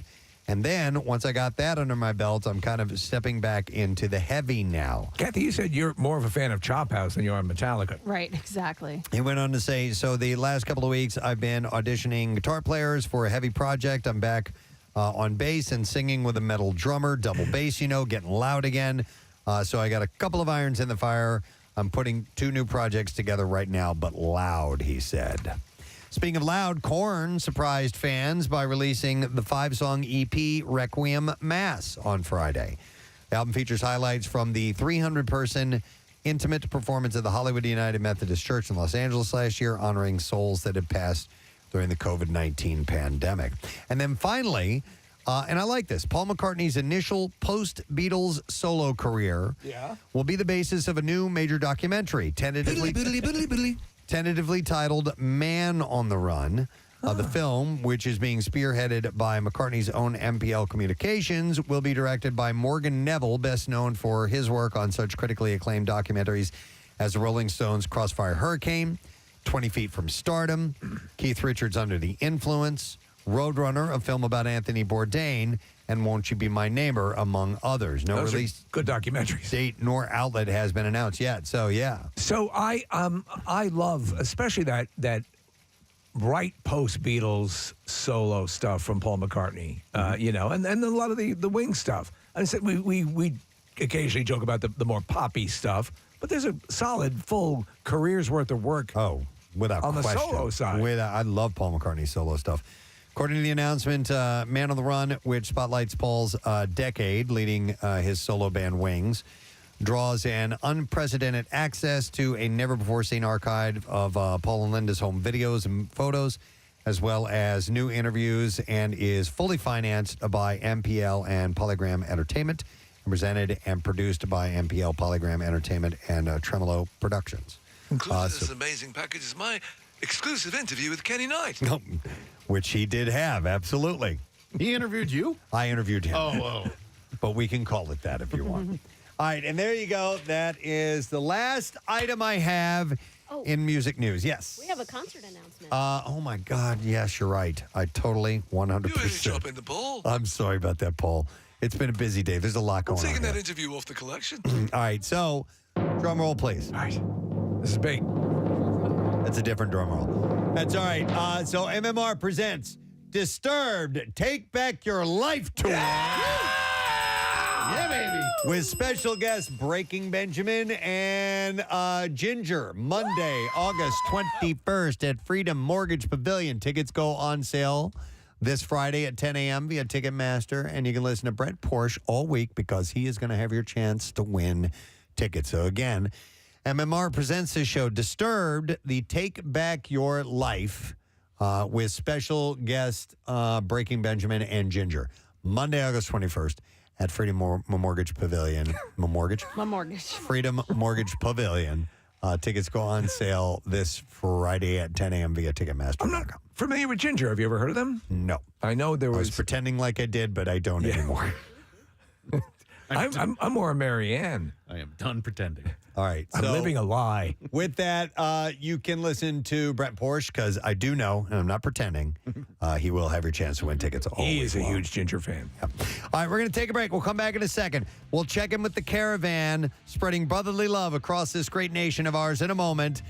Casey and Anthony and Jackie and Kyle are on their way to Phoenix. They just crossed over into Ohio. Oh, my God, already. Yeah. That's amazing. We'll be back in just a moment. Stay with us. Preston and Steve on 93.3 WMMR. For 2 years, it disappeared. But now, the sporting event, unlike any other. It's her birthday.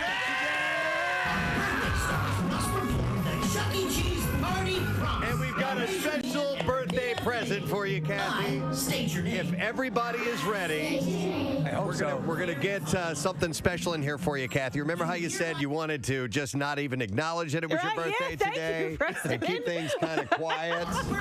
Kathy, we'd like you to meet Chuck E. Cheese.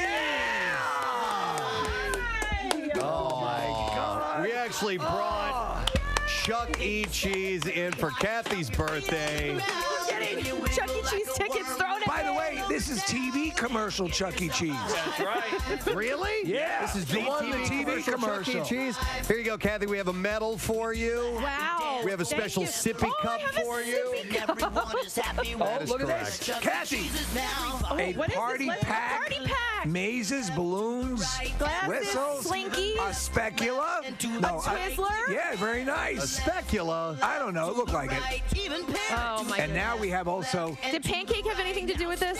no, well, maybe. We can't reveal our secrets. Oh, all right, okay, sorry. Oh, Pancake's here. We have a crown that she's going to put on.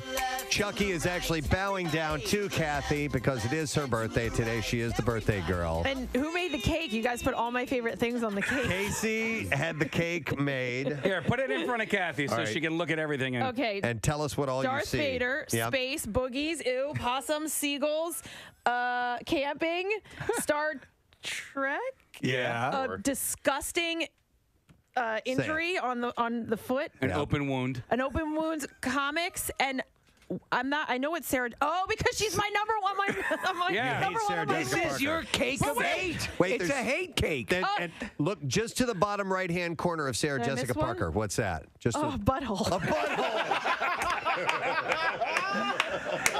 This is your cake, your hate cake. Yes. I'm just glad you got my age right on it. Yeah. Thank you. 29. dying laughing. I'm just thrilled we have Chuck E. Cheese in We the actually studio. have the real Chuck E. Cheese. Now, we have to do something, which is apparently it's the Chuck E. Cheese Yeah. promise, Yes. right? Okay. Here we go. You ready? This is the Chuck E. Cheese promise. Here it is. Our birthday stars must perform the Chuck E. Cheese Party Promise. Now raise your hand and repeat after me.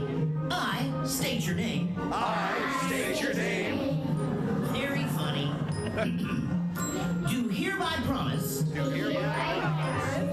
To being the star of my birthday at Chuck E. Cheese's. To be My star at church at Chuck E. Cheese's. I will have fun, play games, win tickets, and party hard. I will have fun, win tickets, party hardy, play hard. In other words, have the best day of my life. In other words, have the best day of my life.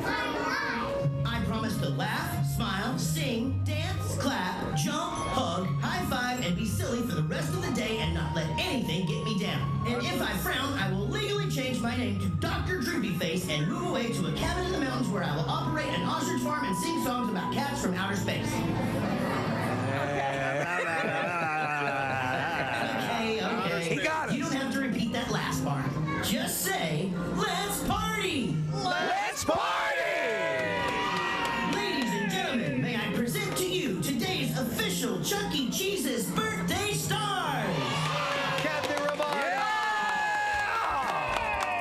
Kathy, do you want to do the dance with Chuck E. Cheese? Okay, what's the dance? Well, you just have to follow him. That's all. All right, is there music that we play with this? Yep, this is it right here. All right, so here we go with the music now. Put your hands in the air as you jump up and down. Okay. Then you bob side to side. Then you turn around. Then give yourself They're doing everything you hear the song says to do, so Just give yourself a high five. clapping hands. Then you step really high and stomp your feet on the ground. And you wiggle like a worm, wiggle all over town. Then give yourself a high five. It's amazing. Give yourself a high five. She's doing it. We do the happy dance for whoever it pleases. That's the whip and nay nay. Everyone is happy when we go to Chuck E. Cheese's now. Everybody wave your hands. To the left, to the left, to the right. Everybody. Oh, he's doing the opposite sides. Normally facing the crowd. Wave your hands. To the left, to the left, to the right. Lift your tongue. To the left, left, and to the right. Drop your pants. To the left, to the left, to the right. Everybody. To the left, left, and to the right. What's your neighbor? To the left, to the left, to the right. There you go. Everybody. To the left, left, and to the right. Everybody now free. And that's the happy dance for Kathy's birthday this morning. How can you not find that fun? And I'm still upset that they're reducing the animatronic characters. I always loved that band. I know you did. You were definitely a I fan. mean, well, Chucky and I need to talk after this. I would like to see Kathy eat the butthole on the camera. Honestly, in some cultures, that means you're going to have good luck for the rest of the year. Yeah. Right? Yeah. Just cut the butthole out and eat it. Any shirts, it's fine, whatever. Cut the butthole out now and eat it. Cut the butthole out now and eat it. Yeah. Yeah, I'll just give you a spoon. I Watch mean, your neighbor. at this point, it really doesn't make a difference. Yeah. I'll eat them. She's going to eat a say it. Eat the butthole or eat the snot. Eat the butthole or eat the snot. I'd rather Eat the snot? No, the butthole. Eat the snot now instead of the butthole. Do you want me to? The songs are easy to write, right? Yeah. Do you want me to take a scoop of the butthole for you? Yeah. Do I mean, okay. Yeah, scoop the butthole out. I'll scoop it. You got it? Yeah, let her scoop it. Let me scoop the butthole. And it was at that point when I scooped the butthole. Yes.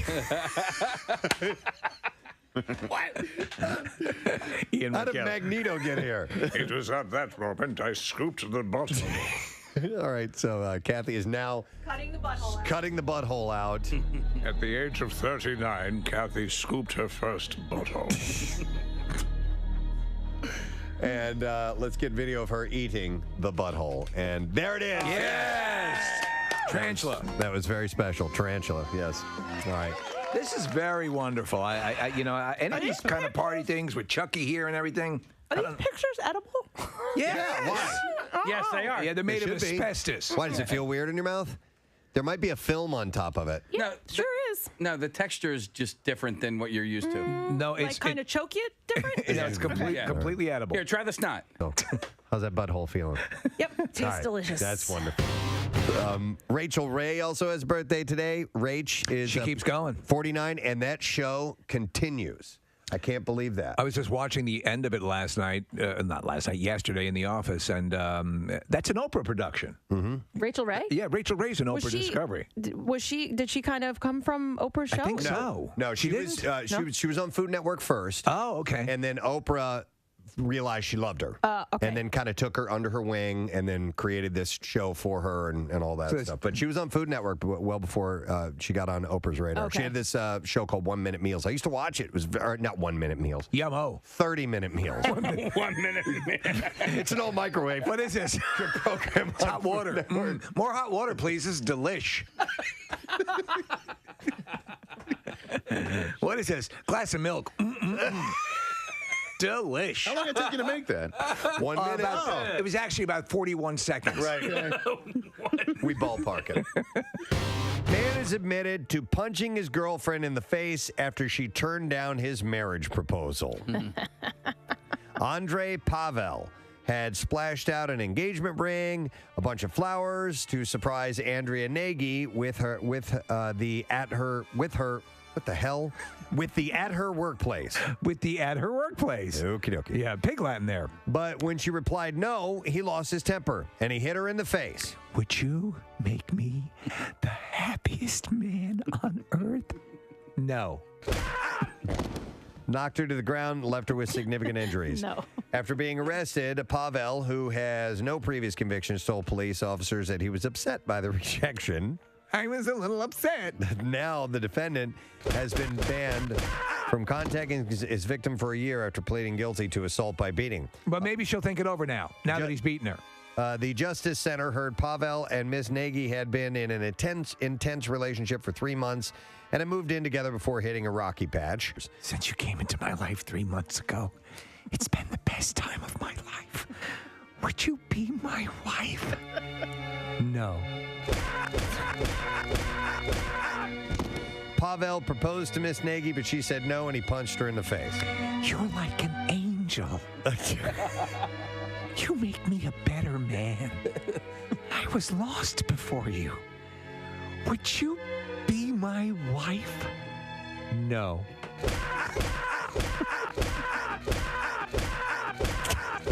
Okay. You didn't kill her. Okay. Miss Nagy said she was scared of the defendant and described him as jealous and controlling, and it was a single punch. I've got to tell you, I was lost and now I am found. The fact that you make me want to be better is everything to me. And so I ask you here on bended knee, would you be my wife? No.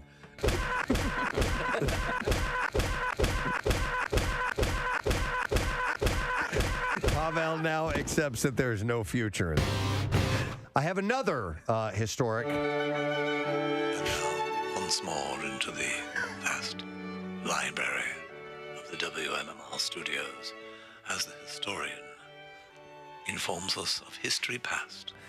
I should get a real pipe, don't you think? I think you should. No, that's not too bad though. This one's It's pretty actually good. it's pretty good, and it doesn't generate smoke. Actually, the cover of the Journey song, Several Ways. I kind of dig it, man. Listen, if you're good, that's a great song to cover, but you have to be able to vocally bring it, and they do. Yep, and they added some crunch to it, which is pretty solid. So, all right, let me see what we got going on here. It is the Preston and Steve Show. We're getting ready to wrap up our program. It is 10:42. I don't know how to reach out to our guys on the road and let them know that we are going to go to them. But I think we're going to go ahead and try this as the gang is thumbs up making their way across the country. Let's go now to our vehicle, the Subaru Ascent. We need to call that thing, like Air Force One. Yes. We need to have a name for it. We'll put that to these guys, see if they can come up with that. But Casey, the pilot, Case, can you hear me? Yeah, I can hear you loud and clear. Yeah. What? You guys look fabulous. We are following you along. We can see you just fine, and we've got switching cameras, and we can also hear you guys when you're having your idle conversation. I didn't know if you knew that or not. So we you know what? Yeah, Cuz and Jackie are getting along famously already, and that, like I'm excited. Just in the last, I don't even know how long I've been driving, a half hour. I've learned so much about Anthony, and I feel like he's a writer. Yeah. I feel like he's the guy who's going to have to come up with a name for this vehicle that we're in. Okay. All right. Got it. All right. He's got it. We'll work on that later. We were listening to all of his amazing sports events that he's been to just a little while ago. He was rattling off all kinds of World Series and Super Bowls and boxing events. Did you go golfing with Jordan? He said. I don't know. Did you play golf with Jordan? I was in a golf cart. Oh. I rode around with Mike. That's cool. I wore. Yeah, I was an idiot. I wore a tank top because it was hot. Oh my God. And I thought I'd get a tan.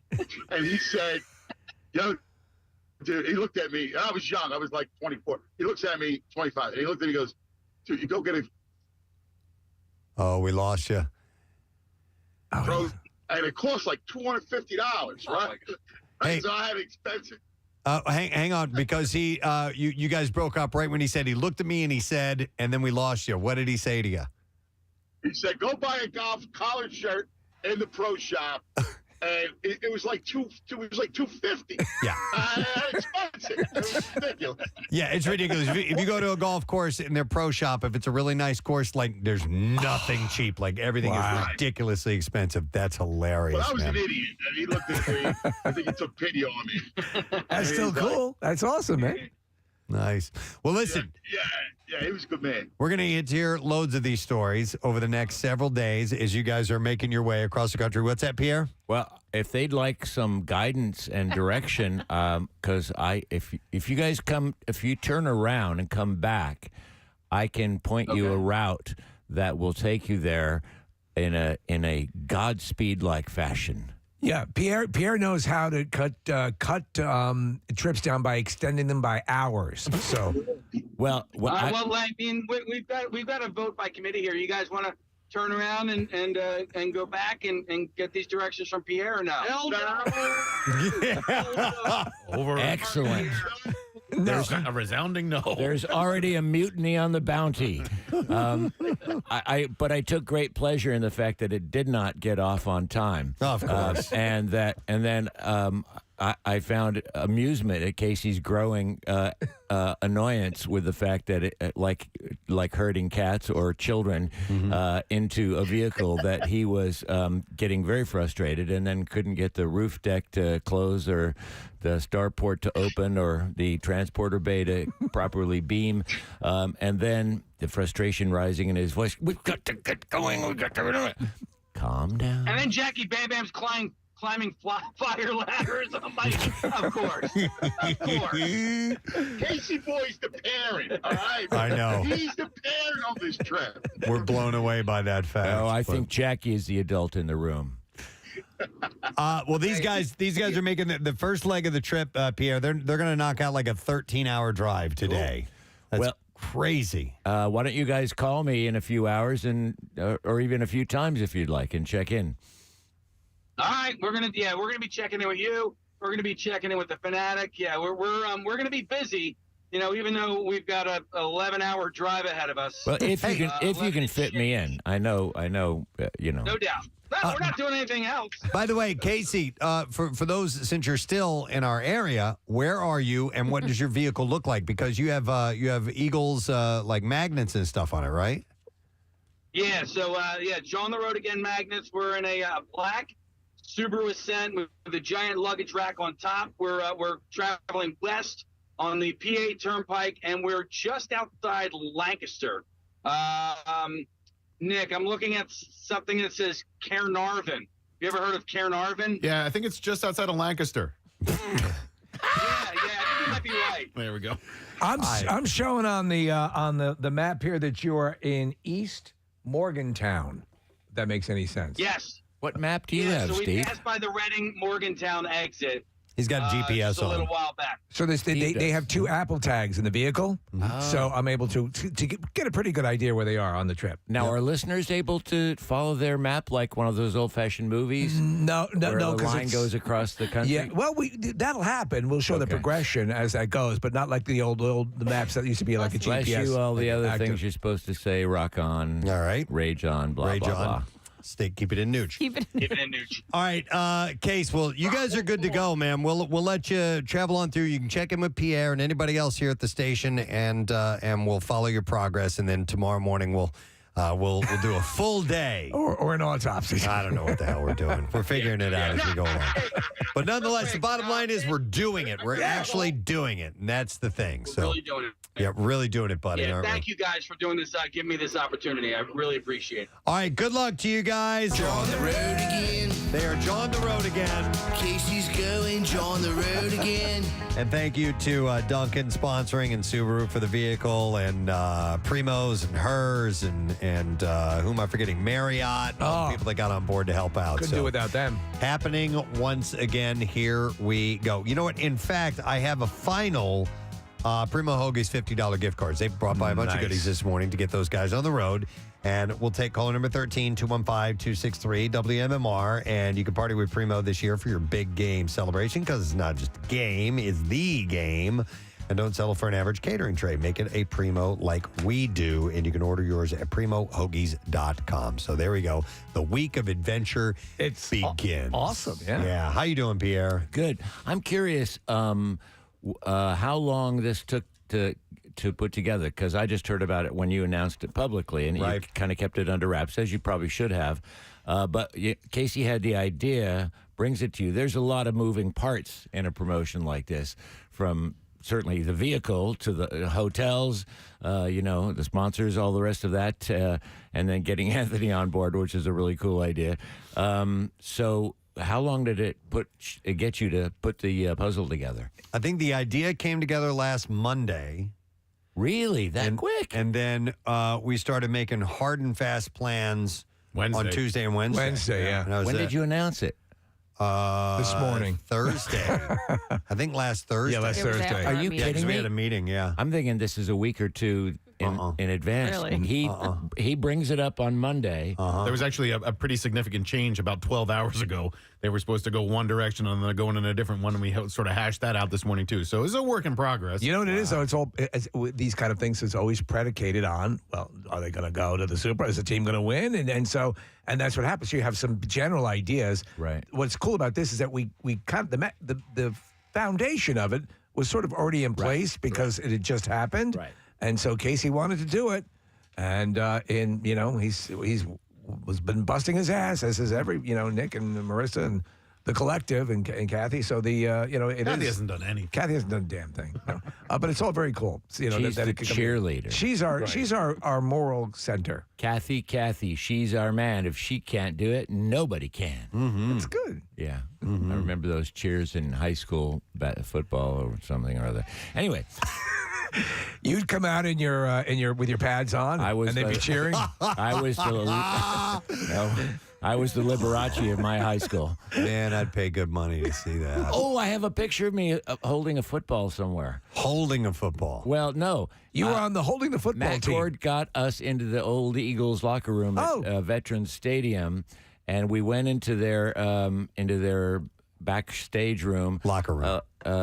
Dressing room, yeah. Mm-hmm. And some of their costumes were hanging in their little closets. Uniforms. And he pulled out a hat, and I put it on, and I'm posing as if throwing the sphere. Yeah. And I have that somewhere. I've got to find that. Okay, we need to see that for sure. Absolutely. Right now, though, we need a letter of the day from you. You got it. Here we go. Preston and Steve on 93.3 WMMR. Now, the Daily Letter. All right, the Preston and Steve show is brought to you today by the letter B, as in bye-bye, boys. All right, B's the first letter, and we have a 2-night weekend stay in a cabin at Lackawanna State Park, and it's courtesy of Knock at the Cabin from M. Night Shyamalan. You can save your family or save humanity. This February, make the choice. Universal Pictures proudly presents a new thriller from M. Night Shyamalan. Knock at the Cabin, rated R, now in theaters, and you can visit Lackawanna State Park for hiking, picnicking, swimming, and fishing just 10 miles north of Scranton and easily accessible from I-81. Nick, have you ever been there? You're kind of our hiking park goer. Really nice spot, and that's a really cool prize. I'm a squirrel. I hung out with Nick. It was great. Good times. So we're going to give that away on Friday. Get ready for it. What's up in your show today? I still love Puxatani, Phil, that you did years ago, and we played it on Groundhog Day. It's just priceless. Where your mind goes and how it goes there and how it gets back, I could never understand, but I think it's a fascinating and brilliant process. Thank you. You need a significant head trauma to get it. On the program today, we have a $50 Wise card to give away. That'll be fun. We've got cool blocks. Actually, be a triple M today. We've got Metallica, we've got Muse, and we've got Marley. Bob would be 78. It's his birthday today. So we'll be smoking fat ones and having some fun all day long. All right. You're just smoking fat ones. Fat ones. I want to thank our sponsors. President Steve Show is brought to you today by Acme Markets, fresh foods, local flavors. Also brought to you by Duncan. The President Steve Show runs on Duncan. Tomorrow on the program, we have Eagles Tattoos Day. Floating World Tattoo and Runic Tattoos will be here to give Eagles tattoos to Big Birds fans. That's happening. And speaking of birds, Dick Vermeil will be joining us. Last time we was here, we had a great conversation. He was awesome. So we'll talk to Dick Vermeil in anticipation of this weekend. And, of course, Casey's big adventure. The big game adventure continues. That's it. We're done. Rage on. Have a great day. We'll see you tomorrow. You can keep it in Nooch, too. All right? Bye-bye. Preston and Steve on 93.3 93.3 WMMR. Hey, everybody, it's good to have you on the map. Navigation?